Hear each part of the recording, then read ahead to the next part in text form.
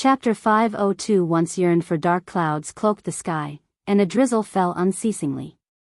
Between the mountains, trees were toppled, pits and holes covered the landscape, reeking of the burnt aftermath that extended for 100 miles, a testament to the battle that had occurred.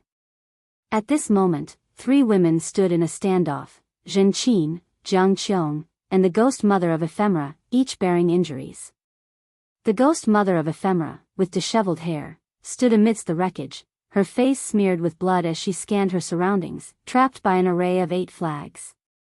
Outside the formation, Jiang Qiong hovered in the air. Her injuries were not as severe as the ghost mother's, but her heaving chest betrayed her exhaustion.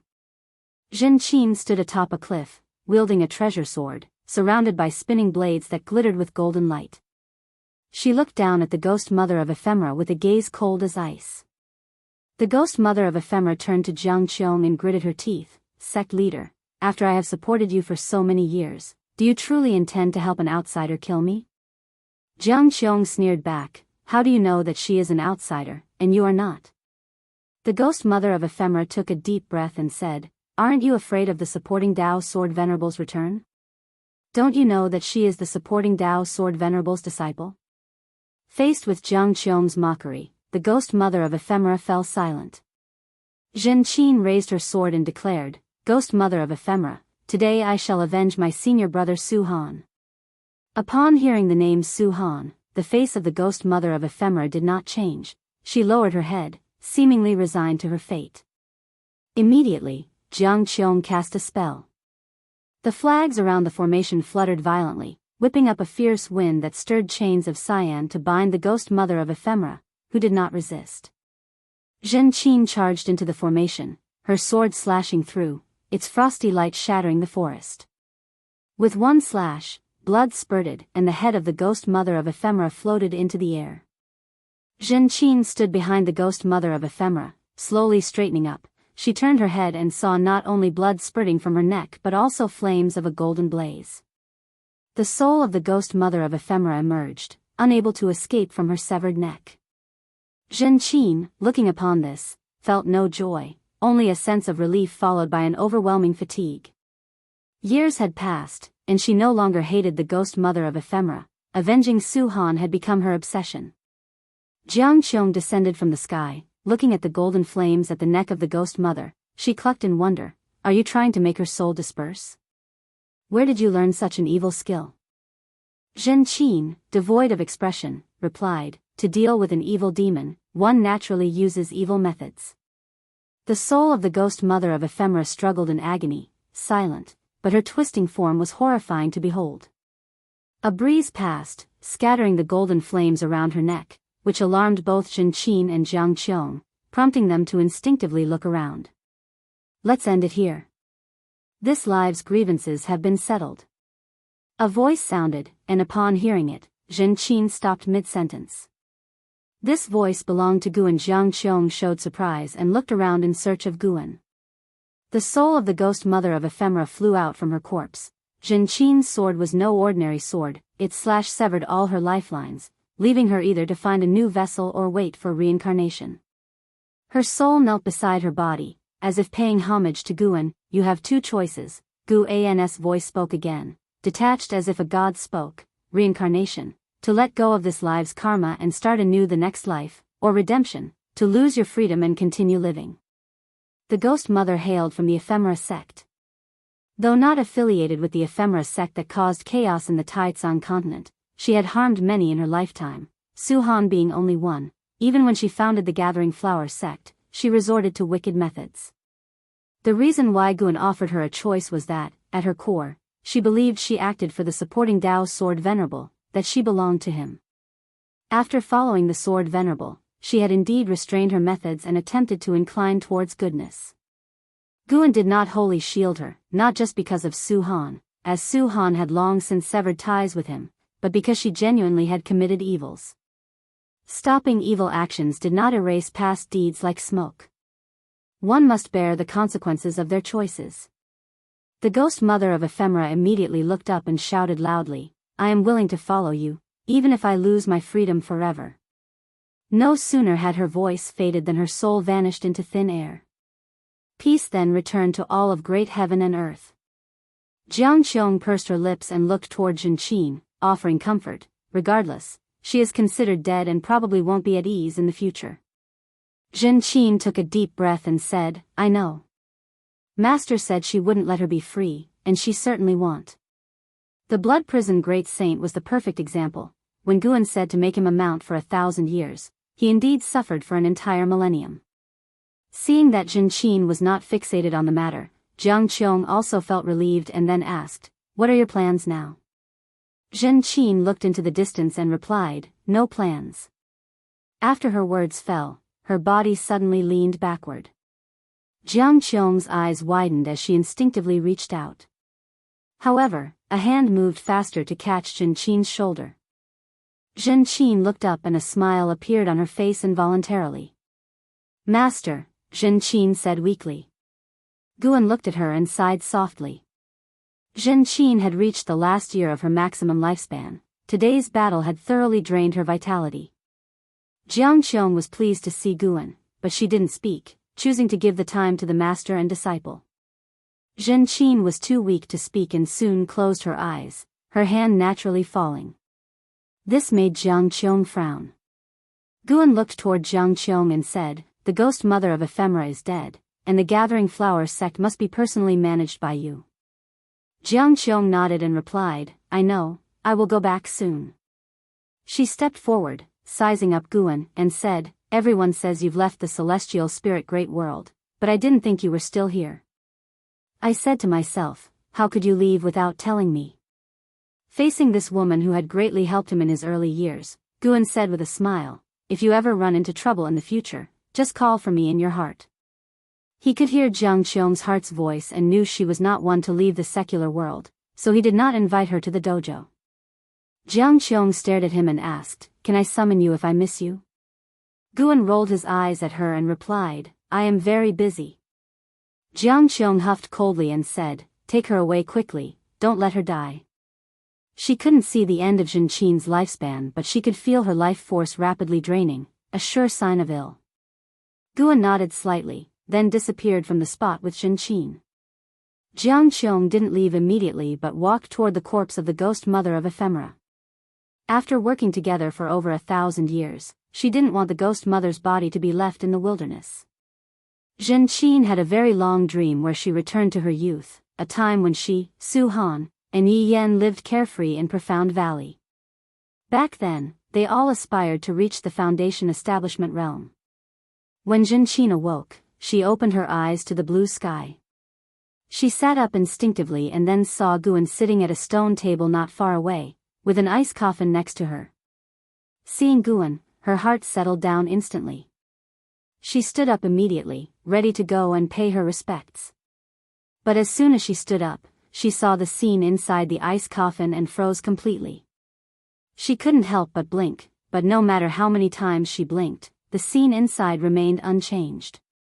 How can this be? Zhenqin became agitated, her body shaking slightly. Inside the ice coffin lay Su Han's body, intact. She looked back at Guan, who was sipping tea, not looking at her. In that moment, Zhenqin's heart was filled with emotion and shame, and 1,000 words were stuck in her throat, unable to be spoken. Chapter 503, A Lifespan of 256 Billion Years. Guan and Zhenqin sat opposite each other and talked for a long time. After seeing Su Han's corpse, the burden and obsession in Zhenqin's heart completely dissipated, and she returned to her usual lively and clever self. The mentor and disciple talked about the past, endlessly, finding it impossible to cover all the old times. However, everything has an end, including life. When dusk fell, Zhenqin looked at Guan and said earnestly, Master, thank you for your care in this life. As a disciple, I've been incapable and have never repaid you. If there is an afterlife and I am worthy of repaying you, I surely will strive to do so. Unlike the ghost mother of ephemera, who, though dead, was not at the end of her natural life and could still possess another body to be revived, Zhenqin's fate had run its course, without any technique to turn back time. Guan smiled and nodded, saying, there will be an afterlife. Hearing this, Zhenqin showed a smile, her eyes filled with expectation. She then lay down on the table and whispered, "Master, I feel a bit sleepy. May I sleep here for a while?" Guan nodded and replied, "Sleep, I will stay by your side." Zhen Qin closed her eyes, mumbling, "I suddenly miss Master Yi so much. It feels like she has been gone for a very long time." Gu An's hand, which was holding a teacup, paused. He said nothing and continued drinking his tea. After Zhen Qin fell asleep, Shenzhen came over. She looked at Zhen Qin, about to speak, but her brow furrowed, and she approached Guan, asking, "Are you okay?" She knew Zhen Qin's place in Gu An's heart and, thinking of how Yilan, Xiaochuan, and others' deaths affected Guan, she couldn't help but worry. "I am naturally fine," Guan said, looking at her with a smile and gesturing for her to sit down. Shenzhen took a seat, her gaze constantly on Guan. As Guan poured her tea, he said, "Do you think it's absurd? Someone with my cultivation level, yet unable to control life and death?" Shenzhen was secretly surprised. How did Guan see through what she was thinking? She spoke truthfully, "Indeed, you are the strongest being in my mind. It seems like life and death should be trivial matters to you, but," Guan laughed and said, "this means I am not the strongest being. There is a celestial mandate that governs all, and those I help already have good fates.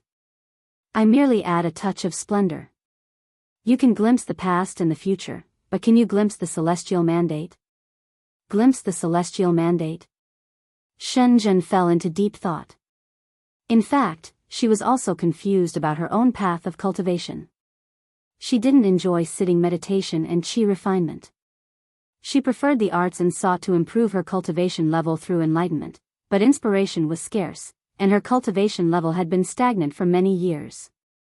Seeing that she was seriously contemplating, Guan did not disturb her. He looked towards the horizon, where the slanted sun was like blood, and the seas of clouds seemed ablaze. Looking at the celestial vault, Guan suddenly felt that the future he saw wasn't far enough. How high must one's cultivation level be to see to the end of this universe? Time flies like an arrow, and the years pass like a shuttle, slipping away never to return. A millennium is like a cloud of smoke, with worldly affairs vast like waves. Without the support of supporting Dao's sword Venerable's millennium, the celestial spirit great world faced no calamities from outer heaven, but internal strife remained intense. Ancient secret realms, Daoist fields, and the cave mansions of great powers emerged one after another, causing widespread deadly conflict among the realm's cultivators. Gu An's Daoist field of the beginningless was now filled with medicinal herbs, and to this day, the lifespan provided by these herbs each year had surpassed 20 million years. Located at the edges of the world, the Daoist field of the beginningless on the nine-spirit continent had not faced any disturbance for 1,000 years. However, nearby human race cities were increasing and approaching the Daoist field of the beginningless. In that year, early summer, Guan stood on the edge of a cliff, watching Chen Chuan spar with the blood prison great saint. Chen Chuan, now of the Nirvana realm level, was able to hold his own against the blood prison great saint, who was at the level of the loose immortal realm. The two combatants clashed in the sky, Guan establishing a barrier that allowed them to fight to their heart's content without affecting the dojo. After watching for a while, Guan lost interest and called up his attribute panel to take a look. Name, Guan, lifespan, 3/155/25, 660, 408, 118, physique, primordial infinite body, cultivation level, innate golden immortal realm perfection, a lifespan of 256 billion years. Guan planned to break through after reaching a lifespan of 100 billion years. After all, according to the trends of the great heaven and earth, the celestial spirit great world would be engulfed in slaughter for the next 10,000 years unless there was intervention from powers beyond the heavens. Such slaughter was not meaningless. Guan could feel that the number of all living beings in the world had decreased by 10% compared to 1,000 years ago, but this also gave rise to more talents and great powers. The most famous battle in these 1,000 years was the one between the young immortal emperor and the Zhu Luo sword monarch for the theory of heaven, which ended in a crushing defeat for the sword monarch, who fled back to the great Hong sword heaven, while the young immortal emperor, after collecting 9 volumes of the theory of heaven, went into seclusion. Guan peered into the young immortal emperor's fate through Anhao's Dao destruction destiny seal and found that the emperor's destiny was transforming and his cultivation level was rising steadily. The young immortal emperor, being the Daoist Zhang Zizai immortal, meant that the Holy Court had almost no chance of victory, and Zhu Shi, the Saint Heaven reincarnation, was still wandering in the mortal world. Even after regaining her past life memories, she had no intentions of returning to the Holy Court. A figure approached Guan. It was the ghost mother of Ephemera. She looked just like she did in life, but in reality, her body was made of flowers and plants, no longer human. Now, she was responsible for managing the medicinal herbs in Guan's dojo, since the others were occupied with cultivation, and an Xian had long since lost interest in managing affairs. "Master, we are running out of seeds," the ghost mother of Ephemera said softly. Having experienced life and death, and after 1,000 years of settling, her temperament had become much more stable, starkly different from her past as the deputy sect master of the Gathering Flower sect. Guan glanced at Qin Chuan and said, there will be new seeds tomorrow. You should go and cultivate for now." The ghost mother of Ephemera immediately bowed and took her leave. "Wait a moment." Guan spoke, and upon hearing him, the ghost mother subconsciously turned around, only to have a secret manual fall into her embrace. She accepted the manual and saw at a glance that it was a cultivation technique. "Strive to reach nirvana as soon as possible. That way, you can serve me for a longer time," Guan said before turning and walking away. A ripple of emotion disturbed the tranquility of the ghost mother of Ephemera's eyes. She watched Guan's retreating figure, her thoughts unknown. Guan walked out toward the dojo. 5 acquaintances were to arrive today, and he needed to see them. The 5 acquaintances were Yi Qingshan and the others, whom Guan had taken as disciples because Yi Qingshan was the reincarnation of Lu Jiujia. After 1,000 years of adventure and countless trials, fortunately, all 5 were still alive. They had encountered an invincible adversary and had to return to their homeland. Guan could overhear their conversation. These friends were contemplating establishing a sect in their hometown to cultivate their own power and to benefit the locals. Although the relatives they remembered were no longer alive, the land had not changed. Guan listened as these 5 discussed their past experiences of cultivating with him, and Gu Changsheng, that youngster, was actually sentimental, wondering if his master was still alive. All 5 believed that Guan had passed away, for in their memory, Guan was merely a Foundation establishment realm cultivator. Unless they faced a cultivation crisis or had stirred up enemies, why would anyone seek such a secluded place to hide?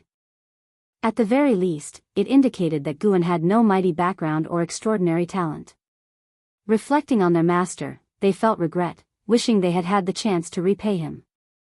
Chapter 504, Never Give Up in the Woods. Yi Qingshan, Lin Chuan, Qingmeng, Gu Changsheng, and Gu Qingdao moved forward while chatting, looking at the forest which felt both familiar and strange to them. They talked about the past millennium with deep emotion. Suddenly, Qingmeng said, "Do you think it's possible that Master is still alive?" At these words, the other 4 fell silent. Of course, they wished Guan were alive, but when they had left, the Master was still a cultivator at the Foundation establishment realm. Judging by the cultivation speed he described, it seemed highly unlikely he could survive 1,000 years. Unless, of course, the Master had deceived them. After all, they had never truly understood his cultivation level. "Isn't finding him one of the reasons for our return?" Gu Qingdao, the youngest yet most composed of the 5, spoke up. He always felt that their master was not like ordinary people. After roaming the great heaven and earth for 1,000 years and witnessing countless exceptional individuals, he still felt his master was in no way inferior to any of them. Yi Qingshan spoke, "Now that we're back, establishing a sect can wait. Let's first look for our master."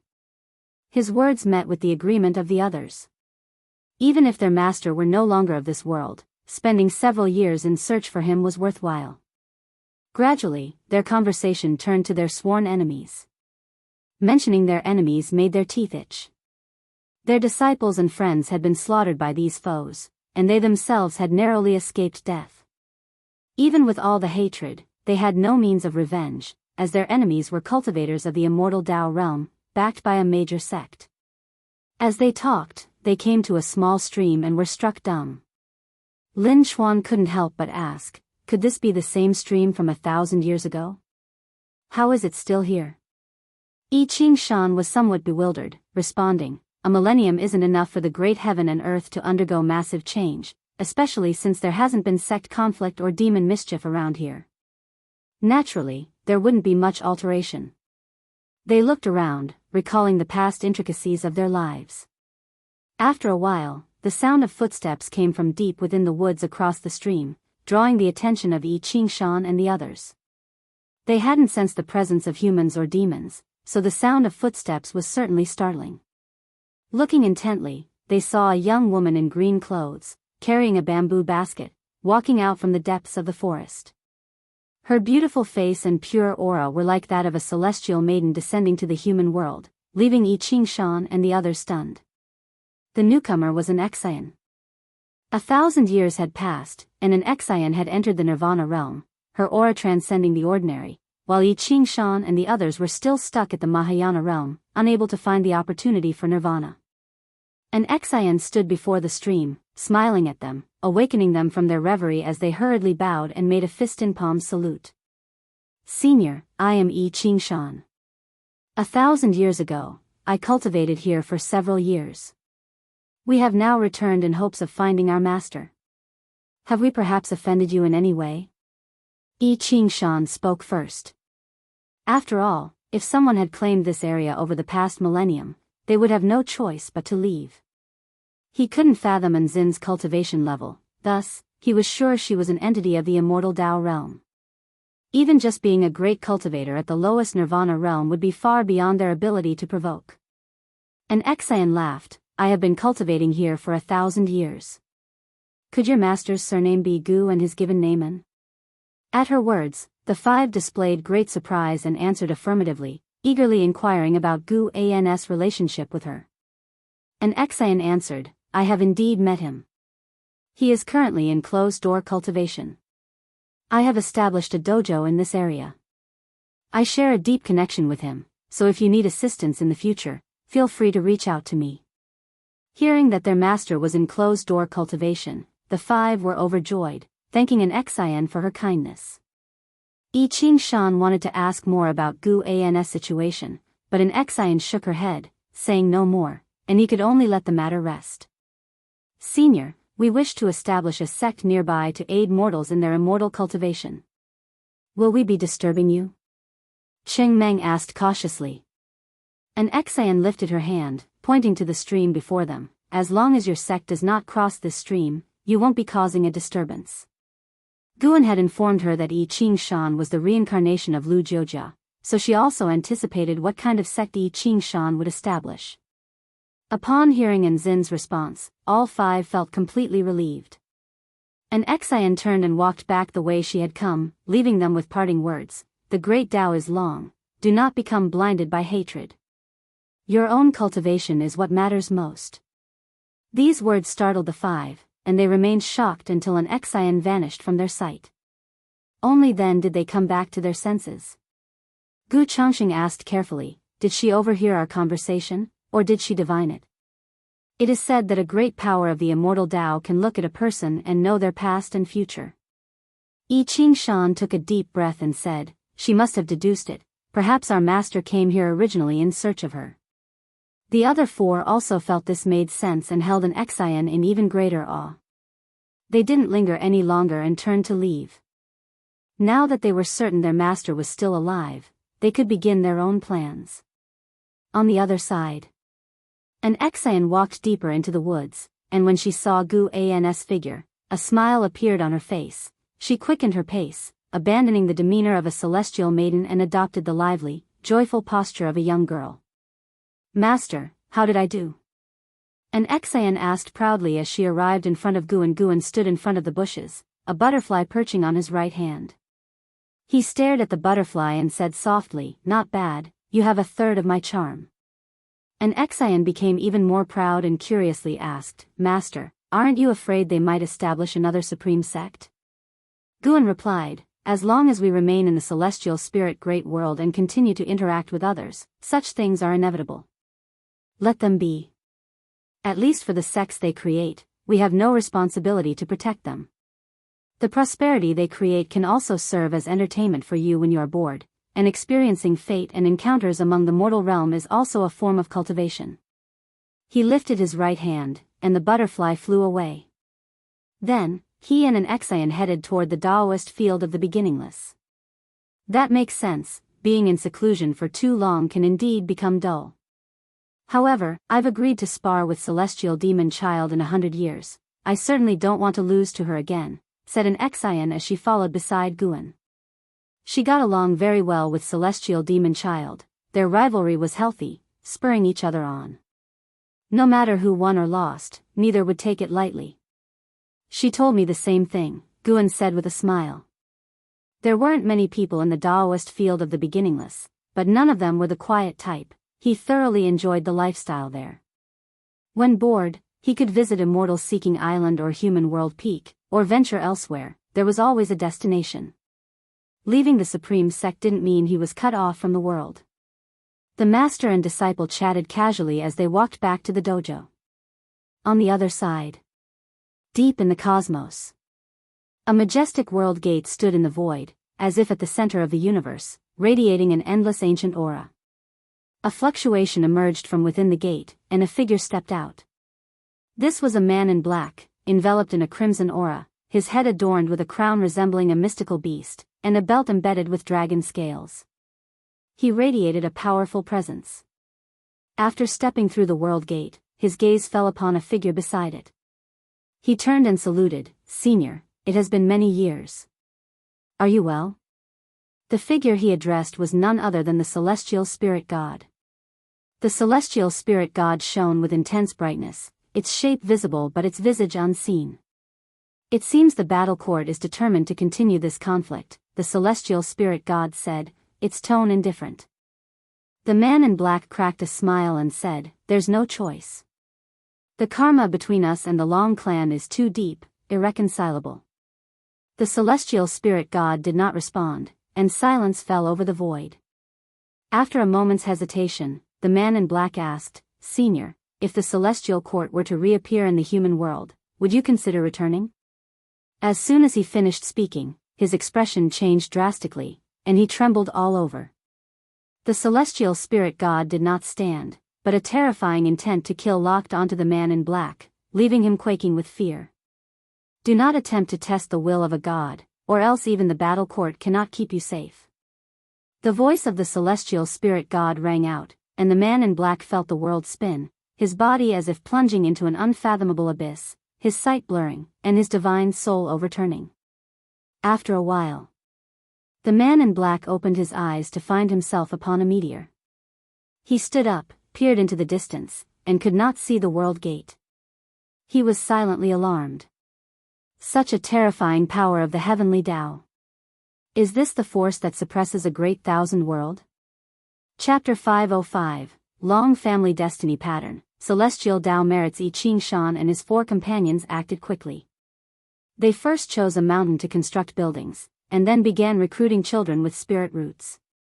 In just 1 year, they had gathered over 300 young boys and girls, and then began to earnestly teach them cultivation. 100 years later, after the first batch of disciples had grown up, they officially started to establish their sect, named Xianxia sect. The Xianxia sect.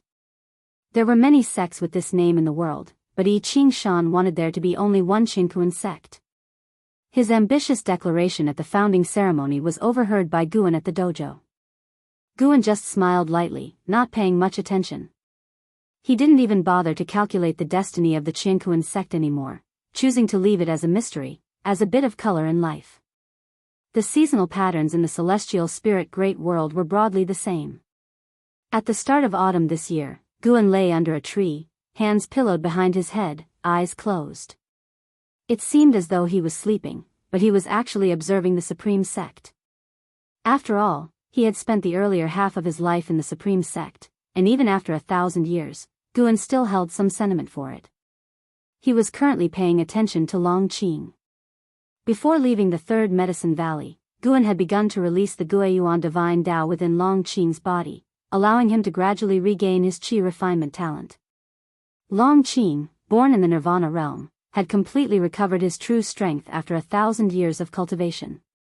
Under his leadership, the Third Medicine Valley had become a very powerful force within the Supreme Sect. Everyone knew that he was raised by Guan. With him there, the bond between the Supreme Sect and the supporting Dao Sword Venerable would not break. Therefore, even those whose cultivation levels were several greater realms higher than his would still try to please him. Unlike Gu An's style, Long Qing turned the Third Medicine Valley into a power-chasing valley, losing the leisurely and peaceful atmosphere of the past. At this moment, someone was persuading Long Qing. This person was a profound Yuan-free immortal who came from the World Gate. Guan initially thought he was here to cause trouble, especially since he carried the thick aura of the battle court. However, this person had lingered outside Celestial Spirit Great World for decades and then infiltrated the Supreme Sect, where he stayed for several decades before finally approaching Long Qing. He was currently explaining to Long Qing about the strength of the Long clan and their deep connections with the battle court. Previously, Yi Tianji had shown Long Qing many images from past lives, but those were only fragments of memories. When Long Qing truly understood his heritage, his feelings were incredibly complex.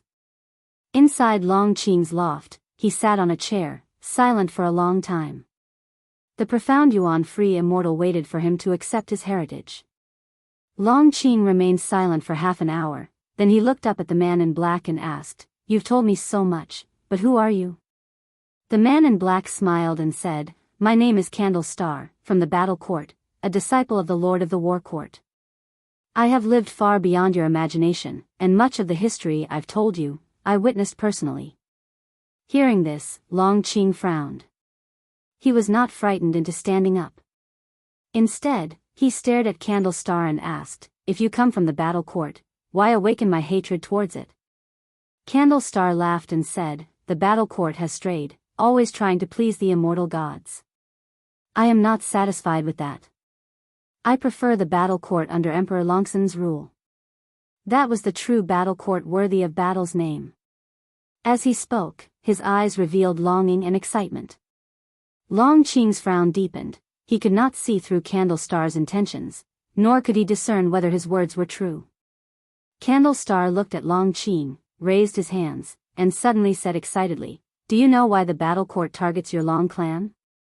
It's not because you are the legitimate one, but because they fear your bloodline. No, they want to obtain it." Long Qing's expression changed, but before he could speak, Candle Star continued, "The real founder of the battle court was Emperor Longxin's father, Long Zhan, also known as Celestial Dragon Emperor. Without experiencing the era's tribulation of the Great Thousand World, he grew rapidly. In every battle, his strength surged substantially. It is said that once after slaughtering an entire great heaven and earth, he managed to cross the 9 heavens of the immortal path in a remarkably short time.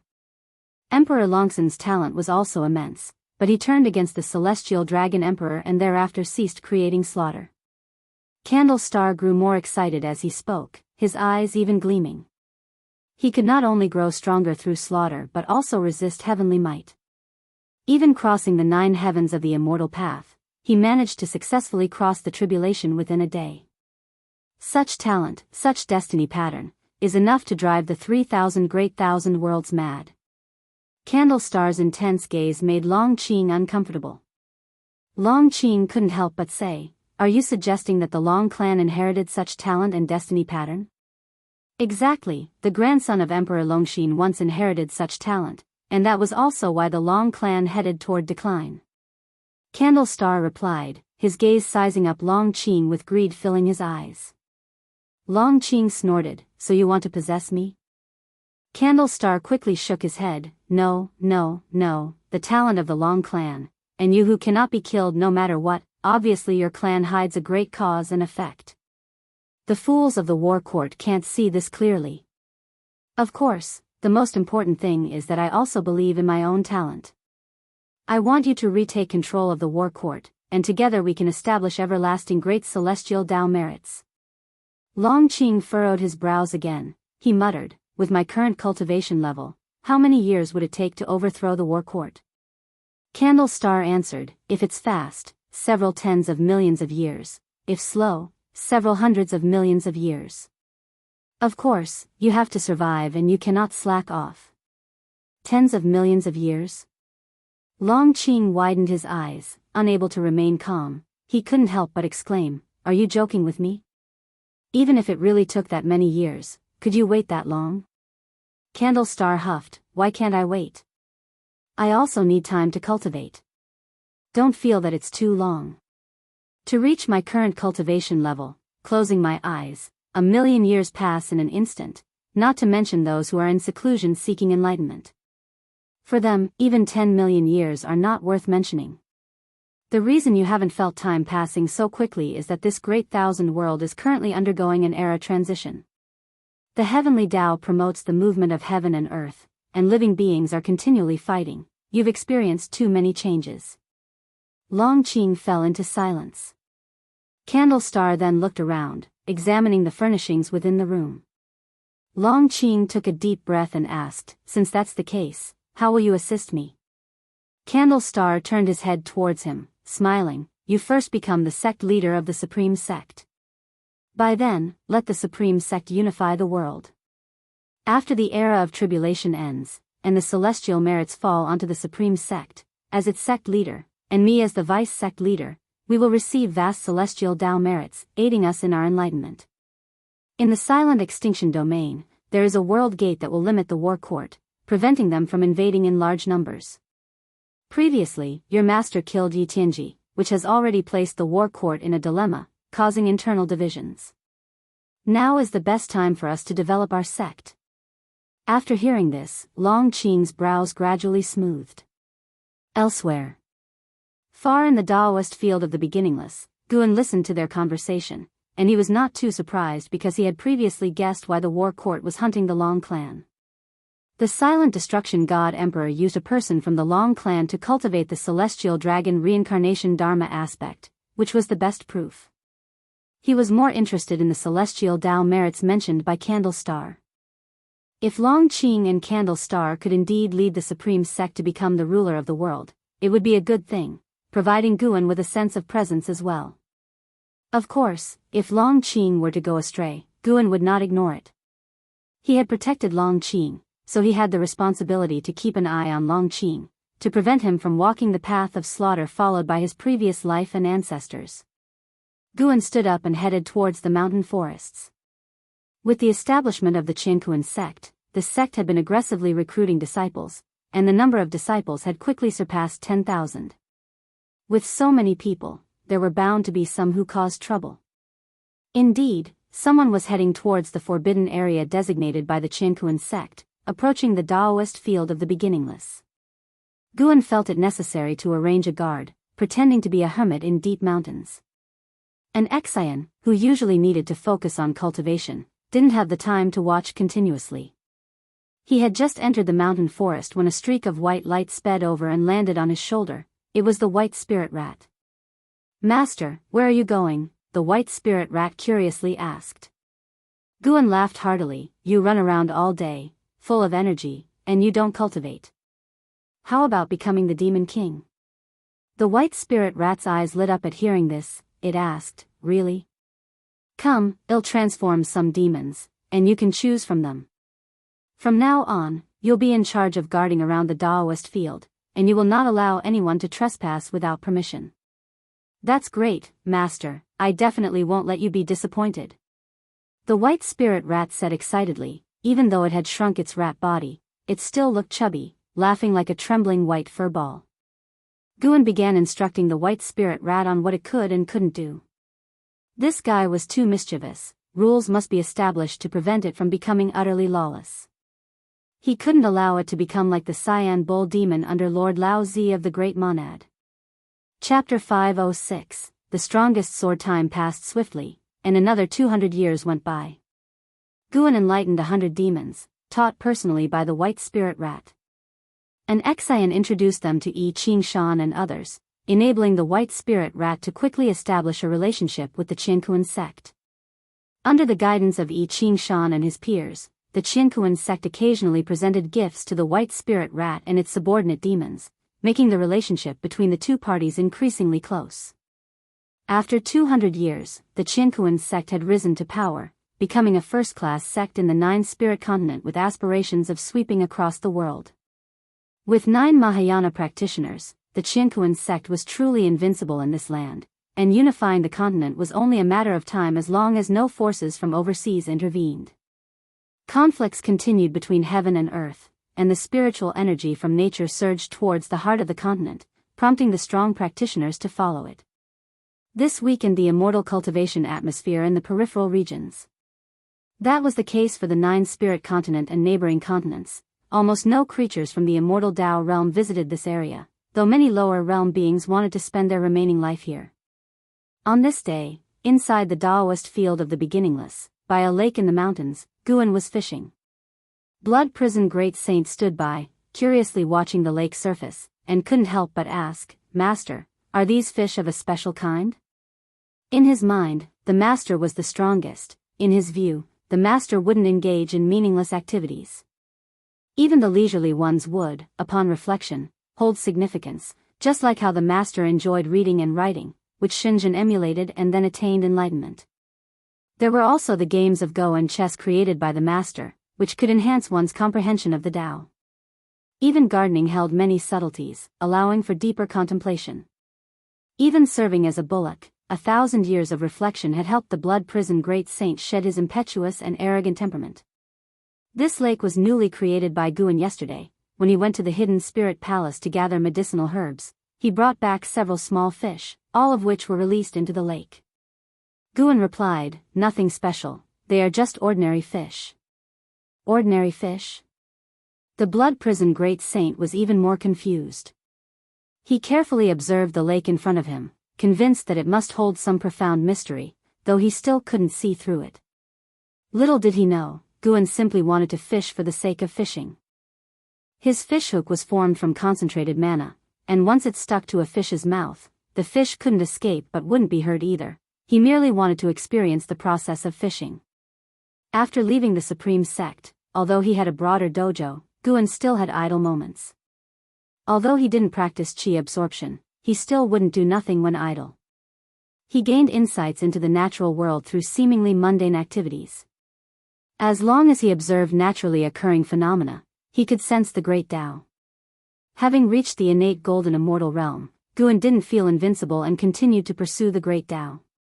The evolution of his lifespan eliminated the need for qi absorption cultivation, making him treasure the time for attaining enlightenment even more. Guan was sitting on a stone with the Blood Prison Great Saint standing beside him, both quietly observing the lake. Sunlight fell on them and blended with the landscape, creating a peaceful and beautiful picture. After a long while, a figure descended from the sky and landed beside Guan. It was Qin Chuan. The 1,000-year-old Qin Chuan had also reached the Nirvana realm. From Nirvana to the loose immortal realm, the time required was incomparable to that of the mortal realm, so those at Nirvana realm around Guan still hadn't reached the loose immortal realm. Not everyone's talent compared to Anhao's opportunities could even be said to be unique, unrivaled in the world. "Master, I sense a sword," Qin Chuan spoke, his eyes filled with excitement. Before Guan could respond, the Blood Prison Great Saint curiously asked, "What sword?" Since arriving at the Daoist field of the beginningless, the Blood Prison Great Saint hadn't sensed any dangerous aura. He hadn't felt the formidable sword, but he knew Qin Chuan's destiny pattern was extraordinary, so he was very curious. "I can't explain clearly, but I feel a sword has descended upon this world, continuously emitting sword cries as if waiting for me to seek it," answered Qin Chuan, pondering and recalling his previous sensations as he spoke.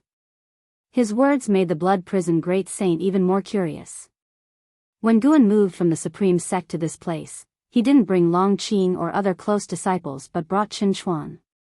The Blood Prison Great Saint always felt that Qin Chuan's talent might match that of Anhao or Yang Jian. In fact, Qin Chuan had indeed shown dazzling comprehension in the sword Dao, although the Blood Prison Great Saint felt it still wasn't enough. There is indeed such a sword, coming from outer heaven.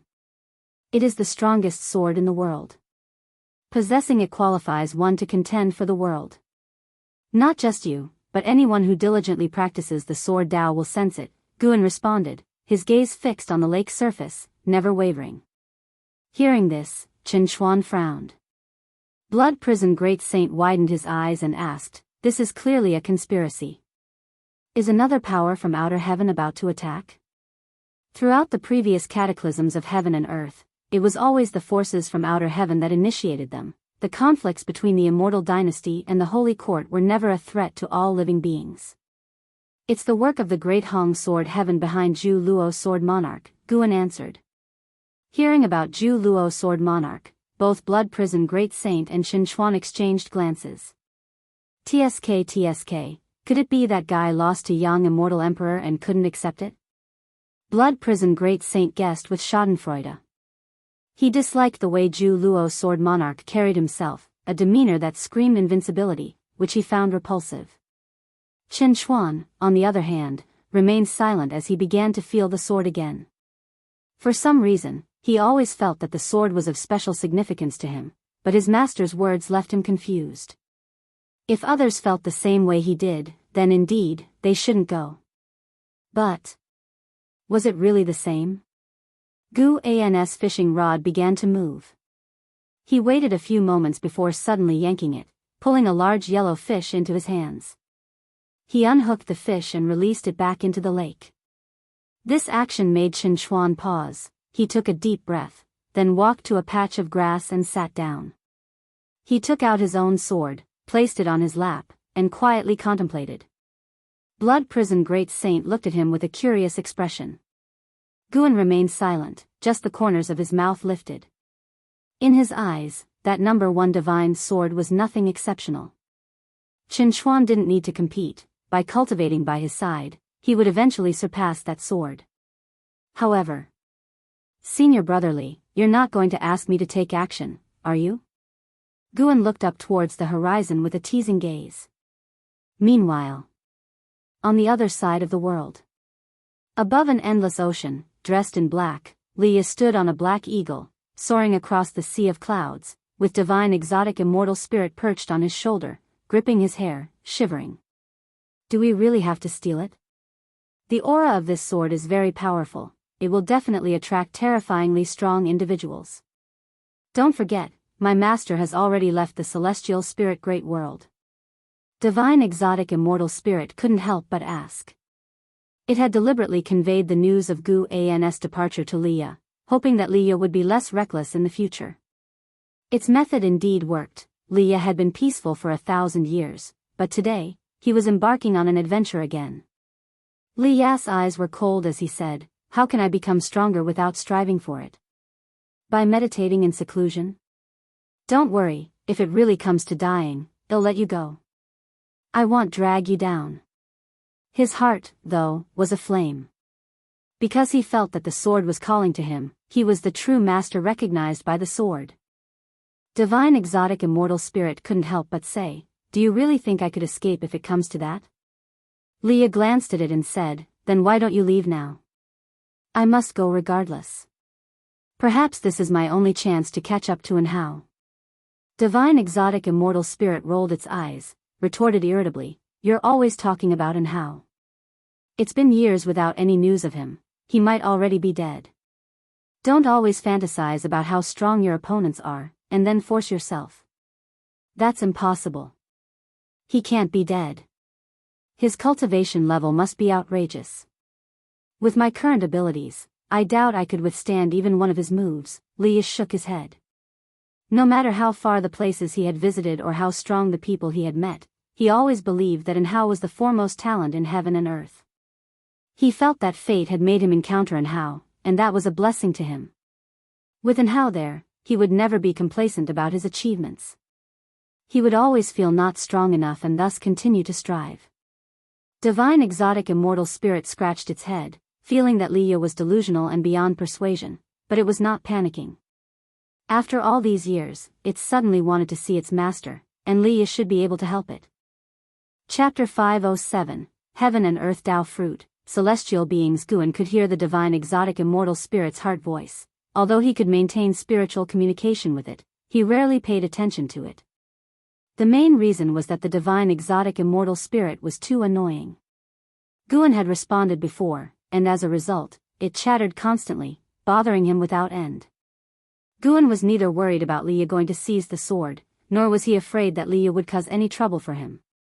He would only save Li Ya's life, but wouldn't help him seize the sword. Saving a life was not difficult for Guan, as simple as blowing out a breath. Guan continued fishing until, after an hour, he finally stood up and left. The blood prison great saint hurriedly followed his pace, while Chinchuan continued to stay by the lake, his eyes tightly closed, comprehending his own sword intent. He wanted to resist the attraction of that sword, feeling that if he could withstand it, his sword Dao would ascend a level. Tens of miles away, and Xingtian was practicing qi absorption on a cliff, the breeze blowing through his hair. Another 10 miles ahead, his master Jianghu was sowing seeds. Jianghu didn't use spells, but planted them by hand, treating it as a form of cultivation. Looking to the east, the celestial demon child was discussing the Tao with the ghost mother of ephemera, exchanging cultivation insights. Others were in seclusion within their respective cave mansions, all steadfastly advancing on their own paths of cultivation. The winds rolling through the Daoist field of the beginningless swept toward the celestial vault, carrying away the seasons. By the next late summer, the battle over the divine sword inevitably erupted. The sword drew sword cultivators from all over, and Leah, at the Nirvana realm, couldn't even get involved. Let alone having Guan save him, he didn't even have the qualification to see the divine sword. The battle between two divine immortals of wondrous dharma prevented him and the divine exotic immortal spirit from moving forward, forcing them to wait in the distance. Sadly, as time passed, Leah not only couldn't advance but was also pushed back because higher-level sword cultivators joined the fray. The setting sun cast a pall over an opulent city where Zhu Shi, dressed in yellow robes, strolled along the street. She looked just as young as ever, like a girl of 16 or 17, her eyes shining as she looked around with interest. No one could have imagined that this seemingly innocent girl was the Xingtian of the Holy Court, once the strongest being of heaven and earth. Just as Zhu Shi became engrossed with the sights on either side of the street, a figure approached her. "Young friend, please halt." A laugh came from ahead, and Zhu Shi fixed her gaze before stopping in her tracks. She saw a young monk draped in a kasaya blocking her path. This person was none other than the immortal seeker who had taught the Daoist expansion skill. It was because the Daoist expansion skill had advanced to the innate reincarnation skill that Guan was able to help the people he cared about extend their ultimate lifespan. Zhu's eyes' smile vanished, and she calmly looked at the immortal seeker. The immortal seeker chuckled. "The humble monk observes that you possess extraordinary destiny. Would you like to ascend to immortality? The humble monk can assist you." Zhu Shi focused on him, saying, "You, a monk, refer to yourself as humble monk? Do you think you're credible?" Of course the humble monk is credible. His Majesty Saint Heaven is nurtured by the celestial spirit and destiny. Even as a reincarnated being, a pair of eyes can see through everything, can't they? The immortal seeker said with a chuckle, causing Zhu Shi to furrow her brow. When he mentioned Saint Heaven, a passing cultivator threw a suspicious glance at him, but quickly disappeared with the flow of the crowd. Zhu Shi and the immortal seeker faced each other amidst the throng. They were out of place in this world and indifferent to the gazes of the people. Zhu's eyes gradually became piercing, as if she had transformed into someone else. She exuded the aura of someone who reigned supreme, looking down at the immortal seeker, asking, "A person from heaven?" The immortal seeker laughed. "Your Majesty is indeed formidable." Zhu Shi lifted her right foot and took a step forward. As her toes touched the ground, the world suddenly changed. The streets and the people coming and going all vanished, and they found themselves in a dim, desolate mountain wilderness, with dense clouds in the sky and faint thunder rumbling. Immortal Seeker did not panic and continued to smile at Zhu Shi. "Are you sure you have what I'm looking for?" Zhu Shi asked, and as she lifted her right hand, the earth around them split open, and roots emerged from all directions, swiftly intertwining in the sky to form a huge sword that pointed straight at Immortal Seeker. This wooden sword was more colossal than the mountains between heaven and earth. It seemed to occupy half of the sky upon its appearance. "You're looking for the heaven and earth Tao fruit. What you want isn't just to unify the current celestial spirit great world, is it? What you desire is the entire celestial spirit great world, right?" Immortal Seeker answered. Zhu Shi narrowed her eyes, but did not respond. Immortal Seeker continued, the heaven and earth Tao fruit is bound to appear sooner or later, but now there's already a presence stronger than even the free immortal. Your Majesty, how will you snatch it then? Zhu Shi huffed, so you're saying, you can't give me anything and you've merely come to remind me? Not at all, Immortal Seeker said leisurely. I have come to save your life. The celestial Tao golden core is bait left by the person from the world gate, and the heaven and earth Tao fruit is even more taboo. If one's realm is insufficient, merely touching the heaven and earth Tao fruit will lead to being devoured.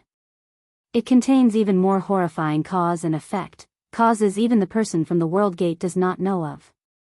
Zhu Shi squinted and asked, then tell me, how high must one's realm be to touch it? To reach the pinnacle of what the free immortal can achieve, Immortal Seeker's smile turned mischievous. Zhu Shi frowned and asked, above the 9th heaven of the immortal path, there's still the level of free immortal? That's right. There are 3 free immortal levels above it, and none of those strongest beings who appeared in the last few thousand years have reached that realm, not even the supporting Tao Sword Venerable. Hearing Immortal Seeker mention the supporting Tao Sword Venerable, Zhu Zai's face became grim. Even though she had fully recovered the memories of her previous life, she still kept the gratitude of this live's mentor-disciple relationship in her heart and respected Guan from her core. In her view, Guan was an old predecessor from beyond the skies, with a cultivation level far surpassing hers, coupled with the fact that he had taught her, she naturally held respect for him. Even the supporting Tao Sword Venerable was not qualified to touch the heaven and earth Tao fruit. Zhu Shi fell into silence. Immortal Seeker quietly watched her. After a long while, he finally said, I have a method that can help you avoid being devoured. Zhu Shi looked up at him with a skeptical face. Immortal Seeker continued, what you need to do is surpass the 9 heavens of the immortal path, possess the competence to traverse the world freely. Can you achieve that? Zhu Shi replied coldly, I have long been able to do so, but I've deliberately suppressed my realm. I can sense an almighty existence outside this world watching me. If I break through, I will encounter unexpected disasters. Some free immortals need thousands, tens of thousands of cycles of reincarnation tribulations, but I only need 1 life. Immortal Seeker was taken aback, clearly shocked by her words. He took a deep breath and said in admiration, worthy of being the child of heaven and earth chosen by the destiny of celestial spirit. In that case, I will pass on a cultivation technique to you. Practice it first, then break through.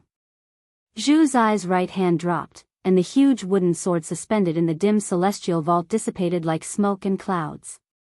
Who exactly are you, and why do you want to help me? Zhu Shi stared intently at Immortal Seeker, hoping to get an answer. Immortal Seeker turned, looking towards the horizon, and said, I indeed come from above, but I do not affiliate myself with those self-important folks. The reason I assist you is merely to fulfill a wish. My disciple died in this great thousand world. Zhu Shi asked in surprise, the death of your disciple requires all this scheming? Do you need my help for revenge? Immortal Seeker glanced at her and said, merging with the heaven and earth Tao fruit will be enough to fill the regret in my heart. Zhu Zai's brows were tightly locked, still somewhat unclear. But Immortal Seeker no longer elaborated. Suddenly, Zhu Shi seemed to realize something. Her expression changed drastically as she looked incredulously at Immortal Seeker. Chapter 508, 9 Extreme Sacred Heart Sword, The Legend of Yang Xian Human World Peak, Heaven-Defining Peak Above. Heaven and Earth Tao Fruit. Celestials. Within the courtyard at the mountain summit, Guan sat in a rocking chair with his eyes closed, musing to himself. Meng Lang's conversation with the Immortal Seeker had reached his ears. With his current cultivation level of innate golden immortal realm, no movement within the celestial spirit great world could escape his notice, especially concerning Zhu Shi, whom he had always been keeping an eye on. Guan had always had an impression of the Immortal Seeker but had not expected him to have such a background. What exactly was the world above like? The self-assured individuals mentioned by the Immortal Seeker, could they be the immortal gods pursuing him to the extreme? Celestial Tao Golden Core, Heaven and Earth Tao Fruit. Interesting, could it be that the previous celestial spirit great world was transformed by some great power, and after the demise of that being, the world shattered, creating today's vast universe? If that was the case, what level of cultivation did that being have?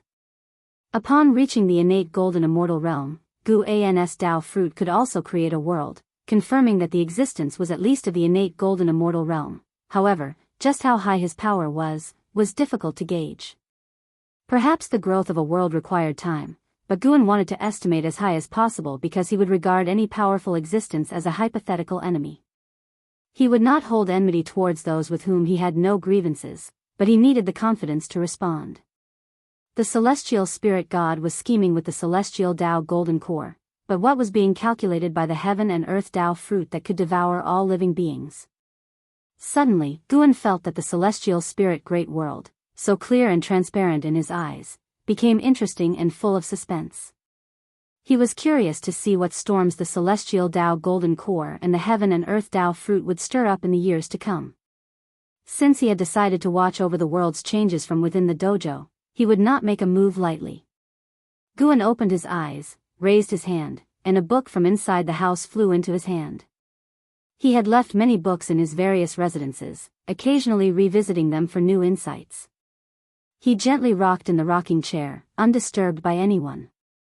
A figure appeared out of nowhere in the courtyard, none other than Zhu Xinglan, the leading disciple of heaven-defining peak. With his cultivation of the 9th floor of the wandering immortal realm, he saw his master's chair swaying and took another look, then began to tend to the courtyard. He did not realize that his master was sitting in the chair. Guan did not leave either, he was simply concealed by the huge gap in their realms, allowing him to remain completely invisible to Zhu Xinglan and undetected in any way.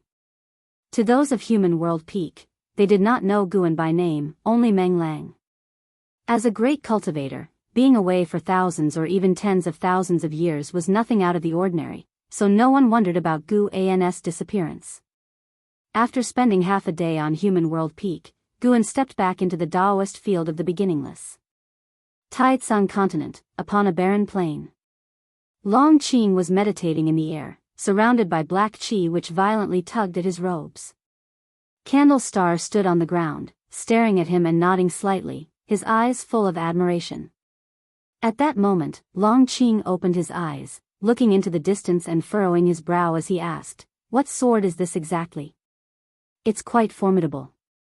Candle Star turned to follow his gaze, looking toward the horizon, and said, "The 9 extreme Sacred Heart sword from Great Hong Sword Heaven, the first demonic sword of their sect, formed from the entire cultivation of a certain sword venerable. His soul was forged into a sword soul, which was then placed within the Sacred Heart Sword Dao in the river of Sword Dao, nurtured for countless years to take today's form. To possess this sword is to gain the power to roam the worlds unopposed." Hearing this, Long Qing in surprise asked, "A demonic sword?" "Correct, to tame this sword, one must gain the recognition of its sword soul, but the sword soul is violent and often devours the souls of its masters, so naturally, it is considered a demonic sword," Candle Star said, a hint of playfulness on his face. Narrowing his eyes, Long Qing asked, "Could it be that Great Hong Sword Heaven wants to treat the living beings of the celestial spirit great world as nourishment to feed this demonic sword?" "That's not it," Guan guessed. "It might be related to the founding ancestor of Great Hong Sword Heaven, the Sword God." "Sword God?" Along with the roar, Candle Star recounted the feats of Sword God Yang Pingan, and also mentioned Sword Dao Saint Ancestor Yang Xian. Long Qing listened with rapt attention, never having imagined that such formidable figures existed in other great heaven and earths. After a brief pause, Candle Star said, "The transcender who guards this great thousand world once declared that Sword Dao Saint Ancestor possessed the highest level of comprehension in this great thousand world and could even be considered an anomaly." Long Qing asked with curiosity, "Where is that Sword Dao Saint Ancestor now?" "I don't know," Candle Star admitted. "Some say he has perished, while others believe he is hidden deep within the river of Sword Dao. Because the Sacred Heart Sword Dao has merged with the river of Sword Dao, other sword cultivators from the great thousand worlds can also comprehend the Sacred Heart Sword Dao. Countless sword cultivators and Sword Dao sects now look up to the Sword Dao Saint Ancestor. I too have sensed the Sacred Heart Sword Dao, and truly, it's boundlessly vast." Candle Star shook his head as he spoke, his tone filled with longing for the Sword Dao Saint Ancestor. Long Qing too began to fantasize about the Sacred Heart Sword Dao. Candle Star suddenly exclaimed with suspicion, interrupting Long Qing's thoughts. Long Qing couldn't help but turn to him and asked, "What's wrong?" Candle Star narrowed his eyes and said, "The 9 Extreme Sacred Heart Sword is about to have a master. I never expected him to come. What exactly are these old creatures seeking after reincarnating?" Long Qing was even more confused, but no matter how he inquired afterward, Candle Star refused to reveal more, merely saying that he would know in time. Although he didn't get an answer, Long Qing felt fired up. From what had heard from Candle Star, he learned about a vaster heaven and earth and became aware of more awe-inspiring legends and great powers. He too wanted to become an existence like them. He suddenly thought of his master. What exactly was his master's name? Supporting Dao Sword Venerable was just a title given by the Supreme Sect. His master surely had his own Dao name.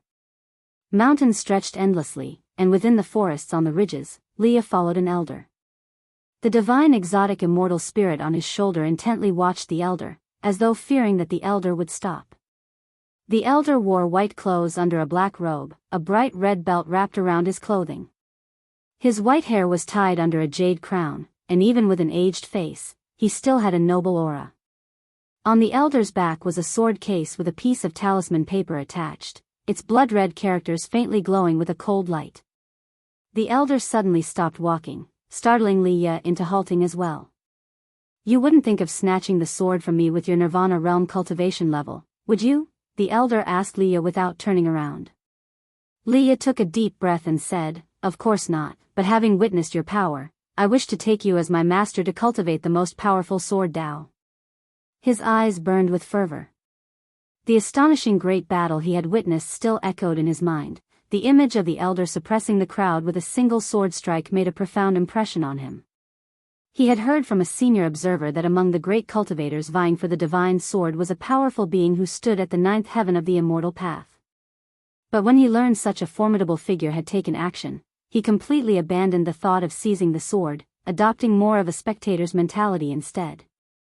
However, the great power of the 9th heaven that he intended to observe ended up defeated, and the defeat was an utter disaster. After the elder left with the divine sword, Leah could still feel the divine sword's guidance, and so he followed. How could the elder not notice his pursuit? When Leah actually managed to keep up, he started to feel hopeful, thinking that perhaps the other party wanted to give him a chance. The elder turned to face Leah and said, "To take me as your master is not impossible. The karma on you is complex, as if someone has altered your fate. Precisely because of that, you should have better comprehension towards the Tao of karma and destiny. I might even pass on this 9 Extreme Sacred Heart Sword to you." "But," Leah immediately asked, "but what?" Hearing that he could possess the sword, his breathing quickened. Chapter 509, Sword Annihilation Ancestor, Imperial Authority Mythology. "However, to inherit my Daoist lineage and bear my karma means you will obtain unparalleled power, but you will have difficulty finding peace for the rest of your life." The old man stared at Leah, speaking slowly and deliberately, his gaze icy cold. Leah was frightened by his eyes. He didn't answer right away but instead carefully reflected on his life. Although he had faced hardships, he always felt that his current status was entirely due to the aid of others. In the first half of his life, his imperial father had shielded and protected him.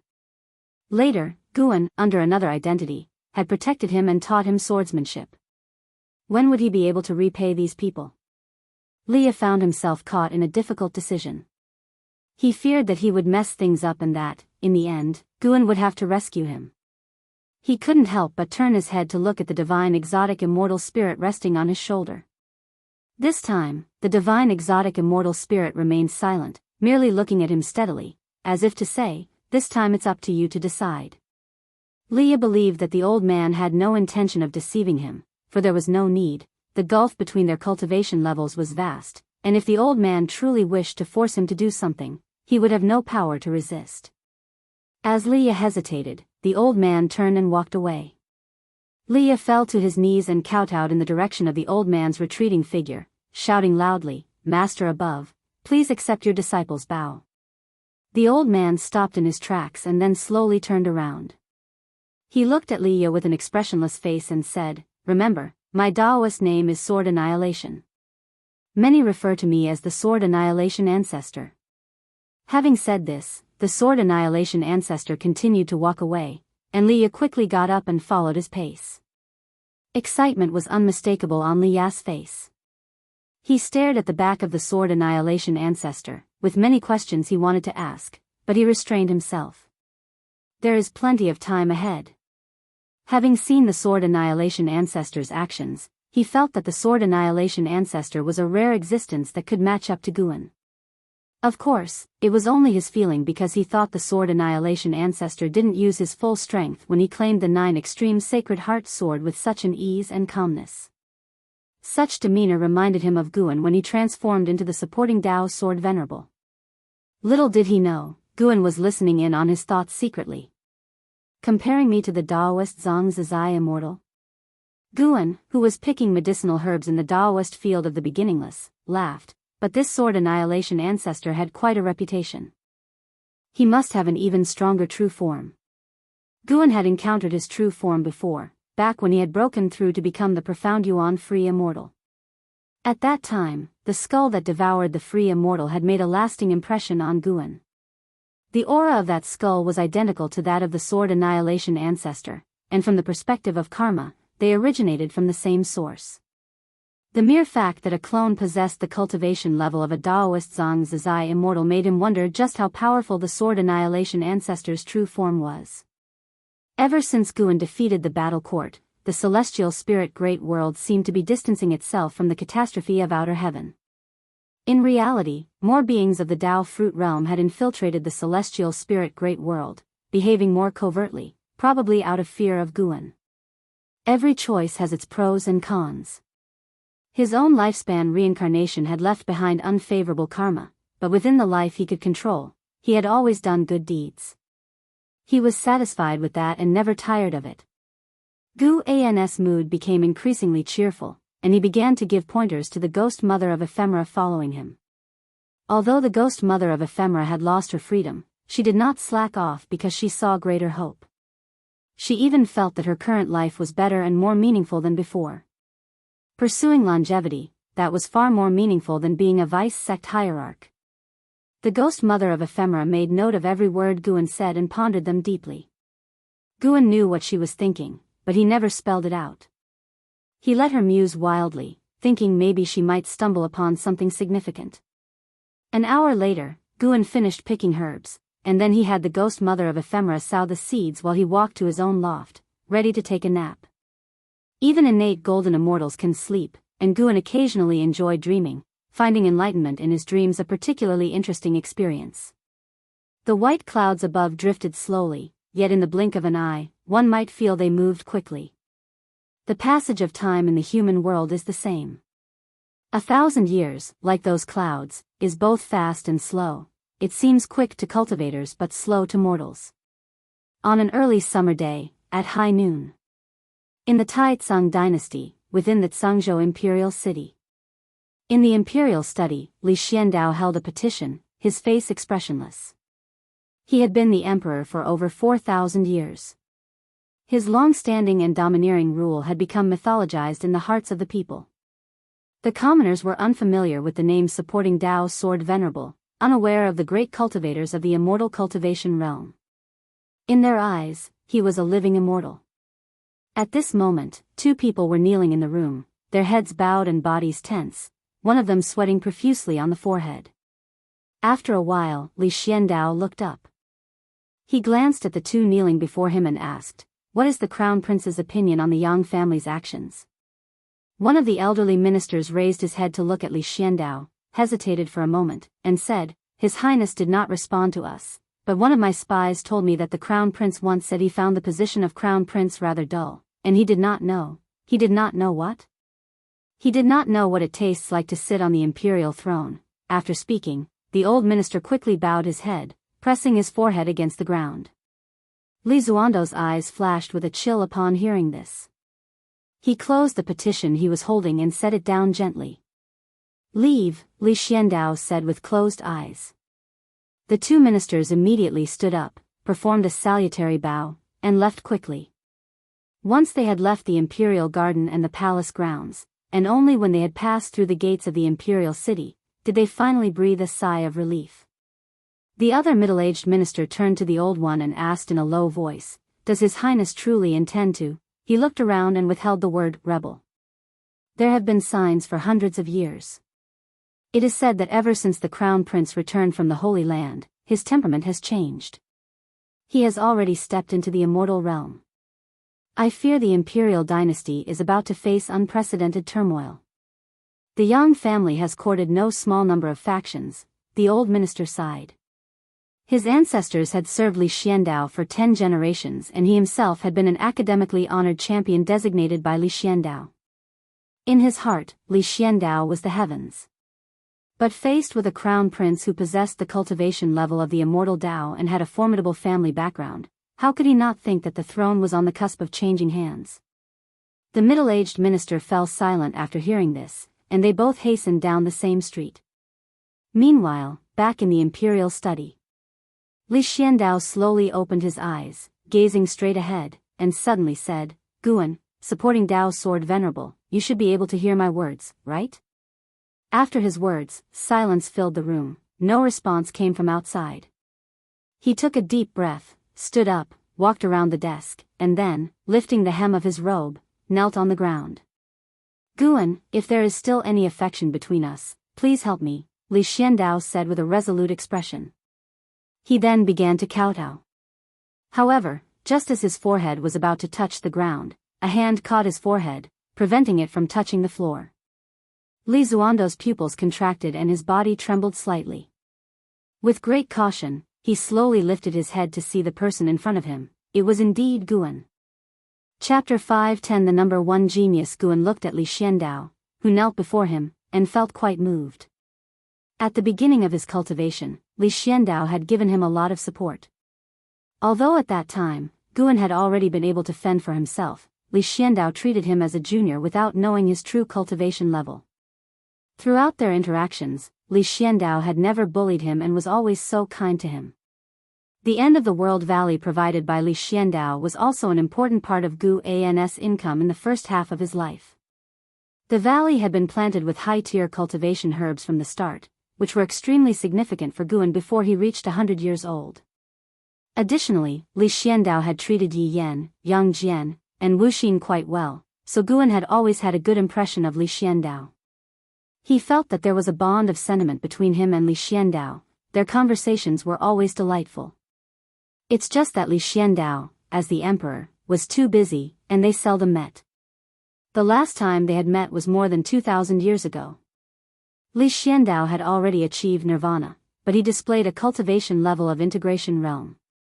He had his own network of connections, but compared to the Yang family behind Li Lingtian and his mother, the forces he had gathered were not as strong. "Rise," Guan said softly, looking at the stunned Li Xiandao, and then he lifted him up. After Li Xiandao stood up, he took a deep breath and said, "You really didn't leave." Guan smiled and responded, "It seems we truly are people of the same path." You know what I'm thinking. Hearing this, Li Xiandao knew that Guan had seen through his hidden cultivation. He wasn't too surprised, considering how high Guan's cultivation level was. "Let's sit down and talk." Guan gestured with his hand, and Li Xiandao nodded, then turned and walked to the table. Once they were both seated, Li Xiandao looked across at Guan, who seemed like an immortal monarch in the flesh, and felt somewhat dazzled. A mix of emotions flooded him. He was surprised, relieved, and felt undeservingly favored. He hadn't expected that he could actually summon Guan. Guan had abandoned the supreme sect but not him. How could he not be moved? "Tell me, how can I help you?" Guan asked. Even though he could guess the answer, he wanted to hear it from Li Xiandao himself. This process would also help Li Xiandao ease his emotions. Li Xiandao took a deep breath and began to recount his predicament. As Li Lingtian grew older, he became restless with his position as crown prince, and the Yang family behind the empress became increasingly impatient, constantly inciting conflict. A talent had emerged from the Yang family and had been taken into the holy court at the human world peak, a place far more formidable than all sects within the Broken Sea domain. Li Xuando's hidden cultivation level was nothing compared to the human world peak. It wasn't Li Lingtian that Li Xiandao feared but the human world peak. Guan listened patiently. After Li Xiandao finished speaking, he remarked, "That kid Li Lingtian has never been a quiet one since he was young, but that's normal.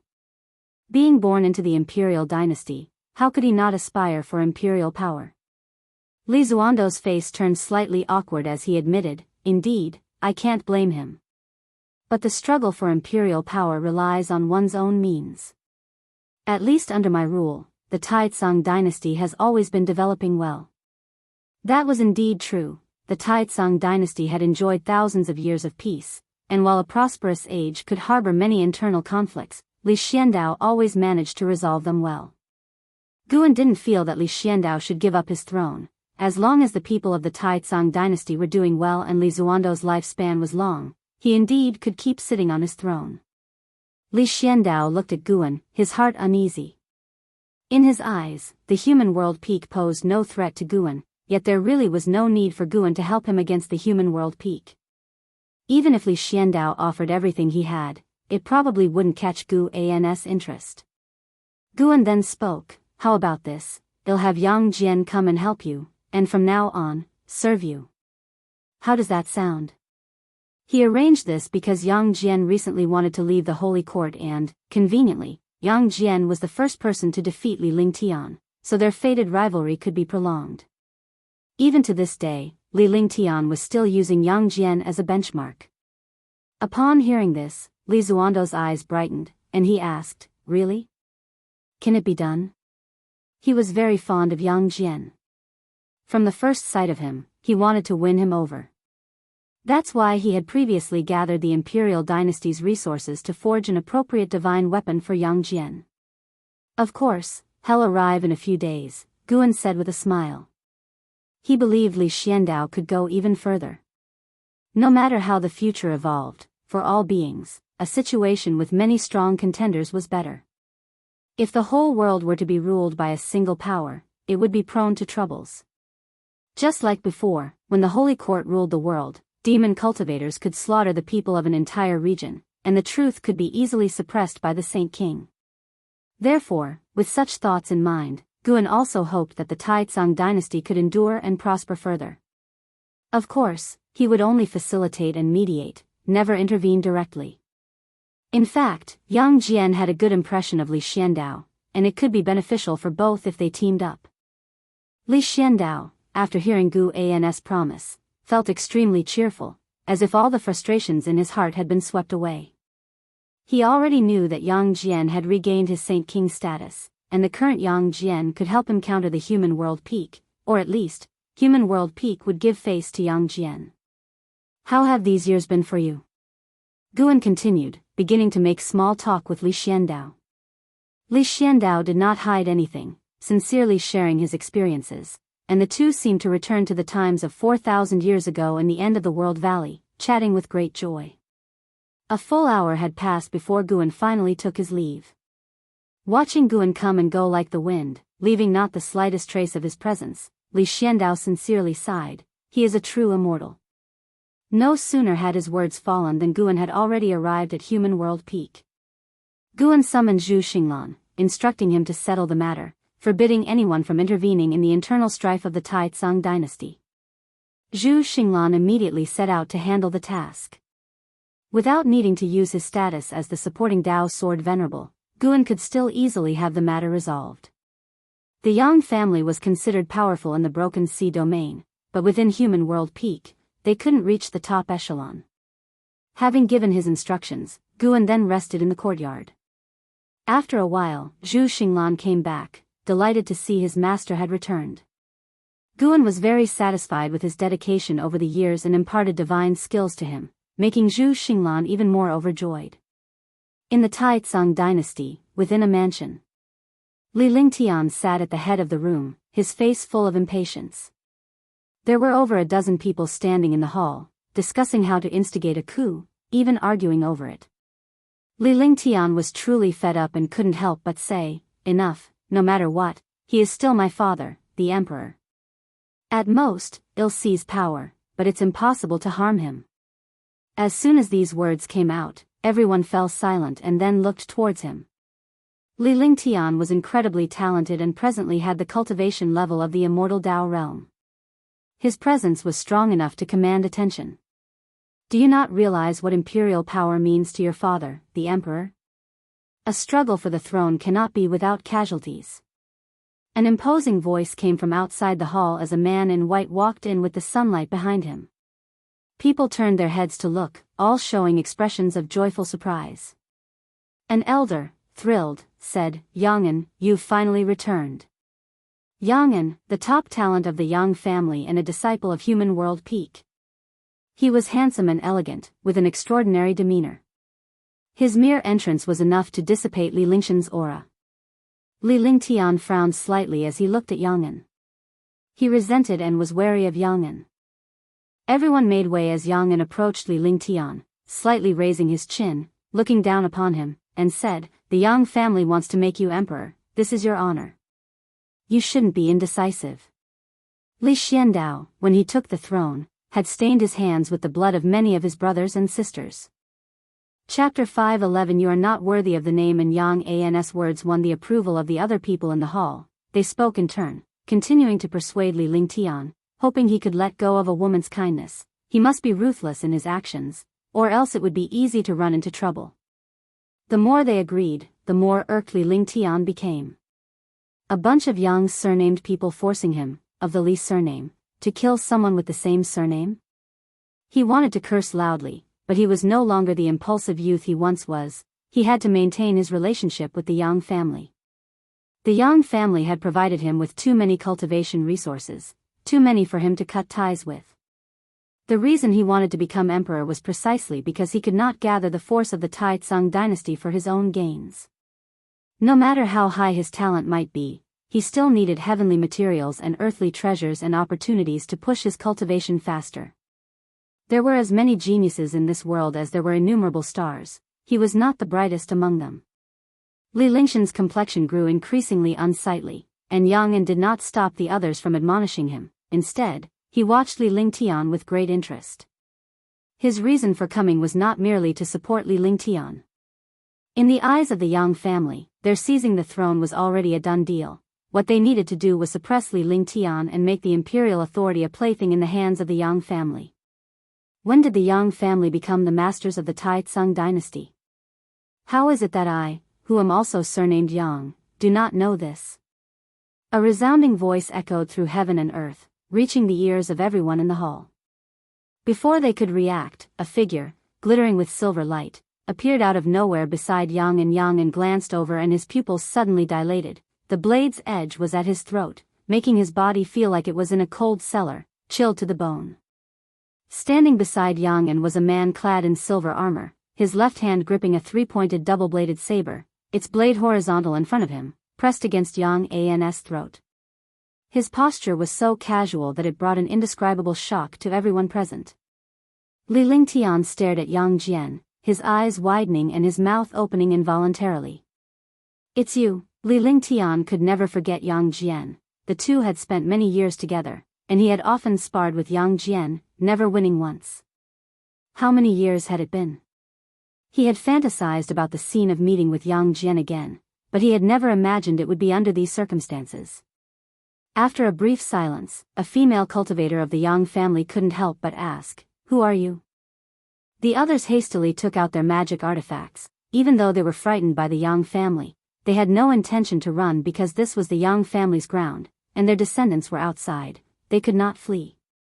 Yang'an looked at Yang Jian, sweating profusely. He was locked in by Yang Jian's intent to kill, his mana frozen, unable to mobilize it. He couldn't see through Yang Jian's cultivation level at all.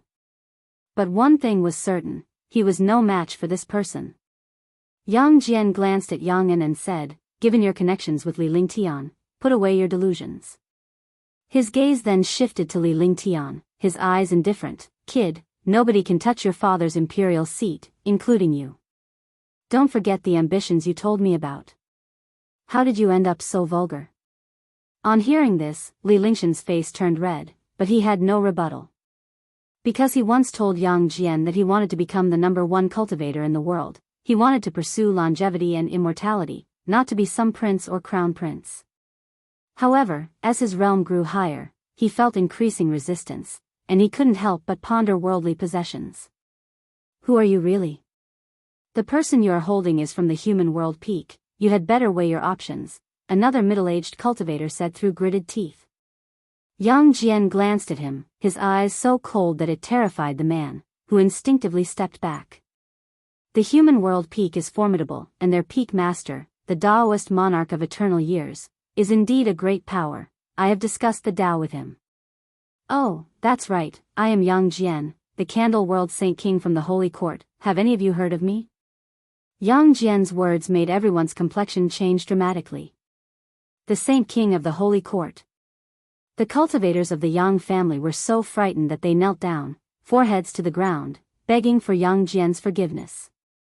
Li Lingtian sat stunned in his chair. Although he was puzzled as to why Yang Jian had become a Saint King, he was very clear about one thing: in front of the Holy Court, the human world peak was nothing.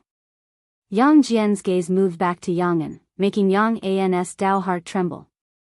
You are not worthy of the name, and, from today on, change your name. Yang Jian said with an unquestionable tone. Yang An's throat bobbed as he involuntarily uttered a word, okay. Seeing Yang Jian easily suppress the Yang family, Li Lingshan's mouth opened slightly, a sense of overwhelming defeat welling up inside him. The gap between him and Yang Jian was getting bigger and bigger. The seasons of the human world cycled, and early autumn had arrived once again.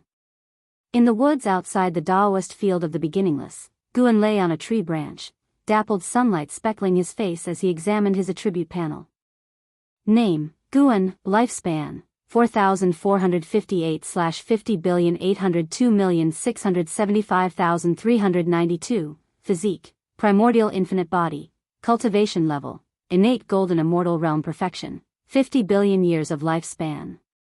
He had reached halfway to 100 billion. This was the accumulation Guan had achieved without massive slaughter or causing any upheaval, yet his lifespan had grown rapidly.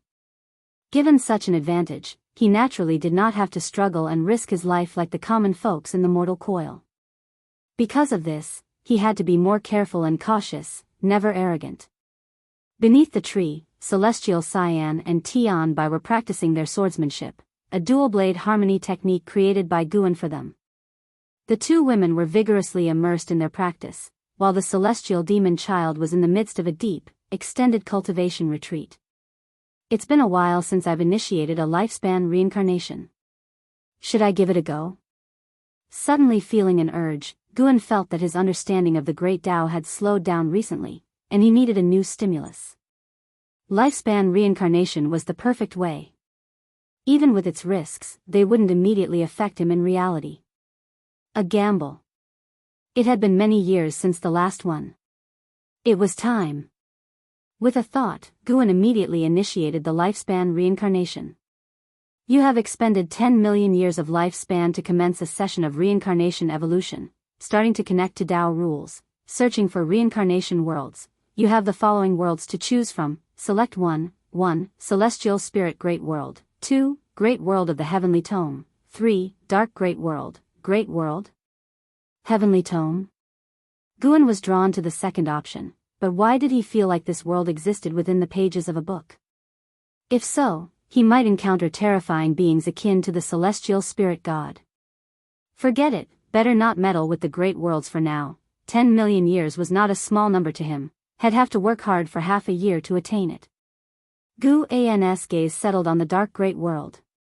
Ever since Yang Xian defeated the Black Profound Emperor, Guan was no longer so cautious of him. This time, he could attempt to confront the Black Profound Emperor again, to personally vanquish him. Having made his choice, a series of prompts appeared before his eyes. You have chosen to reincarnate into the Dark Great World.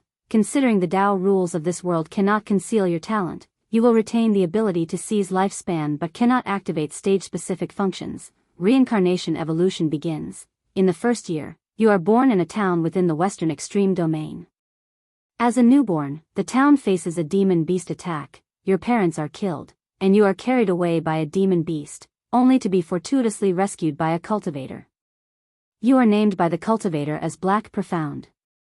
Chapter 5:12, Black Profound Ascension, Profound Clear Immortal Sect. Black Profound?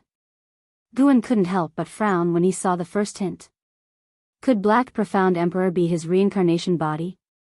He thought back carefully about the encounter Yang Xian had with Black Profound Emperor, who never revealed his true face, making it hard to judge. But if Black Profound Emperor was him, why would he want to kill his own reincarnation body? Guan continued to read, developing a strong curiosity about this lifetime. At 2 years old, you were taken back to the Celestial Dark Demon sect by a cultivator, and the cultivator Luo Abyss officially took you as his disciple. At 4 years old, Luo Abyss began to teach you the cultivation technique, and you displayed extraordinary talent that shocked Luo Abyss. At 5 years old, Luo Abyss left, leaving you alone in his cave mansion.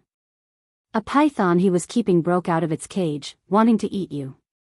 After a fierce battle, you killed the python and accidentally gained 30 years of lifespan, marking a turning point in your destiny. At 6 years old, you built your foundation establishment successfully with the demon core of the python. At 7 years old, Luo Abyss returned.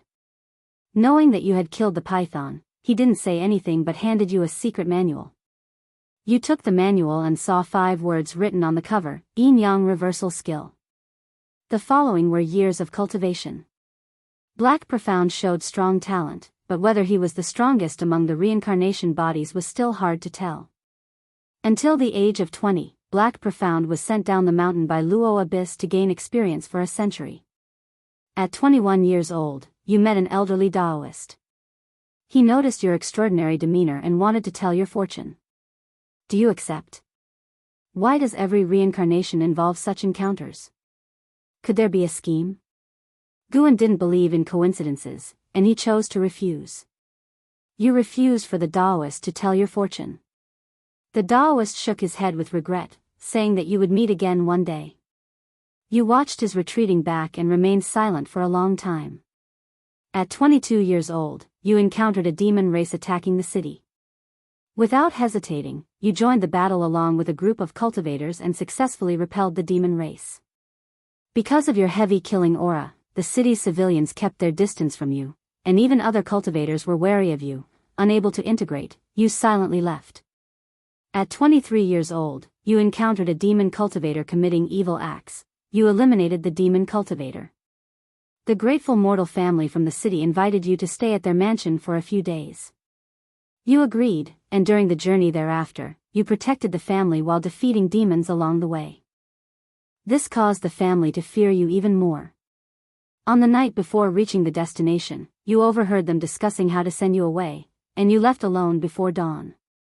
At 24 years old, you came to Jianghu City and heard that the city was hosting a magic battle conference. Only young talents under the age of 100 could enroll, and you decided to sign up. In the end, you defeated all the competitors, claiming first place powerfully and becoming famous citywide. At the celebration banquet, the city lord wanted to betroth his daughter to you. Do you accept? No. Although Black Profound might be the Black Profound Emperor, now it's Gu An's reincarnation body, and he can't allow his reincarnation body to have any weaknesses. Finding a Dao companion is alright, but not now. You refused the city lord's goodwill, and he shook his head, chuckled, and did not persist. The very next day, you took the heavenly materials and earthly treasures you had won at the Magic Battle Conference and left. When you were about 100 miles from Jianghu City, you encountered a group of mysterious cultivators who ambushed you. After a fierce battle, only one of them was left alive. Through coercion, you learned that it was the city lord's arrangement, which infuriated you. At the age of 25, you entered the demon race's forest and began slaughtering demons extensively. At the age of 26, you returned to Jianghu City and made your way to the city lord's mansion where you chose to force your way in. A great battle erupted, and in the end, you left the city lord's mansion full of corpses. The exhausted city lord knelt on the ground, begging for your forgiveness. His daughter also ran over, standing in front of you, hoping you would spare her father. Will you choose to forgive the city lord? Forgive what? Did the city lord ever forgive me? Guan, identifying with the role of Black Profound, also felt angered and immediately chose no. You ignored the pleas of the city lord's daughter and beheaded the city lord with a single sword strike. Then, you turned and left. Under the gloomy sky, the city lord's daughter knelt on the ground, cursing you hoarsely and vowing to seek revenge in the future. You were indifferent and walked away proudly. Guan, seeing this, felt that Black Profound might have developed feelings for the girl. Through this journey, how intense Black Profound's killing intent had been, almost catching up to Long Zhan. Could he actually have spared the city lord's daughter? The image of Black Profound in Gu An's mind became even more nuanced, and as for the consequences of sparing the city lord's daughter, Guan was not worried. With the life-controlling Black Profound Emperor evolving rapidly, his early live's enemies would hardly impact his future. In the subsequent prompts, Black Profound clearly relied heavily on life evolution, killing relentlessly each year, even routinely slaughtering the alien race, making Guan feel his growth rate would exceed his past lives. After a century, Black Profound returned to the Celestial Dark Demon sect. At the age of 121, you returned to Luo Abyss Cave Mansion and unexpectedly learned of Luo Abyss' death, the cause being demonic possession that led him to harm his fellow sect members, and he was slain by a great cultivator from within the sect in time. You found the incident highly suspicious. While staying at the Celestial Dark Demon sect to cultivate, you began investigating the truth behind your master's death. At the age of 122, you stumbled upon another disciple of Luo Abyss within the sect. After a discussion, you opened your heart, believing that your master could not have been possessed demonically. After hesitating, the other disciple suggested that the cause of the master's death might have been offending the vice sect hierarch, giving you a direction for your investigation. At the age of 123, while you were cultivating in the cave mansion, you felt strong auras approaching. Before you could think further, the restriction of the cave mansion was broken, and a group of law enforcement disciples forcibly entered, accusing you of demonic possession and harming your fellow sect members. They attempted to execute you on the spot. After a fierce battle, you escaped but were met with more opponents. You kept killing as you fled, leaving the Celestial Dark Demon sect and heading north. At the age of 124, you arrived in the land of the North Nether. Standing on a cliff, you were awestruck by the sight of Kun leaping from the boundless ocean, which led you into a state of profound mystery and enlightenment. At the age of 125, deep in the glacier, you discovered a mysterious cave mansion. After days of research, you successfully deciphered the clues of the restrictions left on the cave mansion. You stepped inside and, after facing 9 mechanisms, saw a stele inscribed with the words cause and effect. Feeling the dense spiritual energy within the cave mansion, you decided to go into seclusion there, planning to seek revenge on the Celestial Dark Demon sect later. At the age of 135, you entered the Mahayana realm, prepared to return to the Celestial Dark Demon sect. Just as you were about to leave, the cause and effect stele vibrated, and a powerful force absorbed you into it. You found yourself in a dimly lit cave. Turning around, you saw that the stele behind you was different from the previous cause and effect stele. It had no inscriptions and was covered in cracks and dust. No matter how you applied your powers, the stele remained inert. You chose to walk out of the cave. Outside the cave wasn't the glacier anymore but a world resembling the immortal realm, filled with abundant spiritual energy that astounded you. Just as you were immersed in the magnificent scenes of nature, a white-robed woman resembling a fairy descended from the sky and landed beside you. You couldn't discern her cultivation level, so you were very vigilant. The white-robed woman asked if you had ascended from the lower realm, which puzzled you further. She invited you to join the Profound Clear Immortal sect. Will you agree? Ascended? Guan had never heard of the Profound Clear Immortal sect, but it seemed Black Profound had no other choice. If the other party harbored ill intentions, even if he refused, he would still face trouble. Why not join and see? Chapter 513 Celestial Court. God of Destruction. Guan chose to join the Profound Clear Immortal sect, hoping that Black Profound could follow the right path within the Profound Clear Immortal sect. Excessive killing was not a good practice. You chose to join the Profound Clear Immortal sect, and the lady in white was pleased. She then introduced you to the Profound Clear Immortal sect, and during the conversation, you learned her name, Fairy Bai Xian. Under Fairy Bai Xian's guidance, you successfully joined the Profound Clear Immortal sect and officially entered the Profound Pure Great World. Profound pure great world? Guan pondered. He knew that the Great Thousand World was considered a whole universe, and the celestial spirit Great World had been part of the Great Thousand World before it shattered. Not all Great Thousand Worlds were as fragmented as the celestial spirit Great World. How strong a complete Great Thousand World was, even Guan could not judge now, for he had not witnessed it. Alerts kept popping up in front of him as Fairy Bai Xian introduced Black Profound to her mentor, making Black Profound her junior brother. In the years that followed, Black Profound no longer engaged in battles but practiced cultivation with his master and Fairy Bai Xian. The more this happened, the more uneasy Guan felt. He had a feeling that something big would happen, something very significant. Black Profound practiced in the Profound Clear Immortal sect, spending hundreds of years as if he had forgotten the vengeance for Luo Abyss. At the age of 178, the Profound Clear Immortal sect welcomed a Millennia Dao conference, with various teachings from all over the world coming to participate. You heard from Fairy Bai Xian that she admired a man known as Emperor Ziwei, a peerless prodigy. You secretly took note of this name, then inquired about Emperor Ziwei. When the Millennia Dao conference began, you went above the sea of clouds and saw the elegance of Emperor Ziwei among many disciples. This sight made you lose interest in watching the spectacle, and you returned to your cave mansion to continue in seclusion. Then came various cultivation alerts. Guan couldn't help but wonder what kind of elegance Emperor Ziwei possessed, one glance at whom had deeply affected Black Profound. Emperor Ziwei used Emperor in his name, and Black Profound later became the Black Profound Emperor. Could it be because of him? At the age of 214, Fairy Bai Xian found you and said she was going out for training, expecting to be gone for at least 100 years. You were worried about her and wanted to follow, but Fairy Bai Xian told you not to worry. Did you choose to insist on following Fairy Bai Xian? If it had been before, Guan would definitely have chosen no, to avoid falling into a romantic entanglement with his reincarnation body. But he remembered how Yang Xian had to bury his wife, and the two had never been together. Perhaps, constantly preventing it might not be a good thing either. And in this life, Black Profound also had a tough time with no family, no friends, and even his master had died. Setting aside his prejudice against the Black Profound Emperor, Guan decided to truly treat Black Profound as himself, treating everyone equally. He chose to insist on following.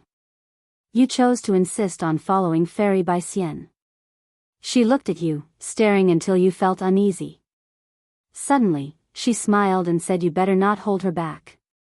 Hearing this, a smile also appeared on your face. Looking at your senior sister smiling like the bright moon in the sky, you secretly swore to protect her completely for life. At the age of 215, you followed Fairy Bai Xian to a sea, where you stopped on a deserted island. Fairy Bai Xian was preparing to collect herbs on the island, while you meditated on the beach. Later, Fairy Bai Xian chose to stay on the island, where she began practicing alchemy, and she would let you taste any elixirs she made. At the age of 217, you left the island and ventured further into the sea, where you encountered a human race sea ship surrounded by demon beasts.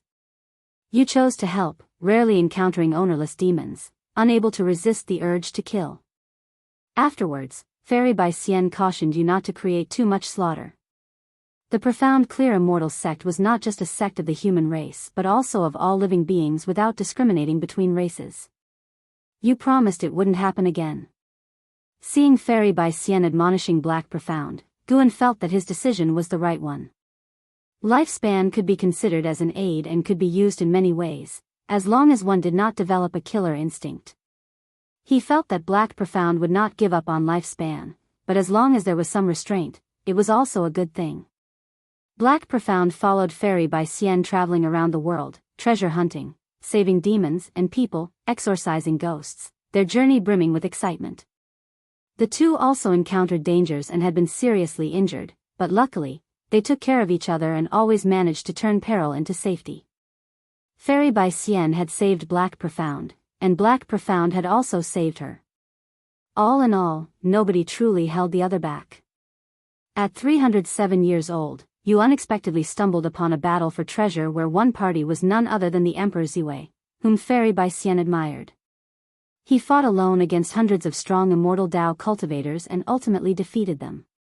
Fairy Bai Xian was amazed, and even you had to admit that Emperor Ziwei was truly powerful. After the battle ended, Emperor Ziwei approached you. He obviously recognized Fairy Bai Xian and wished to invite her to his dojo as a guest, but she politely declined. Emperor Ziwei then turned to you and extended the invitation. Would you choose to visit his dojo? No. Not going. Guan made his choice directly. He was somewhat displeased with Emperor Ziwei. Hadn't he seen Black Profound walking with Fairy Bai Xian? Why interfere? You chose to refuse the invitation to Emperor Ziwei's dojo. Emperor Ziwei did not insist and soon left. You turned to Fairy Bai Xian, asking her why she did not go. Fairy Bai Xian looked at him and counter-questioned why they should go. You exchanged smiles, understanding each other without words. At 308 years old, you came to the most magnificent mountain in the land, rumored to house an immortal. Deciding to seek the immortal, you began the ascent but found that you could not use your mana. You had to proceed up the mountain as mere mortals. At 309 years old, after a year's journey, you reached halfway up the mountain and saw a courtyard with an old man resting inside, holding a fan. Surprised, you recognized him as the old Daoist who had wanted to tell your fortune years ago. The Daoist also recognized you, and with a smile, he said it was finally time to meet, which intrigued Fairy Bai Xian. When she learned that you had met in the lower realm, it filled her with respect for the old Daoist. He did not say much more and threw 2 secret manuals onto the ground before returning alone to his house. You picked up the secret manuals from the ground and began to study them. At 320 years old, after 11 years of cultivation, you finally perfected one of the divine skills. The old Daoist finally came out of his house, praising you for having a destiny pattern fit for an emperor's path. However, you had suppressed your nature. This caused the still unskilled Fairy Bai Xian to be confused. Knowing the innate aggressiveness in your bones, Fairy Bai Xian fell silent, and you were also caught in a dilemma, whether to keep your promise not to kill or to follow the old Daoist's advice and embark on the emperor's path. The hint stopped there. Guan did not hesitate, choosing to keep his promise and not kill. Who persuades someone to start killing? That old Daoist is fishy. You chose to keep your promise to Fairy Bai Xian not to kill and not to follow the emperor's path, making Fairy Bai Xian very happy. The old Daoist said you would regret your decision one day. His gaze made you uncomfortable, so you made an excuse, took Fairy Bai Xian's hand, and bid your goodbyes. At 321 years old, you and Fairy Bai Xian discovered the legendary divine beast, the celestial auspicious deer, in the forbidden demon forest. You received the blessing of the celestial auspicious deer, enhancing your comprehension. After surreptitiously being cursed by the old Daoist, Guan was cautious and closely watched the hints, fearing Black Profound and Fairy Bai Xian might encounter danger. Fortunately, they continued to encounter amazing adventures until they were over 500 years old, when both returned to the Profound Clear Immortal sect and entered into seclusion. The next 500 years passed even quicker. Yet, the event Guan feared still occurred. At 1,347 years old, while in seclusion, you felt a terrifying pressure. You immediately left your cave mansion and saw the sky darken, forming a majestic vortex of clouds, and felt an oppressive atmosphere. Soon after, you saw a pair of eyes and then heard an authoritative voice claiming he was the god of destruction from the celestial court, stating that there were unusual intrusions in this great world that must be cleansed. As his voice fell and the earth shook, you immediately went to find Fairy Bai Xian. You managed to find her and wanted to take her to flee, but she decided to stand or fall with the Profound Clear Immortal sect. You were caught in an inner struggle, wondering whether to stay and protect the Profound Clear Immortal sect. Celestial Court, God of Destruction. Guan frowned tightly. This God of Destruction might be a terrifying being like the Celestial Spirit God, and it seemed the Celestial Spirit Great World had shattered because of the Celestial Spirit God. How could the Profound Clear Immortal sect resist such a terrifying entity? But how could Black Profound flee and still face the Profound Clear Immortal sect? Forget it. Might as well die together, consider the million-year lifespan wasted. To embrace death with a loved one, even if life is short, insights can still be obtained. You chose to stay and protect the Profound Clear Immortal sect, which deeply touched Fairy Bai Xian. She seemed to think of something and pulled you flying to a place. On the way, you saw countless great cultivators from the profound clear immortal sect rushing toward the giant eye in the sky, only to be extinguished one after another. This sequence of events made you feel so insignificant. Following Fairy Bai Xian's lead, you discovered that you had come to the cave where you had first crossed into the profound pure great world. Fairy Bai Xian explained that the reason she had recruited you into the immortal sect at first sight was that her deceased father had claimed that this cave held an immortal fate. Someone who had once saved the profound clear immortal sect had emerged from this cave mansion. She hoped you could return to your original world. You said you didn't know how to go back when you saw Fairy Bai Xian pulling out a jade pendant. You felt something was wrong and tried to snatch the jade pendant, but Fairy Bai Xian forcibly pushed you into the cave. She then threw the jade pendant after you into the cave. You felt a familiar and long-missed powerful force behind you. Looking back from afar, you saw Fairy Bai Xian at the cave entrance, her face filled with reluctance as she watched you. Chapter 514, Daoist Emperor, the Unprincipled Immortal. You have returned to the dark great world. Seeing this prompt, Gu An's feelings became complex. He had originally thought that Black Profound would die because of Fairy Bai Xian, but he had not expected that in the end, it was Fairy Bai Xian who saved Black Profound. Fairy Bai Xian did not abandon everything for love, nor did she let Black Profound bear her responsibilities. Even Guan was moved by Fairy Bai Xian and felt that she was worthy of the identity of an immortal sect disciple. Since there was no choice to be made, the prompt continued. Having returned to the dark great world, Black Profound chose the path of extremity, beginning to slaughter demons and slay monsters wildly. In less than a century, he had fought his way back to the celestial dark demon sect.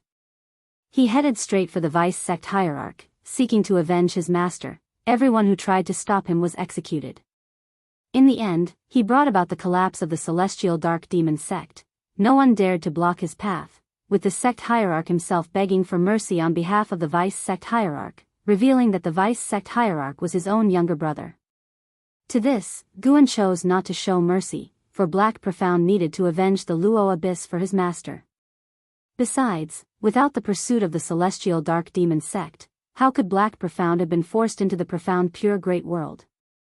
Good and evil will eventually be repaid. The celestial dark demon sect had this tribulation coming. As for Black Profound, he too would face his karma. If there was cause and effect, even death would only mean his skills were inferior. Black Profound grew rapidly, but he never encountered the other two reincarnations of Guan in the dark great world, Chu Lu and Xiao Xingtian, which made him doubt whether Black Profound was indeed the Black Profound Emperor. Guan sat up from the tree trunk. He was currently in the dojo.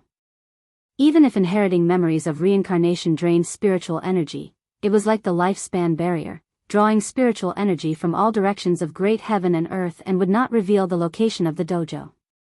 In this world today, every day, there were great cultivators breaking through. The commotion was already significant, so the disturbance caused by inheriting memories would not cause panic among all beings. Down below, Celestial Cyan and Tian Bai were still practicing swordsmanship and did not notice Guan sitting up. When the prompt regarding reincarnation reached 2,000 years later, Black Profound finally encountered a catastrophe. At 2,132 years of age, you reached the 9th heaven of the immortal path in cultivation level, alarming the whole world. The clouds of tribulation above your head had not yet dispersed when a giant hand reached out from within and grabbed you. Your consciousness fell into darkness. When you awoke, you found yourself lying on a grass field. Opening your eyes, the celestial vault was bright, majestic mountains surrounded you on all sides, and you were in a vast valley. There were other people in the valley, and you discovered that their cultivation levels were no weaker than your own, all at the 9th heaven of the immortal path and from different great worlds. Someone told you that you were inside a magical treasure and could not escape. Unconvinced, you tried and realized you indeed could not escape, forcing you to calm down. At 2,240 years of age, you tried again to break free but were once more intercepted by the world's restrictions. At 2,302 years of age, a pair of eyes appeared in the sky, and you heard a voice. The voice belonged to the master of this piece of great heaven and earth, who called himself the evil emperor. He stated that only one among you could live to see him. You hesitated for a moment before initiating a massacre. In the end, you slaughtered 736 free immortals and began to attempt breaking into a greater realm. Your breakthrough was successful, surpassing the 9 heavens of the immortal path. You shattered the world's limits, arriving at a great hall where you met the evil emperor. Astounded by your talent, the evil emperor wanted to accept you as his disciple. Do you choose to agree to become the disciple of the evil emperor? Having witnessed Black Profound's rapid breakthrough to the Dao fruit realm, and seeing the evil emperor remain so composed, Guan realized this individual must be terrifying. After much hesitation, Guan decided to wait. Having killed so many free immortals, Black Profound's lifespan must be immense. It was just that he hadn't had the time to keep improving. You choose to agree to become the disciple of the evil emperor. The evil emperor is gratified and presents you with a golden core to refine. You find that you can only cultivate on the hall, and it's clear that the evil emperor has no intention of letting you leave. You are hesitant. Do you choose to agree to refine the golden core? Guan frowned, weighing his options carefully. If the evil emperor had calculations and the power, why would there be a need for roundabout schemes? If the heart of the evil emperor was good, even if Guan refused, there shouldn't be any trouble. No. Guan made his choice. You refuse to refine the golden core. The evil emperor snorts coldly, saying it's not up to you. You engage in a fierce battle, ultimately falling to the evil emperor, who forcibly stuffs the golden core into your body and compels you to refine it, plunging you into a state of chaos. You begin to integrate the heaven-encompassing golden pill. Good gravy. The golden pill of the heaven-encompassing free immortal? What was the cultivation level of this evil emperor? You've comprehended the path of cause and effect, you've comprehended the path of destiny, you've comprehended the path of yin and yang. An evil soul tried to possess you, but you eradicated it by forcibly evolving your lifespan. Your cultivation level has greatly increased. You opened your eyes, and the evil emperor was kneeling before you, calling you master and offering you the emperor's weapon, the karma rebirth moon. You pretended to accept, leading the evil emperor away, and began your secluded cultivation. You successfully crossed the tribulation and reached the realm of profound Yuan free immortal. The evil emperor returned to congratulate you. Suddenly, you attacked him. After a fierce battle, you slew the evil emperor and found the emperor's destiny within the palace. You merged it with your own, changing your destiny pattern and becoming a Daoist emperor, unconstrained by karma or fate. You named yourself Black Profound Emperor, and as if decreed by some cosmic fate, you felt recognized. At the age of 2303, you stepped out of the evil domain and into the cosmos. You discovered the vastness of the universe. The dark great world was just a fraction of it, and you began to traverse the cosmos. Black Profound Emperor. It was indeed him. Seeing this prompt, Guan felt conflicted. He didn't understand why the Black Profound Emperor would want to kill his reincarnation body. The prompts kept coming.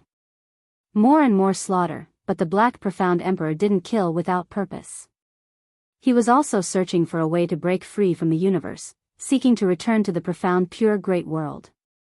When the Black Profound Emperor arrived at the world gate, he didn't encounter the celestial spirit god, leading Guan to speculate that the dark great world might not belong to the celestial spirit great world. Eventually, the Black Profound Emperor successfully crossed the universe and arrived at the path of the Great Tao. Along this path were entrances to different great worlds. The Black Profound Emperor could not discern which great world was the profound pure great world. He could only explore them one by one. The first 2 great worlds were fine. He could come and go as he pleased, but when he approached the 3rd great world, he encountered karma retribution just as he was about to enter. Even the path of destiny seemed to reject him, something he had never felt before, forcing him to retreat. This set Guan's mind racing. To encounter karma retribution, there must surely be some cause and effect involved. Could it be related to the other reincarnation bodies? In the end, the Black Profound Emperor returned to the profound pure great world, now a wasteland. He wandered between heaven and earth, seeing no living spirits, and when he came to the once thriving profound clear immortal sect, he could not find Fairy by Xian anywhere. The Black Profound Emperor lingered at the ruins of the Profound Clear Immortal sect for a long time. He erected a monument for Fairy Bai Xian, and just as he was about to leave, an overwhelming oppressive force descended upon him, a presence he could never forget. The Celestial Court, the God of Destruction. Reading this, Guan felt that things had gone awry. He didn't think the Black Profound Emperor was a match for the God of Destruction, especially since the Black Profound Emperor was currently only a Profound Yuan free immortal. At the age of 2702, you faced the God of Destruction, prepared to avenge Fairy Bai Xian. Yet, to your astonishment, you saw a figure appear behind the God of Destruction. It was Fairy Bai Xian.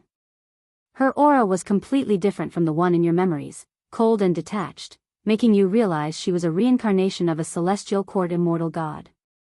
The Celestial Court discovered the anomaly of this great world because of her.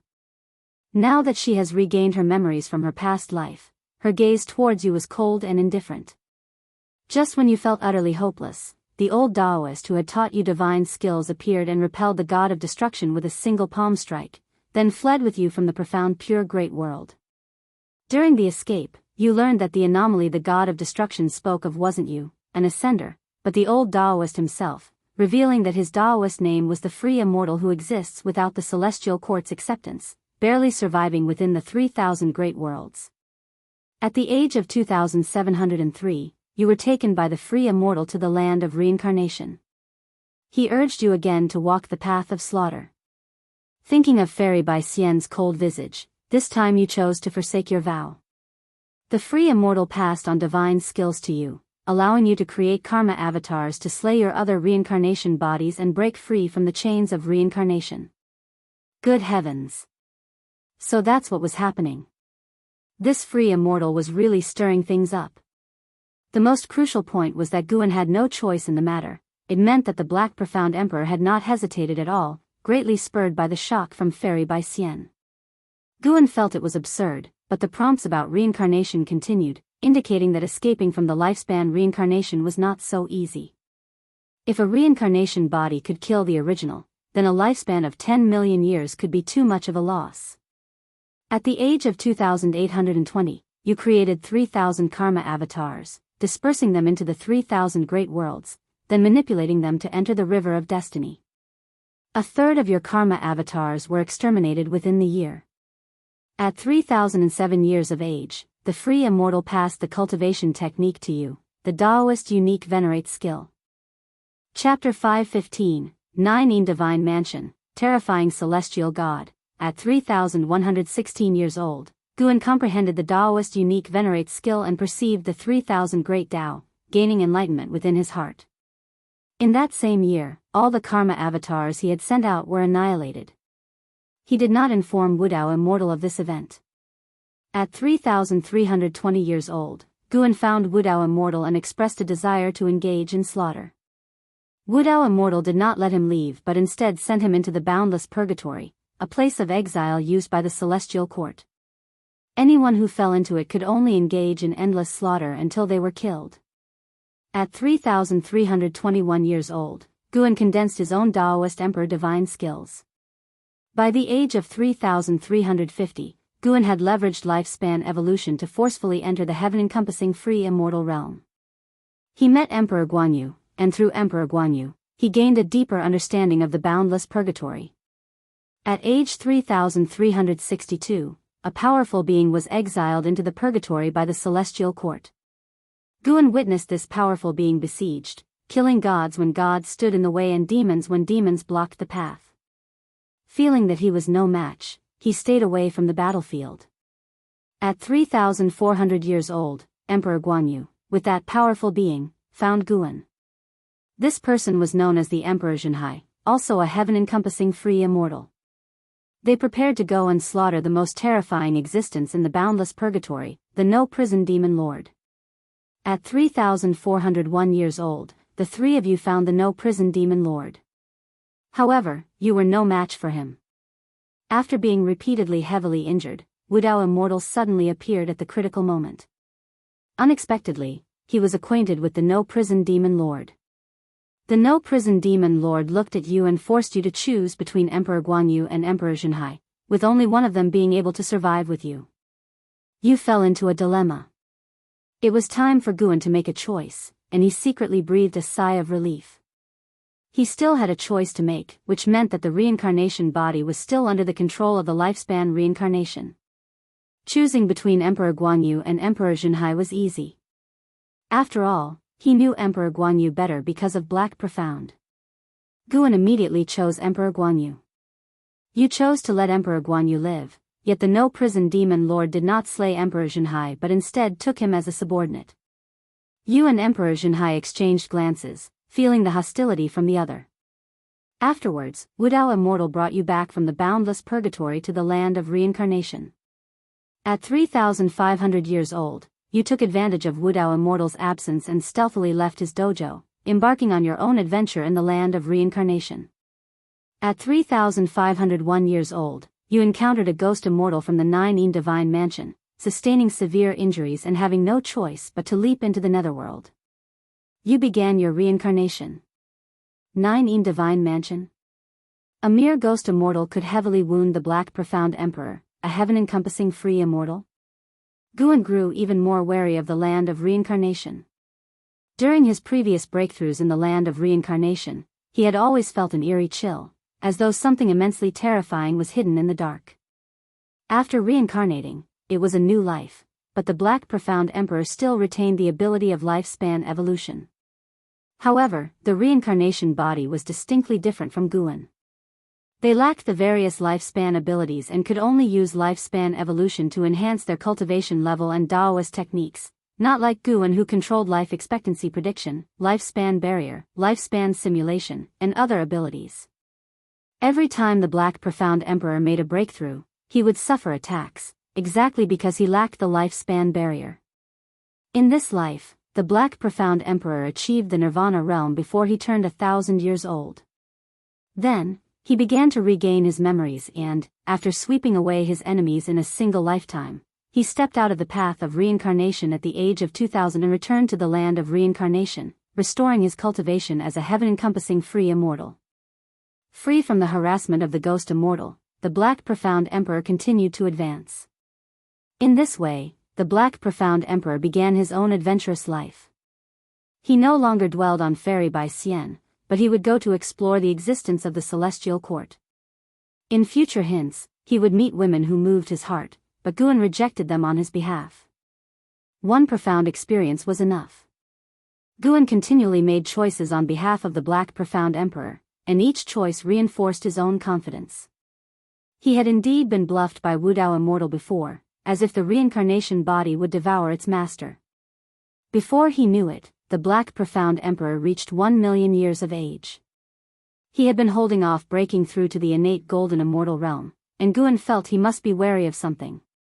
Finally, the Black Profound Emperor began his breakthrough. At 1,008 years old, you started your breakthrough and succeeded in surpassing the free immortal status to achieve the golden immortal Dao fruit.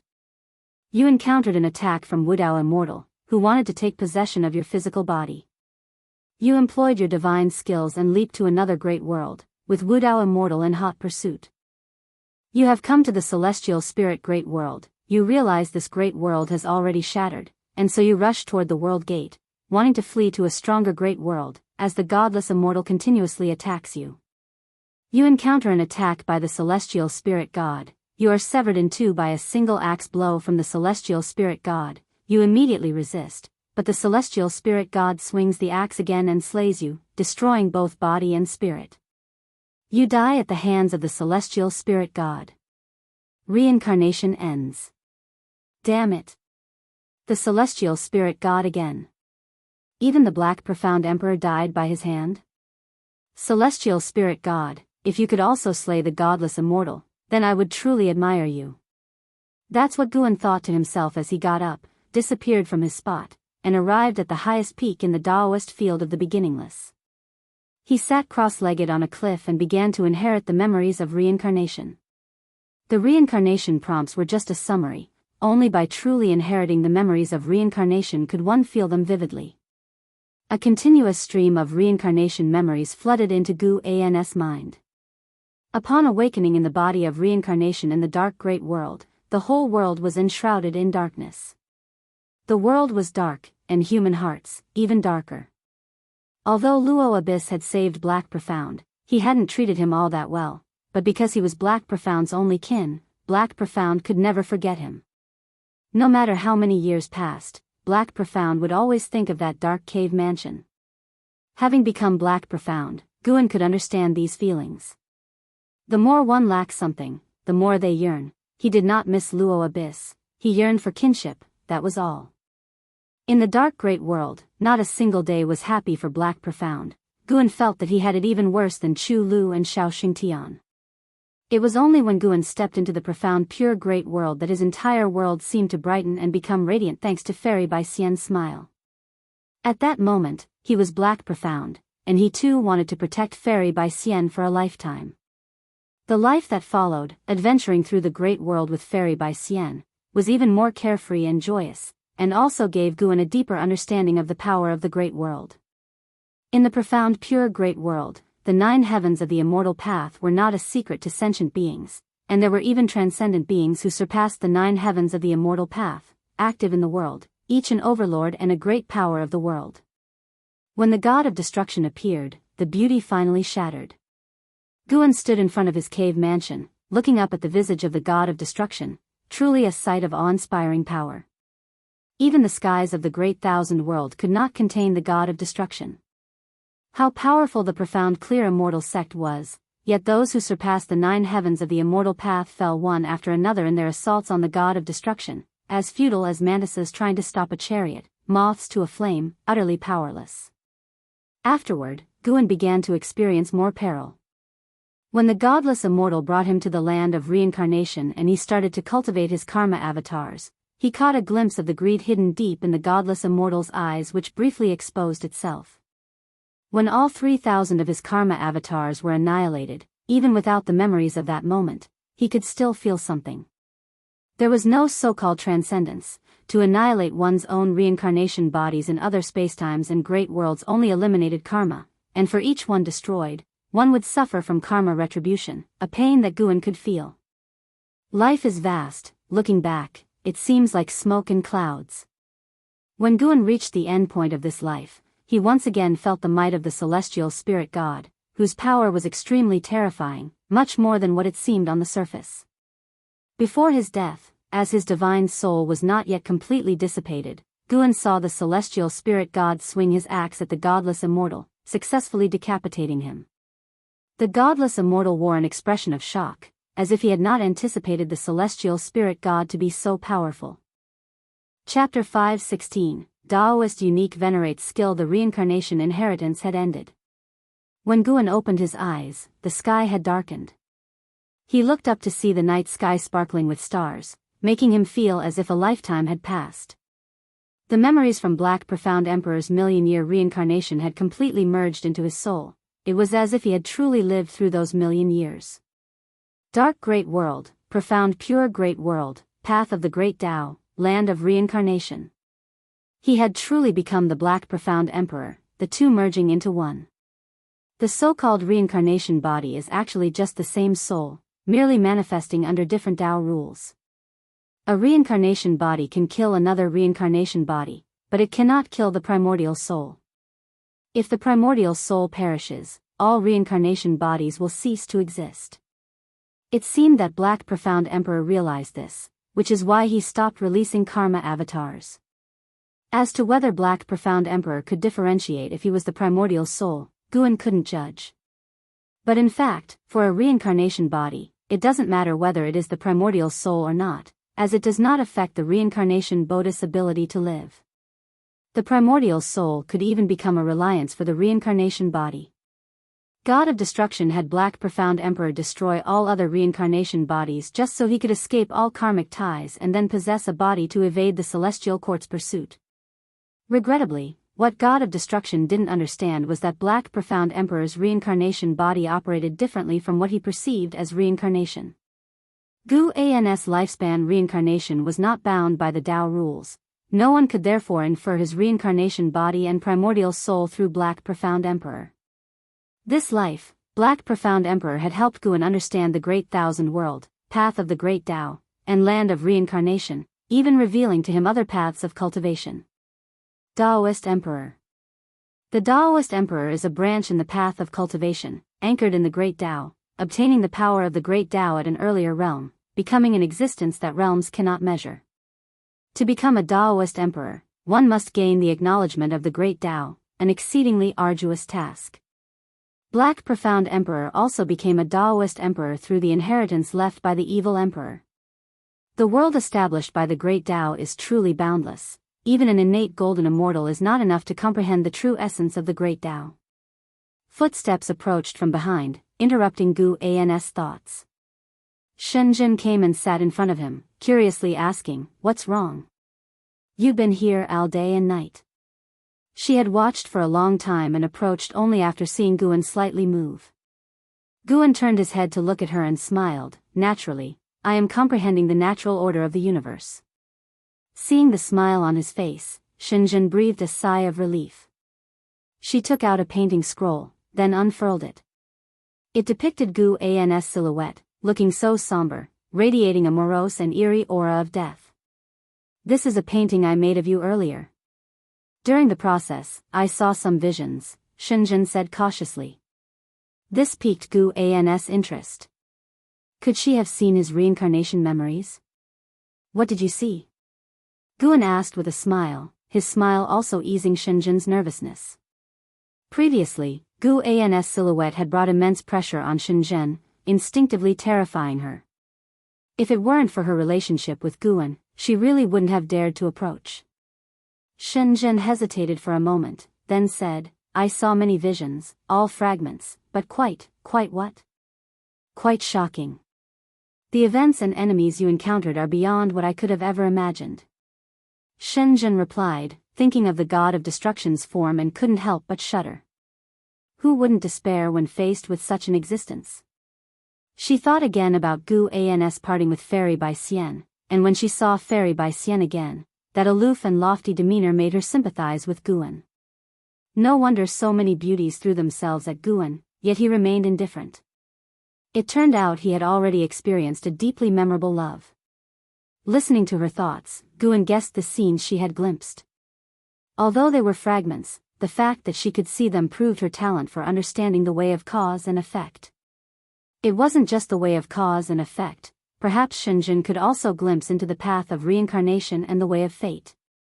Guan pretended to be serious. "Those things you've seen, aside from those about me, don't talk about them, and certainly don't draw them, to avoid trouble." Shenzhen nodded. She wasn't foolish. How could she dare to draw the god of destruction, whom even Guan couldn't defeat? Looking at Gu An's face, Shenzhen felt that he was also carrying a burden, facing enemies he couldn't overcome.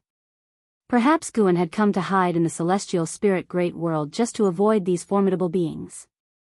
For the first time, Shenzhen felt a strong desire to become stronger.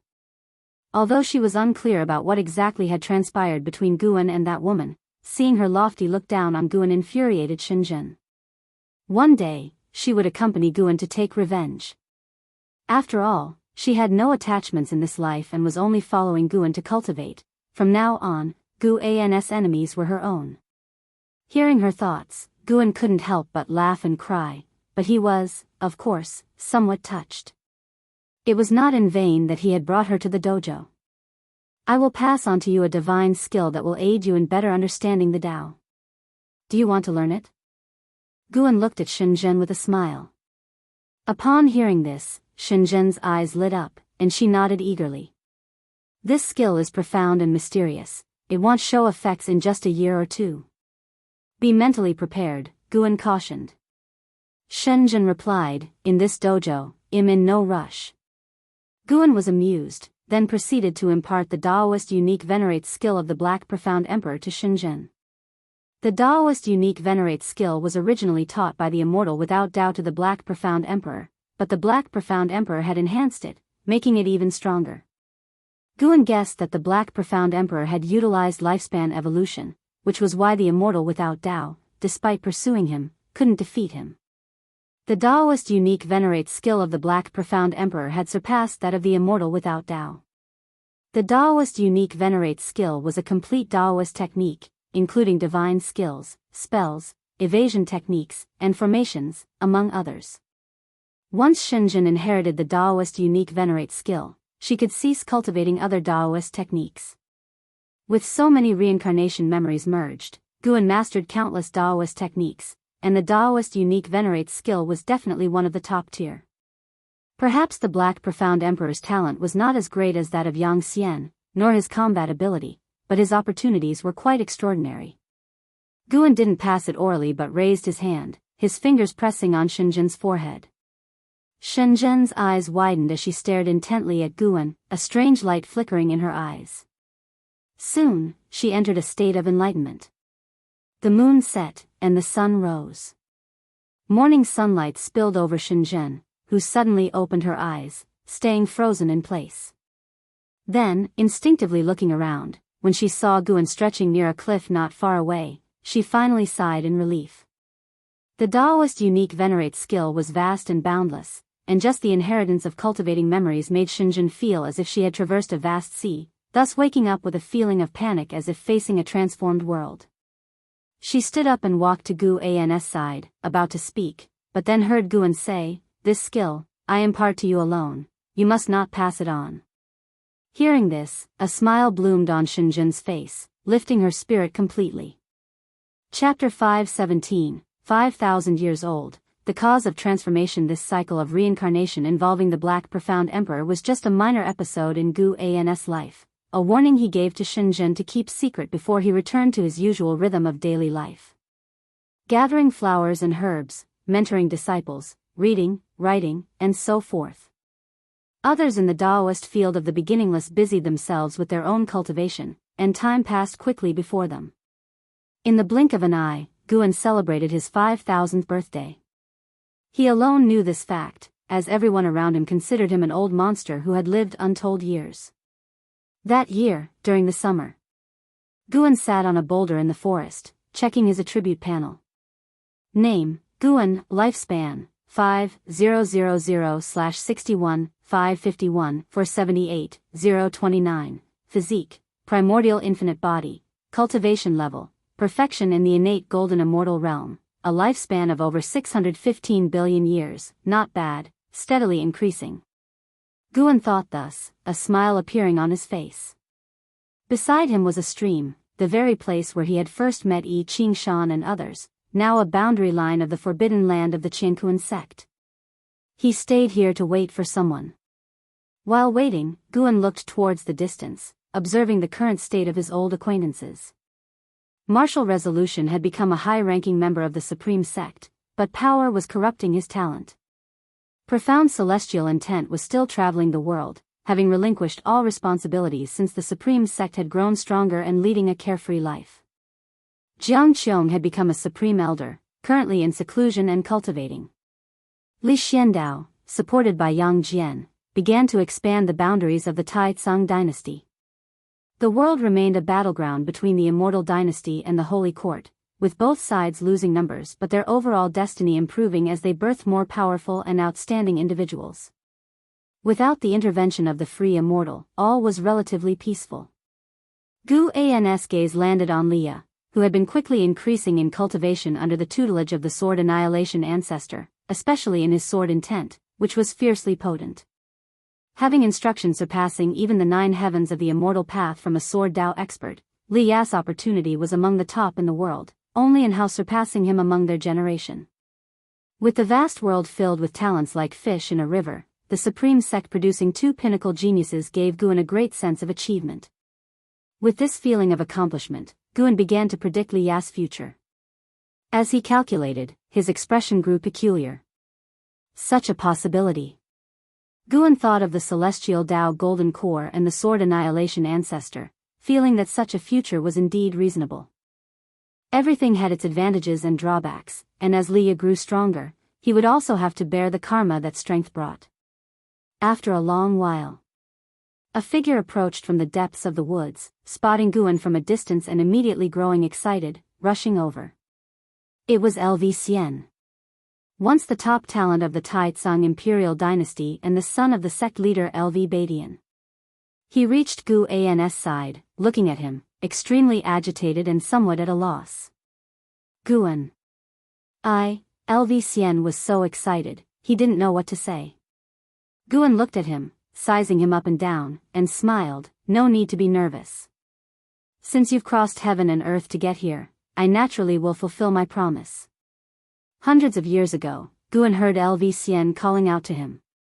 It turned out that LV Xian had challenged Yang Jian and suffered a devastating defeat, which hit him hard.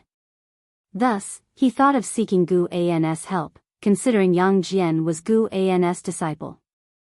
He knelt in his own cave mansion, begging Guan to teach him.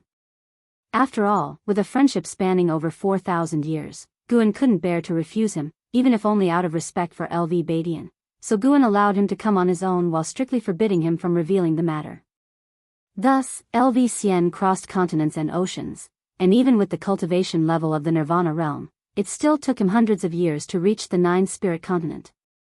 Along the way, he faced numerous hardships and experienced both resentment and affection. Can I follow you and cultivate now? LV Xian asked, his eyes burning with eagerness.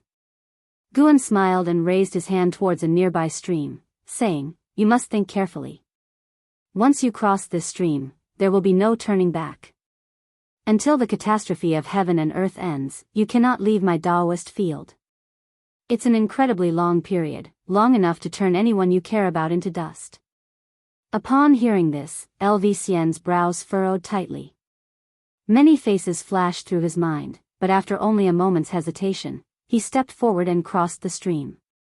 He turned his head to look back, gazing at the woods behind Guan as if a weight had been lifted off his shoulders.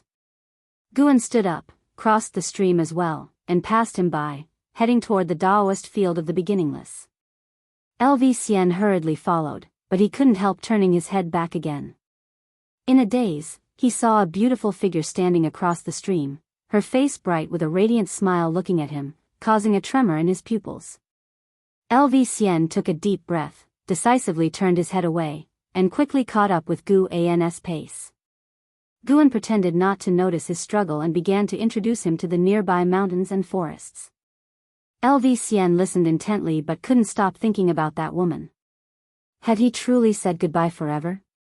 Yet, compared to romantic attachments, he could not accept mediocrity even more.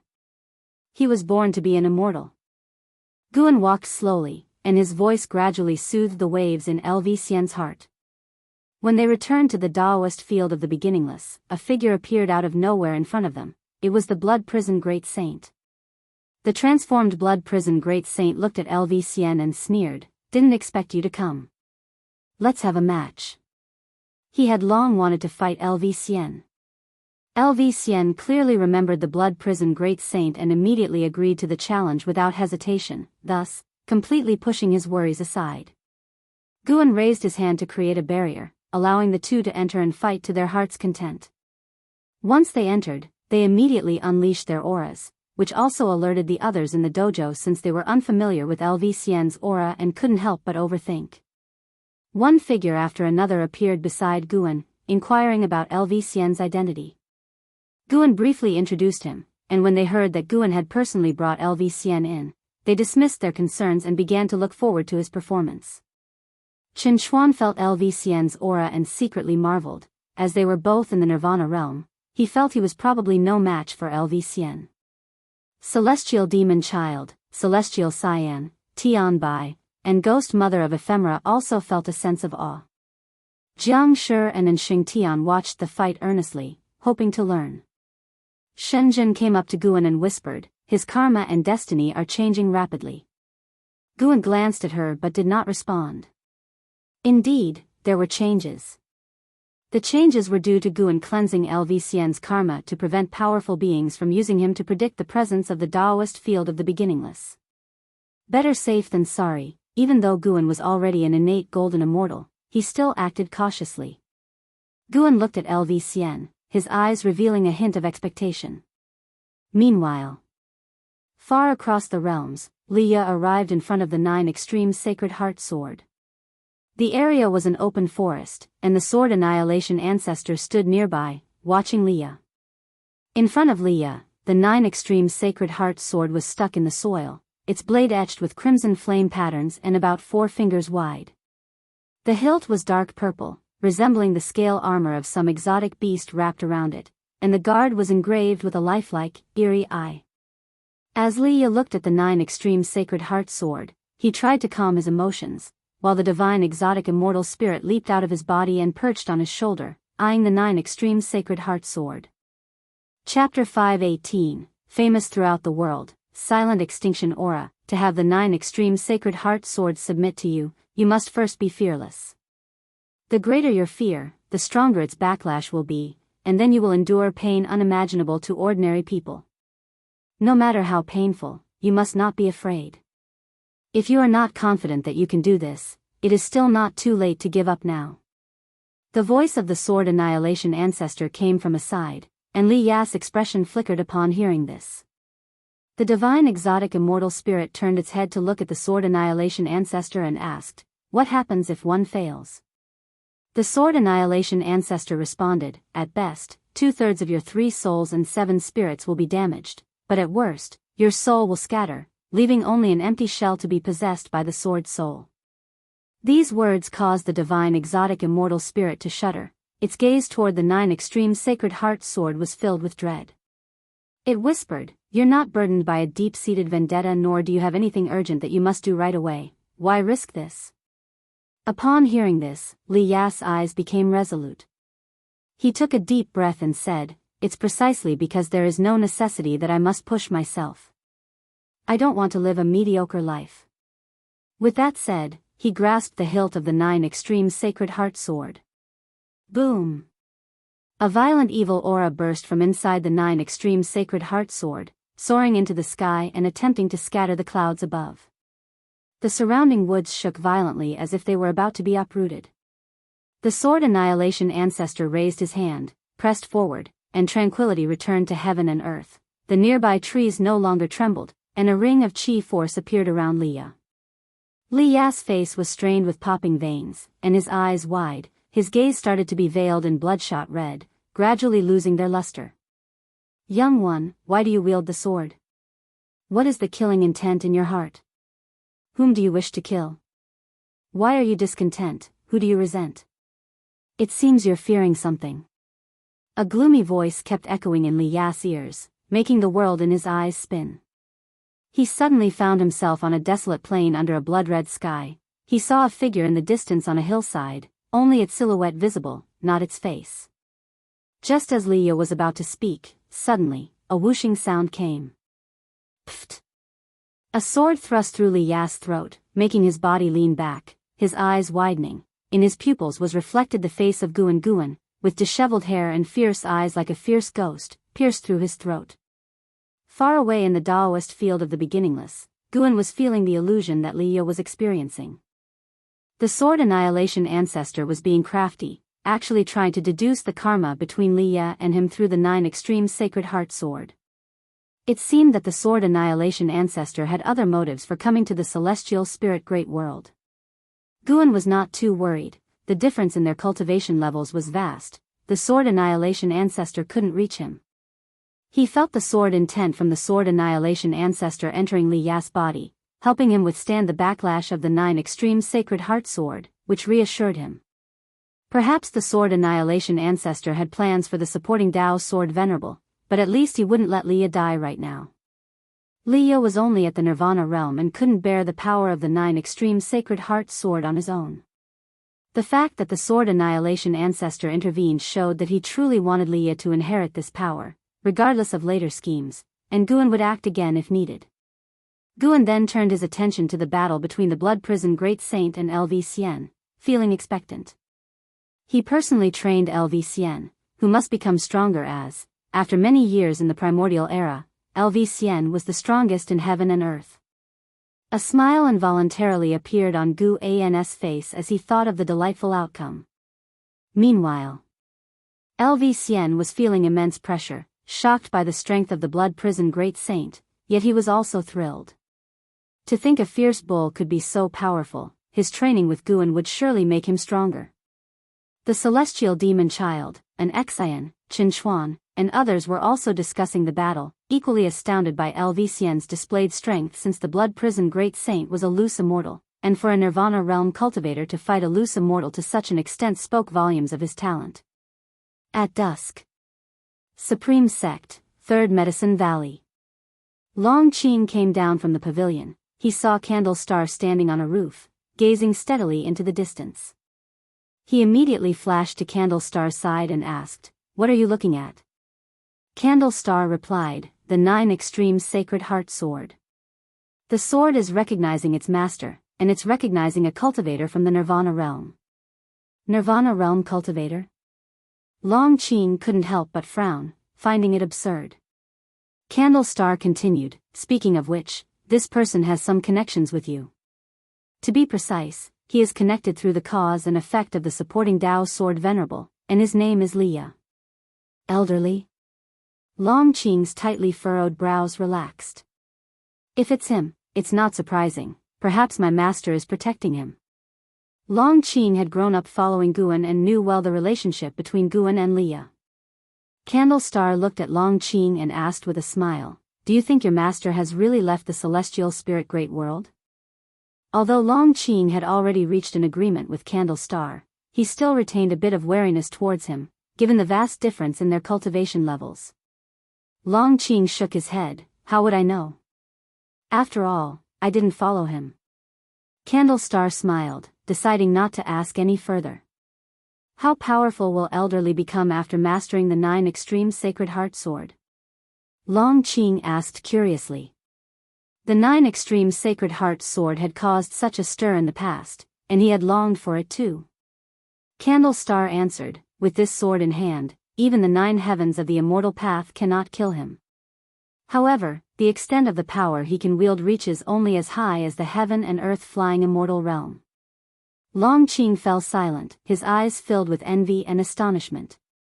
This was akin to soaring to the skies. It seemed Elderly was going to become famous throughout the world. As the years flew like an arrow, another millennium passed. Inside the Daoist field of the beginningless, Guan lay on a tree reading a book, while below on the grassland, figures like an Xian, celestial demon child, celestial Cyan, Tian Bai, LV Xian, Blood Prison Great Saint, and Jianghu were meditating, all immersed in the Tao intent imparted by Guan. Sunlight sprinkled down, seeping through the gaps in the leaves and falling upon Guan. He slowly raised his head and looked towards the celestial vault. Ever since he had arrived at the Daoist field of the beginningless, time had passed much faster than before, but he did not feel uncomfortable. Instead, he enjoyed it, as his lifespan also increased rapidly. The celestial spirit great world, which had known peace for over 2,000 years, was going to face turmoil again. The will of heavenly Tao always remembered to destroy all living beings. This time, it was other great worlds within the universe that were invading, preparing to take over the celestial spirit great world, with Tao fruit realm beings scheming in the background. Guan had no intention of intervening.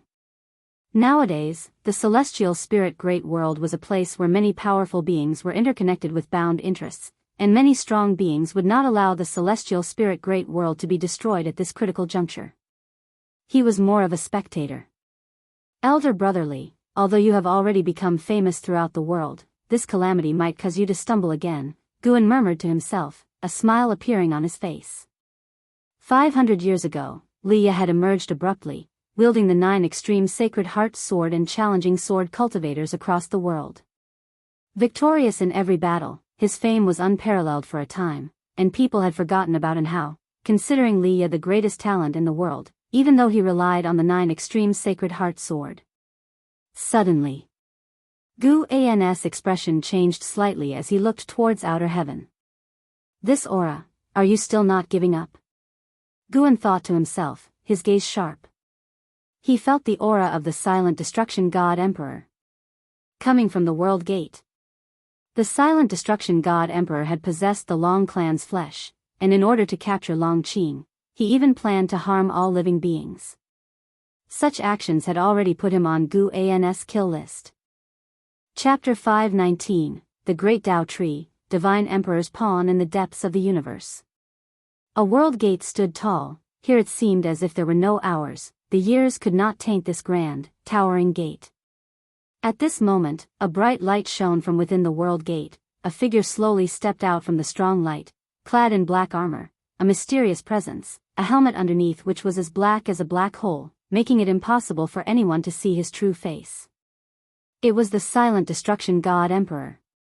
In his right hand, palm facing up, hovered a golden token, long as a knife, intricately carved on its surface, emanating a brilliant golden radiance, dazzling beyond compare. As he walked out of the world gate, he stopped, turned his head to look at the figure of the celestial spirit god. Another 7 figures stepped out one after another from the world gate, men and women alike, each with a celestial demeanor and magnificent bearing, their gazes also turning toward the celestial spirit god. Whatever you all intend to do, you must not destroy this great thousand world, otherwise even your celestial orders won't be able to save you. The voice of the celestial spirit god rang out, indifferent in tone, with an unyielding firmness that allowed no rebuttal. Before the silent destruction god Emperor could speak, a man in a white robe behind him raised his hand in greeting and smiled. Celestial god, rest assured, we have only come to capture one person and will not disrupt the rules of the great thousand world. The celestial spirit god did not respond, and the silent destruction god Emperor proceeded to step toward the depths of the universe, followed closely by the man in the white robe and others. Soon, this expanse of void fell into silence once more, the bright light inside the world gate dissipated, and the surroundings of the world gate dimmed, with only the light emanating from the celestial spirit god persisting. Although the arrival of the silent destruction god Emperor drew Gu An's attention, he did not initiate an attack because he felt that the silent destruction god Emperor also possessed an innate golden immortal's cultivation level. Battling an opponent of the same realm wasn't wise. Guan, lying on a tree branch, sat up. Forget it, let's have a lifespan simulation. Requires 5 billion years of lifespan, continue? 5 billion years of lifespan? That's way too expensive. Guan directly chose no, there was no need to waste lifespan, especially since the aura of the silent destruction god Emperor didn't intimidate him. The silent destruction god Emperor wouldn't be able to discover the Daoist field of the beginningless unless he intended to destroy the celestial spirit great world. Although many have seen Guan in this world, Guan has already tampered with their cause and effect. No one would be able to trace back to the Daoist field of the beginningless. Guan lay back down, continuing to read his book. He would cross that bridge when he came to it. It must be said, in these years the profound celestial intense penmanship had improved greatly. The depiction of emotion in the text was especially delicate, tugging at one's heartstrings. Guan read intently. Through the words he could visualize the scenes of the past, the characters' emotions as fervent as fire. The sun set and the moon rose, a full 5 days passed, and Xian and others finally woke up one after another, which was because Guan had withdrawn his Dao intent. Seeing Guan sleeping on the tree, they all stood up and paid their respects before leaving in small groups, whispering their insights to each other. After they all left, only then did Guan open his eyes. His gaze turned toward the celestial vault. The silent destruction god Emperor had arrived at the celestial spirit great world with his 7 subordinates. They did not go to the supreme sect but joined the holy court instead. Could it be that their target was not to eliminate Longqing? Longqing's identity had already been exposed, even that Candle Star knew clearly. The silent destruction god Emperor must also be aware. Perhaps the silent destruction god Emperor wanted to possess Longqing's body. After watching for a while and confirming that the silent destruction god Emperor had no immediate intention to act, Guan flipped off the tree, ready to gather medicinal herbs. No matter what sinister plots and schemes the silent destruction god Emperor had, his progression in strength could not stop. Once he reached a lifespan of 100 billion years, Guan could peer into higher realms. Getting stronger was always the right move. At the same time, in the sacred domain, within the Grand Council Hall of the Holy Court, the Saint Minister sat at the head, looking down upon the silent destruction god Emperor and his 7 subordinates. The Saint Minister remembered the battle fought between the silent destruction god Emperor and the supporting Dao Sword Venerable. Although the god Emperor was annihilated by a single move from the Sword Venerable, the aura he exuded at the time was still vivid in his memory. "Why have you come?" the Saint Minister asked. He didn't know why the silent destruction god Emperor was still alive, but with the supporting Dao Sword Venerable having left the celestial spirit great world, he had to be cautious in facing these outsiders from beyond. Looking at the silent destruction god Emperor and the others, the Saint Minister felt bitter. He had tirelessly reached the state of a free immortal, but the opponents he faced were numerous and even stronger. It seemed as though the heavens were toying with him. A man in white robes stepped forward from behind the silent destruction god emperor and said with a smile, "Now the immortal dynasty has an existence that surpasses the free immortal. Once he merges with the immortal god destiny pattern, the end of the holy court won't be far off." With those words, the Saint Minister's expression turned ugly. He had always been troubled by this matter but was powerless to address it. How could he feel good having it pointed out by others? It was clear, these people wanted to use the holy court. The key issue was that the holy court was indeed on the path to doom. There seemed to be no imminent peril, but it was really just a matter of time. Since he couldn't refuse these people's manipulations, the Saint Minister struggled to keep his composure. The man in white continued to speak with a smile. "Even if the young immortal emperor emerges with the immortal god destiny pattern, he would not be a match for us. We can assist the holy court. You needn't worry about the court becoming our puppet, for we shall leave sooner or later. We are in this world only to cultivate one person." The Saint Minister inquired, "May I ask who this person is? Is he within my holy court?" The man in white shook his head. "No, we only need the holy court to create obstacles for him, better tempering him and allowing him to grow stronger." After hearing this, the Saint Minister fell into silence. "We will not help you directly annihilate the young immortal emperor. You probably already realize the existence of the tribulations of heaven and earth and the will of the heavenly Tao. If the young immortal emperor acts against the holy court, naturally we will intervene. Before that, we will stay in the holy court," the man in white said. These words did stir the Saint Minister's heart. He could sense that this group was very strong, each one giving him the same feeling he got from facing the supporting Tao sword venerable. The most crucial point was that he had no room to refuse. To do so would only make things uglier, perhaps disastrously so. As the Saint Minister sighed inwardly, the silent destruction god emperor raised his hand and from his palm flew a wooden rod. It was a red wooden rod, with a curved top like a serpent. Apart from being brightly colored, it looked unremarkable. The silent destruction god emperor spoke, "This rod is made of Tao wood and can grant you unparalleled strength, as well as assist you in comprehending the great Tao. Consider it a gift for our first meeting." The Saint Minister started to speak, but the red rod suddenly flew in front of him. The immense pressure changed his complexion. He sensed the profound Tao intent within the rod, and his eyes widened in shock. Such a treasure! The Saint Minister looked at the silent destruction god emperor and asked, Who exactly are you?"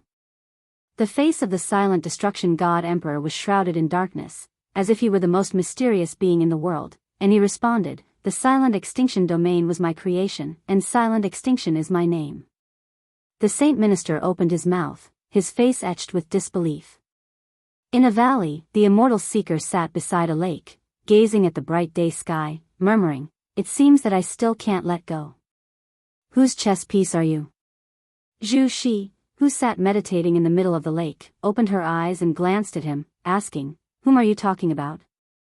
"The one who created the Qi of annihilation. The Divine Emperor.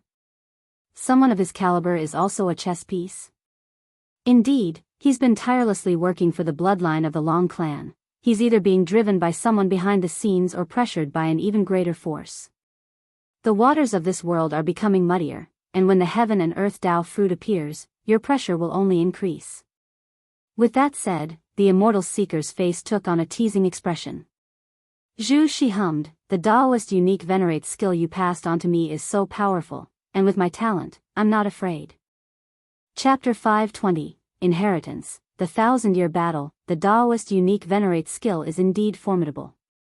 If one can grasp its essence, dominating a corner of the great 1,000 world would not be an issue. However, this skill is not so easy to cultivate.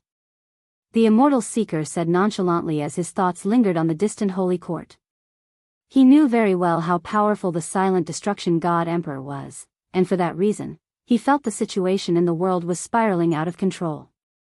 He was only a reincarnated being. He could not intervene in the workings of the heavenly Tao.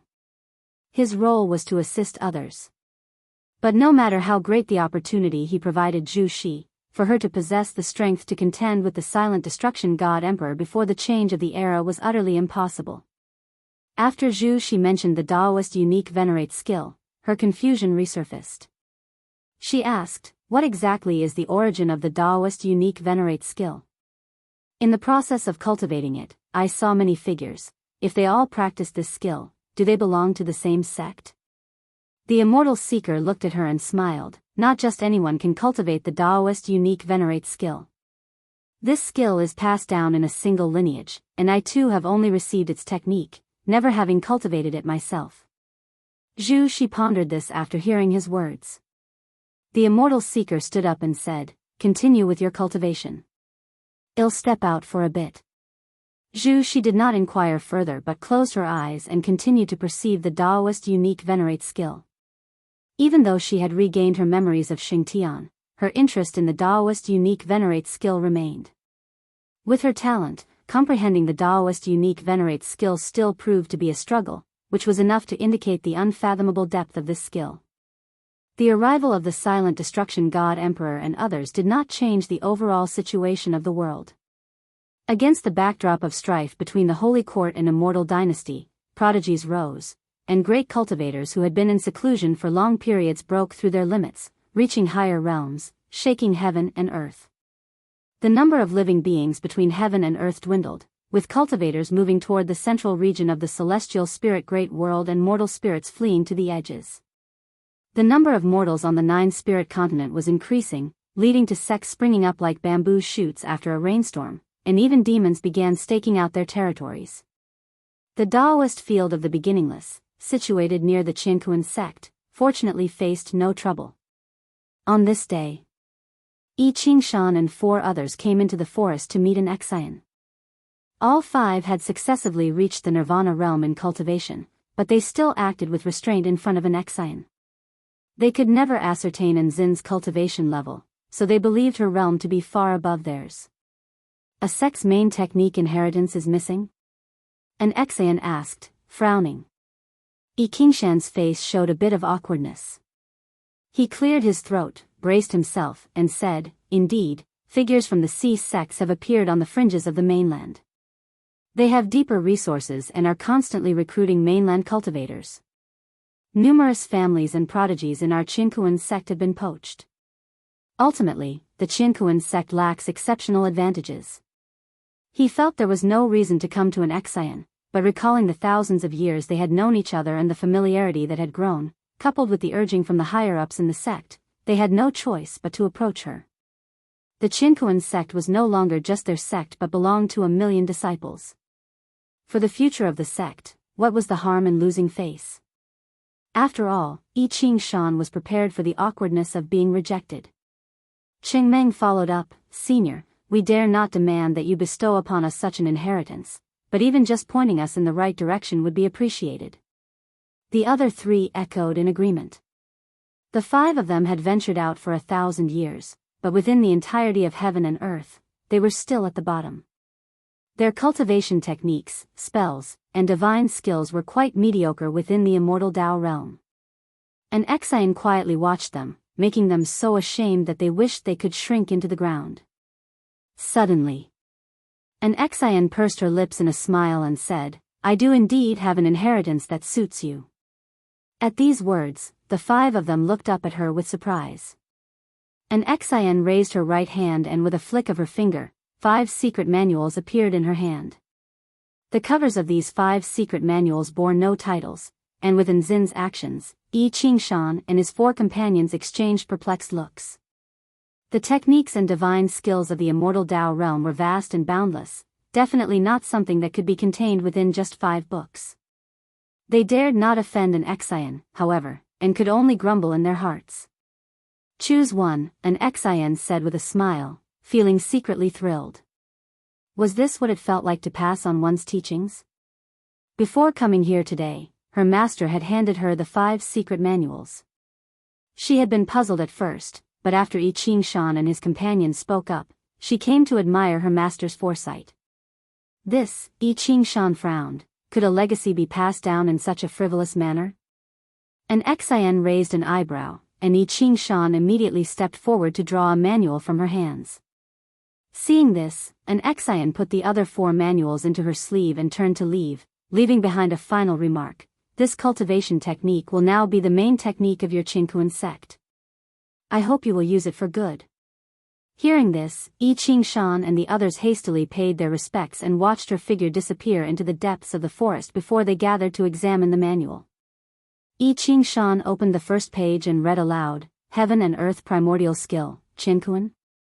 It does suit our sect's name, but, Gu Changxing hesitated. He wanted to say an Exian was playing a trick on them, but feared being overheard by her. Yi Qingshan turned to the second page, and instantly, a burst of golden light emanated from within, enveloping the 5 cultivators. Their expressions changed dramatically, and their gazes became distant and unfocused. By the lakeside, Guan was sparring with Qin Chuan in swordsmanship. Having reached the immortal Dao realm, the actual moves were no longer important, but Guan used them to guide Qin Chuan towards sword Dao enlightenment. Qin Chuan had an extremely high comprehension of sword Dao. Each year, he could feel himself growing stronger, but whenever he sparred with his master, he felt his own sword Dao was childlike and posed no threat to his master. Guan held the Cyan Hong sword with the blade sheathed, countering Qin Chuan's sword techniques with just the scabbard, and leading him into other moves. At a glance, Qin Chuan seemed like a puppet effortlessly manipulated by him.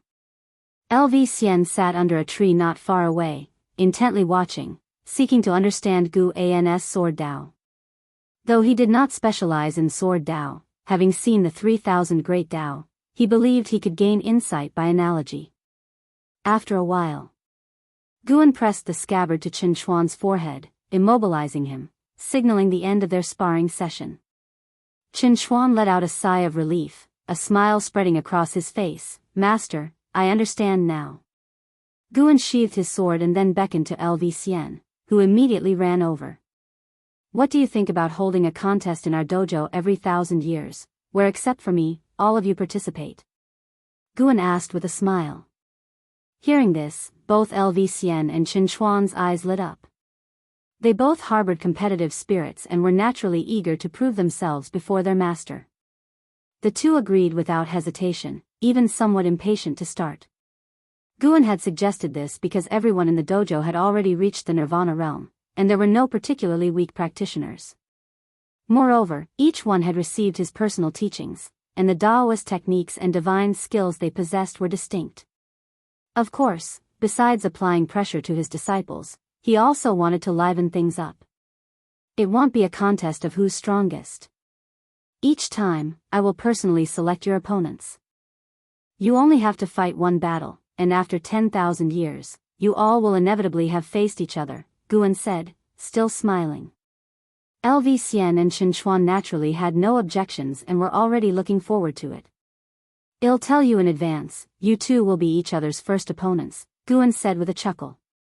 Upon hearing this, LV Xian and Qin Chuan instinctively looked at each other, then after their initial shock, a fighting spirit and confidence ignited in their eyes, each believing they could win. Chapter 521, The Shock of Candle Star. The arrangement for the once-in-millennium combat spread quickly throughout the Daoist field of the beginningless, invigorating everyone. Staying within the dojo, they spent most of their time in cultivation, which inevitably could become monotonous, so having something to look forward to was naturally good. Plus, they wanted to test the results of their cultivation. Unlike casual sparring, a combat hosted by Guan was sure to be taken seriously. Even an Exian wanted to see how strong she could be when she went all out. At dusk, the forest swayed gently with the wind, quiet and exquisitely beautiful. Can I participate too? The ghost mother of Ephemera, dressed in black, stood beside Guan and asked excitedly. Guan was admiring a newly matured spirit flower. He replied, Would I really be playing a trick on you? The ghost mother of Ephemera's heart raced. She understood what participating in the combat meant. It meant that Guan had accepted her. As she excitedly moved to kneel, an invisible force stopped her. I've said before, within the Daoist field of the beginningless, there is no need for such formalities, Guan said, his face showing satisfaction. The quality of this spirit flower was good, it could be transplanted to his study. The ghost mother of Ephemera nodded, her heart pounding fast. After the joy, she felt pressure. The people at the dojo were not simple. Guan didn't pay attention to what she was thinking. Taking the spirit flower, he left, while the ghost mother of ephemera still respectfully bowed to his retreating figure.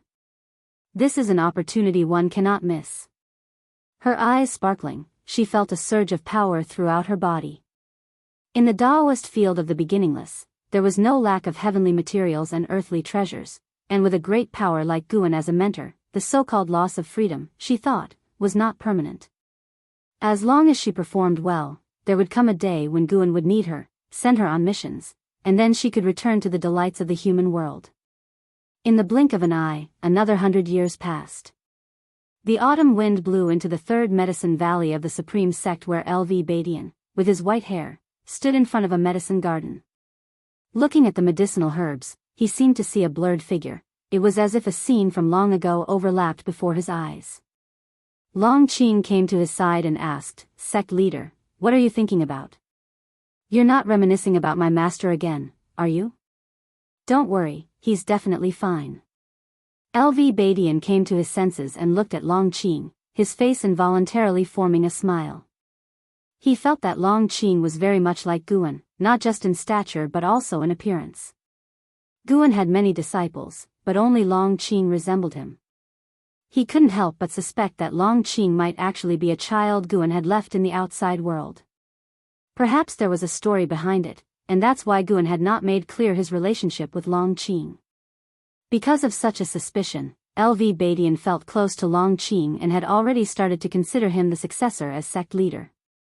With the connection of being a disciple of the supporting Dao Sword Venerable, it would certainly not be difficult for Long Qing to take the position in the future. The heaven-splitting axe was still on the heaven-repairing platform. As long as the sword intent of the supporting Dao Sword Venerable remained, the supreme sect couldn't forget or overlook the Sword Venerable. "Are you ready to be the sect leader?" LV Badian asked with a smile. Upon hearing this, Long Qing showed a confident smile and said, "Of course I'm ready. With Senior Candle Star supporting me, I believe I can handle any trouble that comes my way." Hearing him mention Candle Star, LV Badian didn't pay too much attention. Strong as Candle Star might be, could he be as strong as Guan? He was the sect leader who often leveraged the power of the supporting Dao Sword Venerable. LV Badian began to instruct him on what to pay attention to as sect leader. Long Qing listened earnestly. Many said that LV Badian wasn't formidable enough and that he only held his position because of the supporting Dao Sword Venerable. But in Long Qing's eyes, that was precisely what made LV Badian remarkable. Pulling in a powerhouse with no blood or mentor-disciple ties as a stable supporter over the years, wasn't that impressive? Being a sect leader wasn't just about who had the highest cultivation level, but about such maneuvers. That's why Long Qing greatly respected LV Badian and also wanted to learn from him. While chatting, LV Badian started to talk about the past, how he once disguised himself as a medicine slave to serve as Gu An's assistant, when neither knew the other's identity, and that's how they formed a bond. Each time he talked about these past events, a smile would slip onto LV Badian's face. Unable to help himself, Long Qing spoke up, the words he said, "Maybe he was guiding you on how to be a better sect leader. After all, how could he not know your identity?" LV Badian paused momentarily, and then chuckled, shaking his head, "Indeed. But he could have chosen someone else, yet he chose me, who had made mistakes. His broad-mindedness is unimaginable. When I think about it, as long as one doesn't commit heinous crimes, he always provides an opportunity for redemption. This is also my principle for being a sect leader. Is this person beyond redemption? Must this person be expelled from the sect? I'll make a decision once I've thought it through." Long Qing found this reasonable and silently noted down these words. They hadn't noticed that a figure was approaching the entrance of the third medicine valley. Ever since the supporting Dao Sword Venerable left, the supreme sect had not sent disciples to guard the medicine valley. It used to be out of fear of disturbing the supporting Dao Sword Venerable, not to protect the valley's safety. Thousands of years had passed, and while disciples still remembered the legend of the supporting Dao Sword Venerable, the vast majority knew nothing of his connection with the third medicine valley. Now that disciples entered and exited the third Medicine Valley, no one would stop them. The man in white who entered the third Medicine Valley had a black cloth tied around his waist with a treasure sword at his side. His long hair was casually tied behind his head, with strands on either side of his face fluttering like willow catkins, reaching down to his chest. He was very handsome, and the female disciples he passed couldn't help but take extra glances. His expression indifferent, he observed his surroundings while walking deeper into the valley. Suddenly, a figure appeared in front of him. It was Candle Star from the battle court. Candle Star sized up the man in white and squinted, asking, "Who might you be?" Candle Star was secretly shocked. He was the profound Yuan-free immortal, yet he couldn't discern this man's cultivation level. The man in white looked at Candle Star and asked in return, "Are you Candle Star from the battle court?" Upon hearing this, Candle Star's brows furrowed deeply, surprised that the stranger recognized him. "Just who are you? I'm not here for you, nor will I interfere with your plans." The man in white interrupted Candle Star, his words cold. He then moved past Candle Star and continued on his way. His gaze quickly settled on Long Qing. Candle Star stepped in front of him again, his voice cold. "Then who are you looking for? How can I be sure you won't mess with my plans if you don't explain yourself clearly?" The man in white answered, "I'm looking for Long Qing, your disciple. I won't harm him. I'm just here to give him a warning, and what I have to say has nothing to do with your schemes." Having said that, he moved forward again, this time shouldering past Candle Star. This shove made Candle Star even more wary of him. This man was very strong. Candle Star watched as the man in white headed toward Long Qing, hesitated for a moment, and decided to follow. Clang, the sound of a sword being drawn suddenly echoed, and the tip of the blade was abruptly at Candle Star's throat, causing his pupils to dilate. So fast. He hadn't even seen how the man in white had drawn his sword, and this sword was no ordinary sword. Chapter 522, Celestial Dragon Dharma Aspect. Breaking Destiny. Feeling the sharpness at his throat, Candle Star asked in a deep voice, "If you don't explain your origins, I can't possibly let you get close to him." The man in white glanced at Candle Star, his sword-raising hand perfectly straight, like a bridge, making Candle Star feel he was hard to reach. Although wary of the man in white, Candle Star was not yet at the point of fear. For the sake of entering the World Gate, how much effort had he exerted to obtain such an opportunity? How could he give up now? "My identity cannot be revealed, otherwise it will harm both him and you. You just need to know that the sword in my hand can diminish your Dao fruit," the man in white said with an indifferent look in his eyes. As his words fell, a terrifying sword intent instantly locked onto Candle Star, causing the gaze of profound Yuan-free immortal to lose its luster. The man in white turned and sheathed his sword, continuing to walk towards Long Qing. Candle Star stood dumbfounded in place, his body trembling slightly. The clash between the two was not hidden. Many disciples saw the man in white draw his sword against Candle Star, yet they did not act rashly, for they all knew that Candle Star was the strongest existence in Medicine Valley. Even the Valley Master held great respect for him. The third Medicine Valley of today did not possess the cohesion of 1,000 years ago. Most disciples were merely passing through, at least they would not risk their lives for Long Qing. Noticing the approach of the man in white while chatting with LV Badian, Long Qing's gaze fell upon Candle Star. He saw Candle Star rooted to the spot, body trembling, gaze vacant, clearly not in a proper state. Just as he was about to speak up, the man in white suddenly arrived in front of him, startling Long Qing into a reflexive step back. Snap! The scabbard pressed on Long Qing's shoulder, rendering him immobile. Long Qing's eyes widened, a look of disbelief crossing his face. LV Badian beside him also reacted, instinctively wanting to make a move against the man in white, but was subdued by a single glance from the man. Faced with the man in white's gaze, LV Badian felt as if had entered another dimly lit world, surrounded by dense treasure swords pointing towards him, sending shivers down his spine.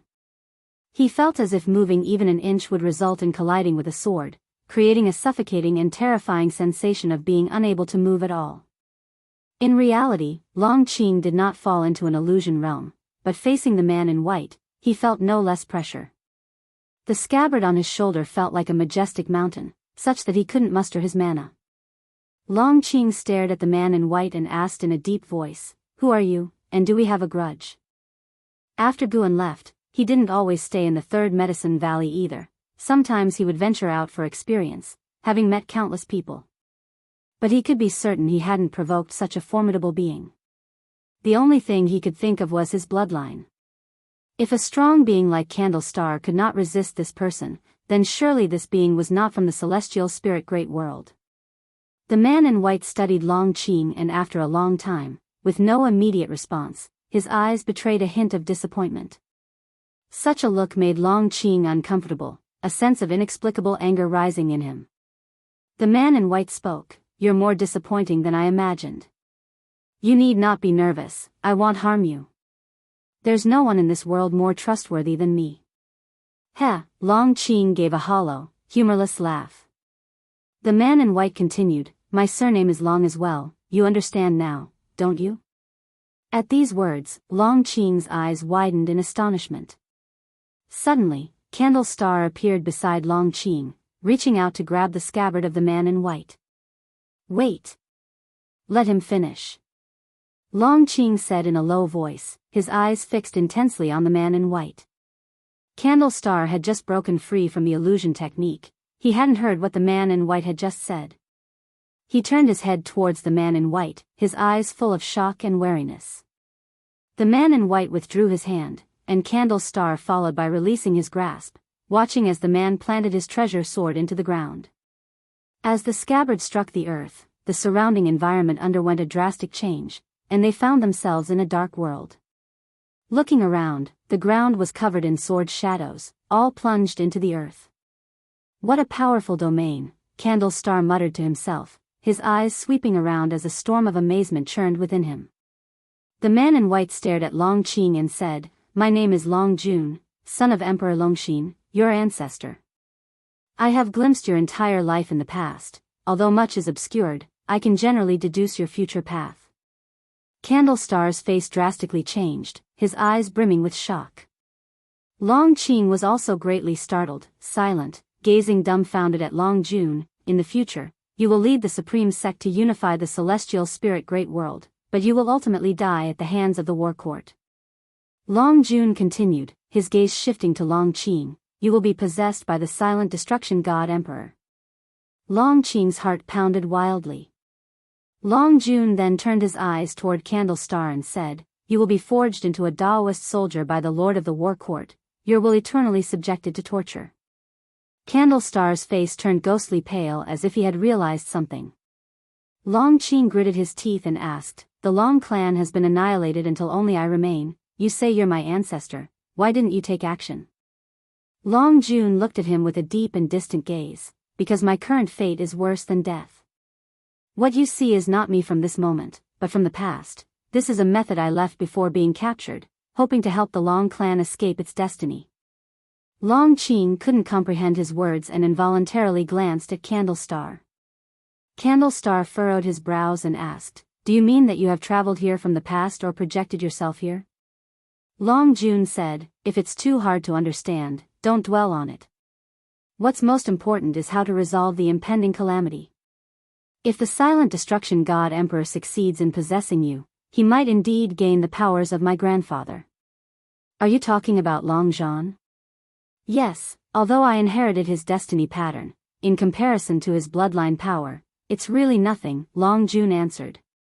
Long Qing recalled Candle Star mentioning before that Emperor Longxin's grandson had also inherited the talents of celestial dragon Emperor Long Zhan. He opened his mouth, intending to ask, "Isn't Emperor Longxin's grandson Long Jun's son?" As if seeing through his confusion, Long Jun replied, "Yes, my child also inherited this bloodline power. It was precisely because of it that the Long clan met with disaster. He is already dead, and I am still alive only because my father told me the stories of my grandfather. Since childhood, I have hidden my talents, but my child was born during the prime of the war court, and he was reckless." Long Qing felt dizzy from the information, and Candle Star was equally shocked, rapidly contemplating. Long Jun looked at Long Qing and said, "To break the Long clan's fate, you need to practice a divine skill." Long Qing frowned and asked, which divine skill? The celestial dragon Dharma aspect. This skill will allow you to conjure the Dharma aspect of people with whom you share a blood connection to fight alongside you. Even if I master it, won't their strength depend on my cultivation level? Asked Long Qing, frowning. He instinctively resisted, feeling the divine skill came at great cost. No, the strength of the conjured Dharma aspects will be solely based on their own cultivation levels when they were alive. The difficult part is to conjure them. This is a skill created by my father, reportedly inspired by my grandfather. He said my grandfather's skill was even more powerful, but unfortunately, I have never witnessed it, Long Jun explained. What's the price to learn this skill? Asked Long Qing, taking a deep breath. Long Jun replied, it will cost you a lifetime. You may bear offspring before exercising this power and then sacrifice yourself to break the Long clan's fate. That's the only way. Only way? Long Qing's brow furrowed, and for some reason, his thoughts turned to his master. Did his master leave because of his fate? But if that were the case, why would senior sister Anshin ask on behalf of his master if he was willing to follow? Long Qing looked up at Long Jun and asked, then do you know my master? Chapter 523, The Strength of the Long Clan, Your Master? Long Jun frowned, his tone revealing confusion as his gaze shifted to Candle Star and he asked, besides him, do you have any other masters? Upon hearing this, Long Qing and Candle Star exchanged a glance. Long Jun actually didn't know about this. What did that imply? Did it mean that Gu An's Dao practice exceeded Long Jun's? It could also mean that Long Jun truly might be from the past, for if he were a man living in the present, it would be impossible for him not to know the name of supporting Dao's sword venerable. Seeing their expressions, Long Jun immediately raised his hand and began to calculate with his fingers. Candle Star suddenly relaxed, thinking that if Long Jun couldn't deduce Long Qing's backer, didn't that suggest the future might not be as he had seen it?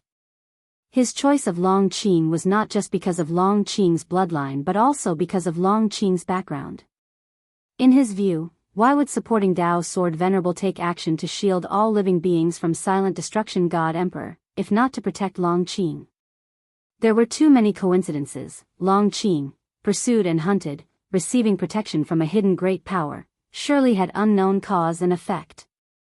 Long Qing broke the silence, asking, if you're truly my ancestor, can you deduce how many members of the Long clan are still alive in the world? As he grew older and more experienced, Long Qing wasn't foolish. He felt that his master had not just stumbled upon him by chance. Even if it was a coincidence, why would his master adopt him after seeing through his origins? No matter how he thought about it, he felt it was very likely that his master was also a member of the Long clan. Unable to deduce anything about Guan, Long Jun said, I have calculated. There are only you and I. He furrowed his brows and hesitated before asking, could it be that you have another master? That's right, if he hadn't taken action, would have died long ago, Long Qing replied. After hearing this, Long Jun's brow relaxed, and he mused to himself, no wonder there are so many unclear areas. Long Qing no longer spoke further, instead beginning to weigh the divine skills Long Jun had mentioned. Even though he had another master to rely on, if that master was not from the Long clan, how could he drag his master into this predestined karmic retribution? No matter who your master is, I can confirm that he has no blood relation to the Long clan, and in the end, you must still bear the fate of our clan, Long Jun said to Long Qing with seriousness. He did not further inquire about Long Qing's master because he comprehended how vast the great Tao was due to his high realm. Recognizing that there is always someone stronger and that one can never be the strongest if they stop being captivated by the war court and not the strongest, it was normal for him to encounter people and matters he couldn't see through. He could at least be certain that Long Qing's master didn't harm Long Qing, and that was sufficient. Besides, he had met quite a few benefactors in his life. Long Qing fell into silence. Long Jun did not press further and instead looked towards the distance, his gaze wandering. Candle Star telepathically warned Long Qing not to agree, arguing that the war court might be strong, but there was still a way out. In his view, the fact that Silent Destruction God Emperor and the war court had not managed to capture Long Qing up to now was telling. Long Qing did not respond. Ever since Guan left, Long Qing had vowed to only make use of Candle Star and not trouble his master anymore. However, facing Long Jun, who had overwhelming strength compared to Candle Star, and knowing Long Jun's true self was suppressed by the war court, what could he rely on if he gave up the celestial dragon Dharma aspect? Most critically, the celestial dragon Dharma aspect could summon the ancestors of the Long family. Whether in a previous life or in this one, he had always longed for the Long clan at the height of its power. He wanted to know just how strong the Long clan had been to bring such suffering upon him for an entire life. The greater the hardships, the more he anticipated the capability of his own bloodline.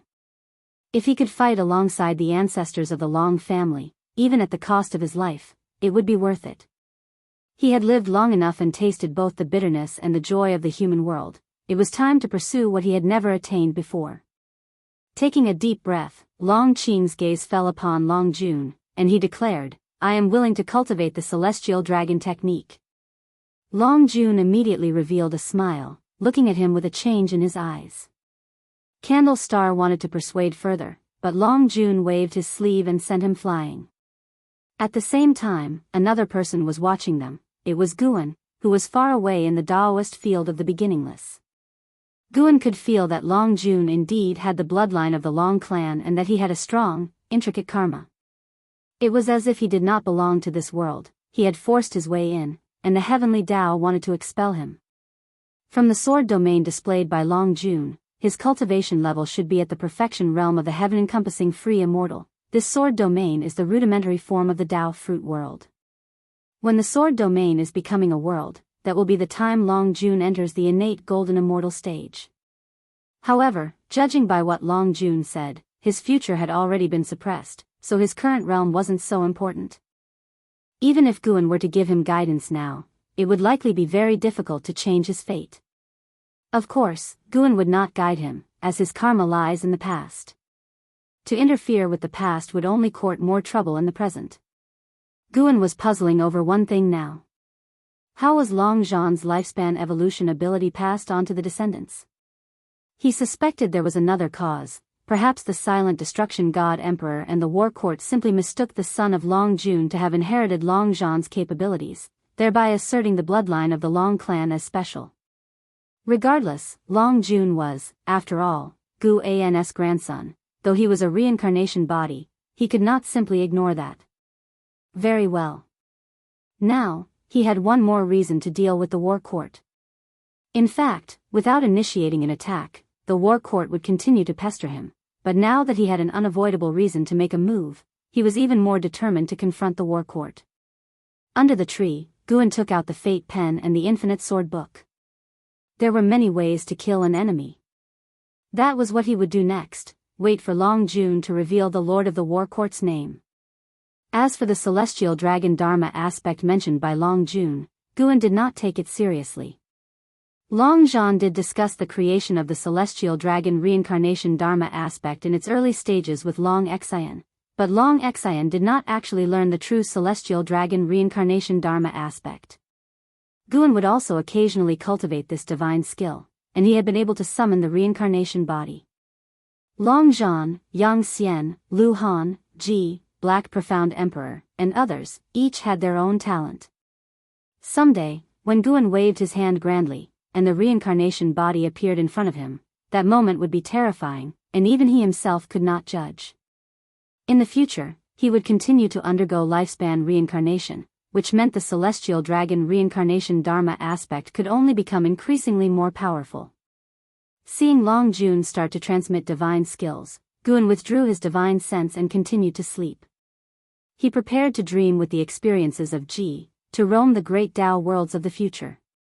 To comprehend the past, to pursue the origin of the great Tao, to roam the future, was also to pursue the direction of the great Tao. Long Jun took up residence in the Third Medicine Valley, hiding his real name. As he stayed longer in the Medicine Valley, the disciples began to call him the Senior in White. He would occasionally guide the direct disciples of Long Qing in their cultivation, but more often, he would play Go with others in the dojo established by Guan, contemplating the Tao in the game of Go. In a blink, 10 years quickly passed. One day, Long Jun came to the heaven-repairing platform of the outer sect city. Having just arrived at Supreme Sect, he had heard of the legend of the supporting Dao sword venerable, but previously his attention had been focused on Long Qing. Now he understood that Long Qing's mentor was the supporting Dao sword venerable, who had saved the celestial spirit great world on many occasions, which piqued his curiosity about the supporting Dao sword venerable. Today, he would experience the supporting Dao sword venerable's sword intent. He, too, was a sword cultivator. As he just stepped onto the heaven-repairing platform, his face suddenly changed, he furrowed his brows, and then stepped forward. Thousands of years had passed, yet the heaven-repairing platform was still crowded with people. Anyone who came to the Supreme Sect wanted to feel the mythical heritage of the sect. Passing through the crowd, Long Jun came to the heaven-splitting axe. Standing beside the heaven-splitting axe, Zui Yijin glanced at Long Jun. Seeing his extraordinary bearing, he assumed he must be a great cultivator. But even with such a guess, Zui Yijin was not polite and with a wave of his hand, said, "Go back and line up." Chapter 524 Acceptance of Sword Dao, Queuing. Long Jun's gaze shifted towards Zui Yijin, his eyes expressing indifference. He didn't speak but turned and walked toward the end of the long queue. This small interlude did not draw much attention. Nowadays, encountering great cultivators with extraordinary bearings at Supreme Sect wasn't rare, let alone those who did not queue. However, with Zui Yijin present, the order would not be disrupted. Zui Yijin's impartial and strict way had earned him immense prestige. Of course, there were those who disapproved of him, but after inquiring privately, none dared to cause him trouble because he had inherited the legacy of supporting Dao sword venerable, making him almost a disciple. With such a status, Supreme Sect was more than willing to raise him to the heavens. It took barely an hour before Long Jun's turn arrived, which was considered quick since Zui Yijin didn't waste words and allowed a quick go. Zui Yijin stared at Long Jun. He always felt there was something extraordinary about this man. Although he didn't think the other could lift the heaven-splitting axe, he was eager to see what the other could do. In the long years spent guarding the heaven-repairing platform, how tedious it had been. Yet Zui Yijin endured, believing that his actions would move the supporting Dao sword venerable. What he aspired to was far beyond ordinary people's imaginations. Even his descendants couldn't understand why keep guarding after the supporting Dao sword venerable had departed. Long Jun approached the heaven-splitting axe, his right hand grasping the handle. He just wanted to feel the power of the supporting Dao sword venerable. He had no intention of actually pulling out the axe, nor did he want to ruin anyone else's opportunity. Although he heard that the supporting Dao sword venerable was strong, he didn't think he was stronger than himself. Yet, as soon as he held the heaven-splitting axe, his brow instantly furrowed. So heavy. It felt like he was not holding the axe, but the entire celestial spirit great world. From the very first touch, he realized he couldn't lift the axe. The supporting Dao sword venerable's cultivation level was higher than his current level. Golden immortal Dao fruit. A storm surged in Long Jun's heart. Such a strong individual guarding Long Qing, what could be his intention? Before, he didn't care, but now that he realized the supporting Dao sword venerable was stronger than he had imagined, he couldn't help but ponder more. Where there's a cause, there's an effect. If the supporting Dao sword venerable was merely optimistic about Long Qing or acted out of compassion, was there a need to protect Long Qing so vehemently? After offending the battle court, why didn't the supporting Dao sword venerable sever all connections with Long Qing? Long Jun's brows furrowed tightly as he fell into deep thought. Zui Yijin, on the other hand, grew impatient and said, "If you can't pull it out, leave. Don't waste time." Upon hearing this, a glint of cold light flickered in Long Jun's eyes, giving Zui Yijin an inwardly startled feeling, as if he faced the horror of death for an instant. Fortunately, Long Jun didn't take it up with him and turned to leave. Zui Yijin heaved a sigh of relief, looking at Long Jun's departing figure with fear, yet with increased curiosity. On the other hand, far in the Daoist field of the beginningless, Guan was secretly pleased. Luckily, he had strengthened the power inside the heaven-splitting axe in advance, for if this youngster had managed to lift it, there would have been chaos. Long Jun did not belong to this era. By obtaining the heritage of the heaven-splitting axe, it was equivalent to seizing the opportunity meant for Gu An's descendants. Plus, if he took the power of the axe back to the past, it could cause trouble for Guan. Everyone is striving to become stronger. I'd like to see what kind of struggle you will all end up in. Guan, reading inside his house, had his mouth curled into a smile as he muttered to himself. Zhu Shi was practicing the Daoist unique venerate skill under the guidance of the immortal seeker. Liu was learning sword Dao from the sword annihilation ancestor. Long Qing was following Long Jun and practicing the celestial dragon dharma aspect. And there was An Hao, still comprehending the power of the celestial Dao golden core. One day, these four individuals would clash, possibly even impacting the power dynamics of the world. No, these four already represented different forces. Guan also had to intervene, not for anything else, but to prove that following him was indeed the best path. Guan, thinking of the delights, beamed even more brightly. Spring went and autumn came, 30 years flitted by in a flash. North Sea mountain ridge. Inside a valley. Sitting in meditation on the grass, Long Qing opened his eyes, and as he stopped practicing, the wind and waves in the valley ceased, with the floating flowers and plants gradually returning to tranquility. He frowned and looked up at Long Jun not far away. Long Jun was sitting on a grass heap, holding his treasure sword, his eyes revealing a faint sadness, seemingly lost in thought. Ancestor, why can't I ever fully comprehend it? Long Qing spoke up, having practiced the celestial dragon technique for decades without finding the key to its entry, which also delayed his qi absorption cultivation for decades. He was thinking of giving up. Without lifting his eyes, Long Jun said, "It's not so easy, don't be impatient. Once you master the celestial dragon dharma aspect, your cultivation level will rise like the tide." Just as Long Qing was about to speak again, suddenly, an immense aura surged from afar, shocking the entire great heaven and earth, so powerful that even mortal spirits could feel the terrifying pressure. Long Jun looked up, a sharp light flashing in his eyes. Unexpectedly, there is such sword intent in this world, Long Jun pondered thoughtfully. Long Qing also looked in the direction the aura was coming from, but he was not surprised. Every few decades, or centuries, there would always be a powerful aura erupting, either from a great power battling or from someone coming out of seclusion. He looked back at Long Jun, hoping to gain some enlightenment from the ancestor. However, before he could speak, Long Jun vanished into thin air. Long Qing couldn't help but sigh. Long Jun always appeared and disappeared unpredictably, never instructing him on how to practice the celestial dragon dharma aspect. For some reason, he suddenly thought of his master, who also disliked giving personal guidance. Could it be that his comprehension was not high enough? Thinking this, Long Qing's mood sank. On the boundless wasteland, Liya in black clothes was holding the 9 extreme sacred heart sword, his body surrounded by powerful sword qi, which caused his long hair to float and sway wildly. So powerful, Li Ya's face showed surprise and delight. He had just reached the loose immortal realm, and his sword intent had increased so much. He couldn't help but look toward the sword annihilation ancestor standing in the distance. The sword annihilation ancestor was looking at him, stroking his beard and saying, "This sword Dao originates from the sacred heart sword Dao, but it is still far from the true sacred heart sword Dao. However, it is enough for you to dominate this shattered great thousand world." The sword annihilation ancestor was satisfied, even pleasantly surprised with Li Ya's cultivation progress. How strange.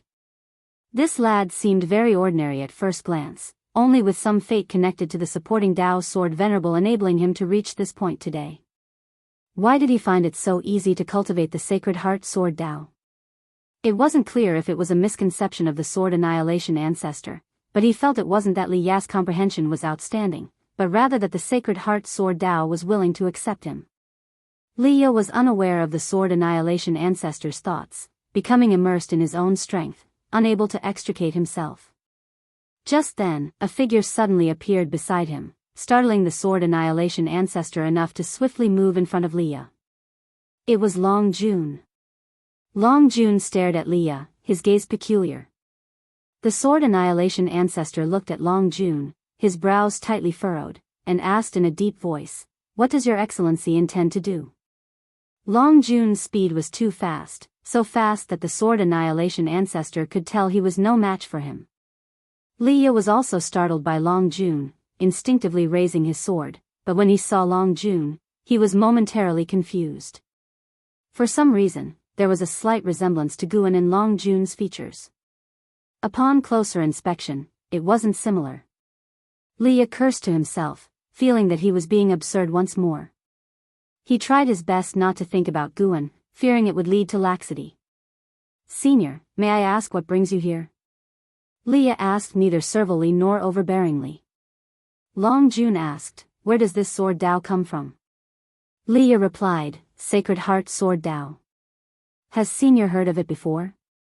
Seeing how tense the sword annihilation ancestor was, Li Ye felt panicked inside, but he had to maintain composure on the surface. If the other party wanted to kill him, with the speed displayed, he wouldn't even have time to react. Perhaps he wasn't an enemy.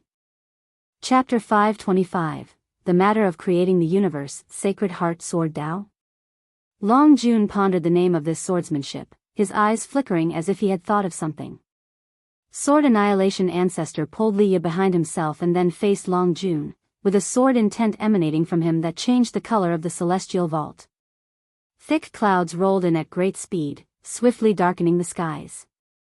Long Jun came to his senses, looked at sword annihilation ancestor, and said, "Your sword Dao is strong, but you don't seem to be here in your original body." Upon hearing this, the sword annihilation ancestor's face showed a subtle change. Clang! Long Jun drew his sword, its blade hovering near the sword annihilation ancestor's neck. He drew his sword so quickly that the sword annihilation ancestor couldn't react in time. Li Ye was also frightened and immediately raised the 9 extreme sacred heart sword, standing alert.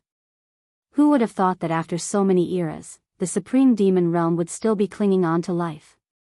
My sword intent can make it all the way to your true form. Do you believe me? Long Jun said indifferently, making the sword annihilation ancestor's complexion even uglier. Li Ye clenched his teeth and asked, "Who exactly are you, and what do you want? Could it be that you're after my sword Dao?" Long Jun glanced at him and said, "I am also a sword cultivator, merely attracted by your sword Dao. However, it seems that you are merely Dao thieves.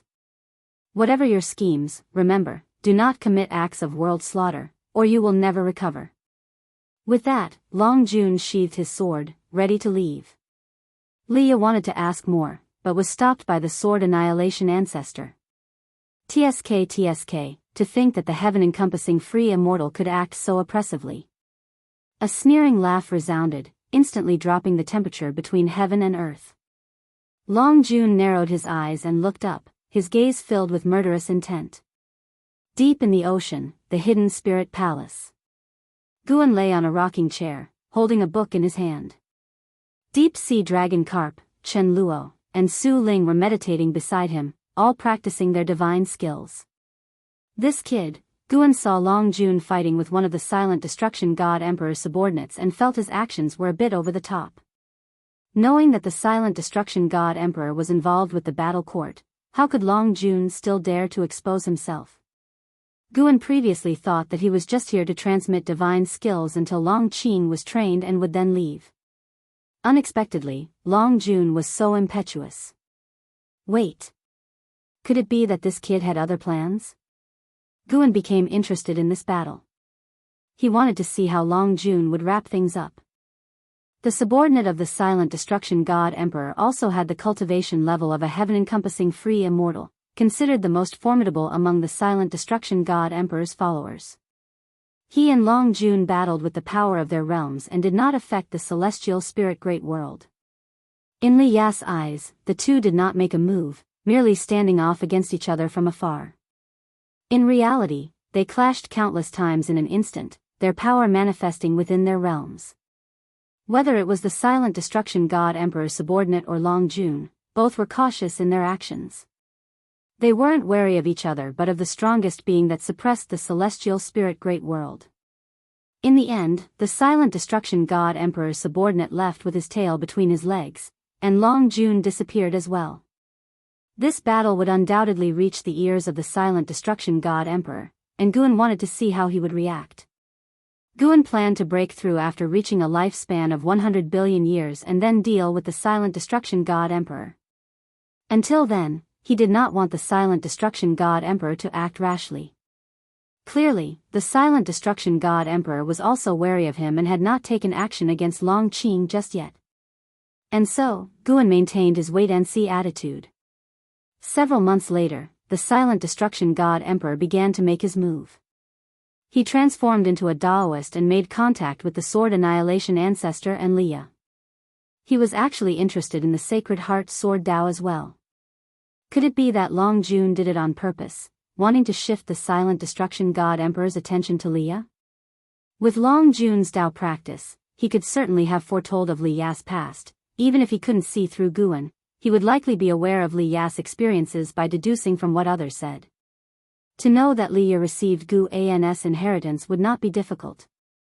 So, you want to use me to go up against the Silent Destruction God Emperor, thought Guan as he was quietly picking medicinal herbs. He wasn't angry, after all, Long Jun was his grandson, and Long Jun's scheming was also for the sake of protecting Long Qing.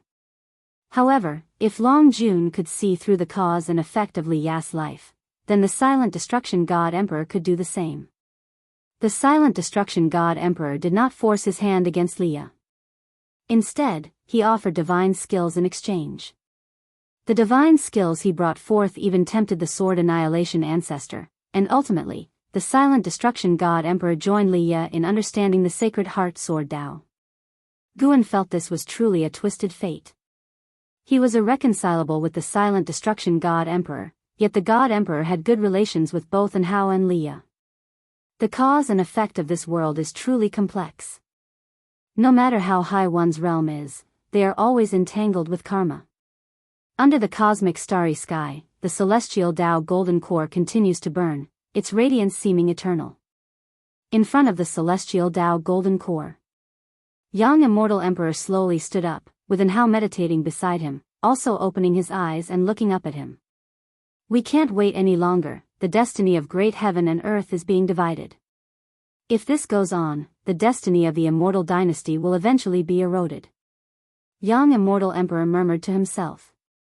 The conflict between the immortal dynasty and the holy court continued to this day, with the destiny of both sides growing. However, in reality, young immortal emperor could feel the presence of an outer heaven being infiltrating both the immortal dynasty and the holy court. With just one miracle, the destiny of both powers could be usurped. Indeed, this was the case. After his 1,000-year seclusion, the immortal dynasty needed someone to take charge, which presented many opportunities for the forces beyond heaven. He could sense that there was a presence within the immortal dynasty stronger than himself.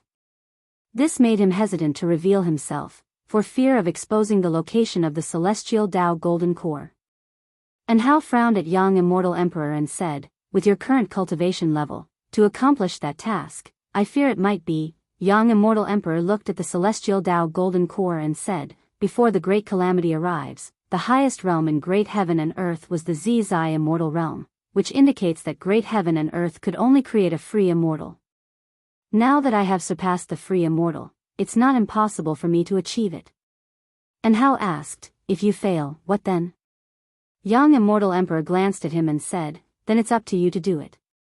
Hao's expression remained calm as he replied, if it's up to me, after my success, the immortal dynasty won't be the supreme power of heaven and earth. I'm well aware, but my failure signifies that the destiny of the immortal dynasty has come to an end. What you must do is to protect the living beings of great heaven and earth. After saying this, young immortal emperor stepped toward the celestial Tao golden core. Hao stood up and watched as young immortal emperor entered the celestial Tao golden core, its raging flames quickly engulfing him. This scene filled Hao with a sense of expectation.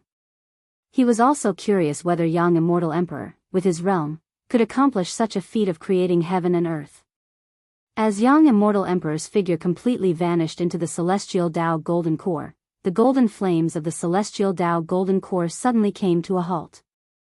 Elsewhere, within the Daoist field of the beginningless, in front of a waterfall, Guan was painting with Shenzhen when he suddenly felt something and looked up, frowning. Shenzhen glanced at him, and seeing him looking up, she followed suit. Just as she was about to ask what was happening, her pupils dilated. Above the blue sky, a sun appeared out of nowhere, growing rapidly in size. Not just they, but creatures all over great heaven and earth saw this spectacle, sparking discussions among all beings. A vast pressure enveloped heaven and earth, quieting it. Shenzhen couldn't help but ask, "What is that?" Guan replied softly, "The ruler of the immortal dynasty, Yang Immortal Emperor. And the celestial Dao Golden Core." Shenzhen, surprised, asked, "Yang Immortal Emperor? What does he intend to do?" Guan didn't hide anything and answered, "He wants to restore the Great Thousand World to its original state." Chapter 526. The existence representing the will of the heavenly Dao Yang Immortal Emperor appeared above the celestial Dao light layer, transforming into a radiant sun, allowing all living beings to witness his brilliance. His vast mana had already enveloped the entire great heaven and earth and even extended into the depths of the universe. Behind him, fierce flames converged into the form of a celestial Dao golden core. This golden core was even more enormous than the 7 suns above the celestial spirit great heaven and earth. Figures flew out from heaven and earth, looking at Yang Immortal Emperor with fear. Yet faced with Yang Immortal Emperor's imposing presence, no one dared approach him. Who is he? The Lord of the Immortal Dynasty, Yang Immortal Emperor. What is he trying to do? Such a powerful aura. How high is his Dao practice actually? He hasn't gone into demonic possession, has he? It doesn't seem good. Could it be that he is going to make a move against the Holy Court? The cultivators of the immortal Dao discussed among themselves, unease swelling in their hearts. Facing the ever-increasing aura of Yang Immortal Emperor, no one dared to make a sound. Far away in the supreme sect, Long Qing also looked up at this scene. When Candle Star appeared beside him, he couldn't help but ask what this anomaly was. The Lord of the Immortal Dynasty seeks to use the power of the heavenly Dao to restore the shattered Great Thousand World to its original state, that is, to bring the various great heaven and earth together, Candle Star said with a serious face. Yang Immortal Emperor, who was merely at the Daoist Zhang Zizai immortal realm level, exhibited an aura that even made him, the profound Yuan free immortal, tremble with fear. Upon hearing this, Long Qing felt shocked, and at the same time, a greater confusion arose in his heart. He further inquired, what good is it to bring the great heaven and earth together? Far away in the Daoist field of the beginningless, Shenzhen also asked Guan this question. Guan replied, when the heavens and the earth merge, destinies will also merge, allowing those who contend for the destiny of heaven and earth to have more destiny. Also, from the perspective of the heavenly Dao, this is indeed a good method. The current constant catastrophes are because the celestial spirit great heaven and earth has reached its limit of endurance. The heavenly Dao hopes to alleviate the pressure on heaven and earth. Moreover, other heaven and earths in the universe are successively encountering massacres, many of them are even devoid of life. At this time, all the heaven and earth combined, the new heaven and earth will have stronger endurance. Perhaps the beings of the celestial spirit great heaven and earth can thus avoid a catastrophe and welcome a new era. Having previously discussed the will of the heavenly Dao with Shenzhen, she couldn't help but admire Yang Immortal Emperor after hearing this. So, is he acting for the sake of all living beings? Shenzhen remarked. The endurance of heaven and earth was insufficient, and most people thought of reducing the number of beings to cross the tribulation, while Yang Immortal Emperor thought of expanding heaven and earth, enhancing their endurance. He not only dared to think but also dared to act. Guan, looking at the bright sun in the sky, said softly, he indeed has the heart to protect all living beings, but more so, he is compelled to act. He could see that the immortal dynasty had already been controlled by outsiders. Wasn't the Holy Court the same? On the surface, it was the Saint Minister holding power, but in reality, there were outsiders infiltrating it, not to mention people like Silent Destruction God Emperor who could overturn the Saint Minister's power at any moment. Compelled to act? Shenzhen grew more curious, though she wasn't worried. Staying by Gu An's side, she gradually adopted an attitude of watching the mortal world with a light heart. She knew that with Guan by her side, she would not be swept into human conflicts. She was more curious about the heavenly Dao and the causalities of the world, for Guan had said that everything possessed the implications of the great Dao. Guan said no more. He was waiting for the outcome for Yang Immortal Emperor. As time passed, other great heaven and earths in the universe also began to be shrouded by the oppressive force of Yang Immortal Emperor, and more great heaven and earth began to tremble, with those closer to the celestial spirit great heaven and earth moving towards it first. The movement of heaven and earth was a catastrophe for the beings within them. Mountains trembled, rivers churned, and more mortal spirits within those great heaven and earth died. At the core, the celestial spirit great heaven and earth did not face disaster but was under the pressure of the heavenly Tao, which made beings feel suppressed. Guan, seeing that the entities in the Tao fruit realm of the celestial spirit great heaven and earth did not act, speculated in his mind. Yet, the native strong forces of other great heaven and earth could not just sit back and watch. Free immortals came one after another, wanting to stop Yang Immortal Emperor. Unfortunately, before the celestial Tao golden core, the power of the free immortals appeared so insignificant. Time rapidly moved forward. Eventually, even the Daoist Zhang Zizai Immortal made a move against Yang Immortal Emperor, but still, they couldn't shake Yang Immortal Emperor's actions. From then on, the great powers from various great heaven and earth fled in panic, no longer daring to obstruct Yang Immortal Emperor. One day, the celestial spirit great heaven and earth lost its night. When the hour came, heaven and earth remained in daylight. Inside the Daoist field of the beginningless, everyone gathered to discuss Yang Immortal Emperor's actions. Guan lay on a chair, holding a book, seemingly unconcerned. He was not uninterested, he just knew the time hadn't yet come. 7 more hours had passed.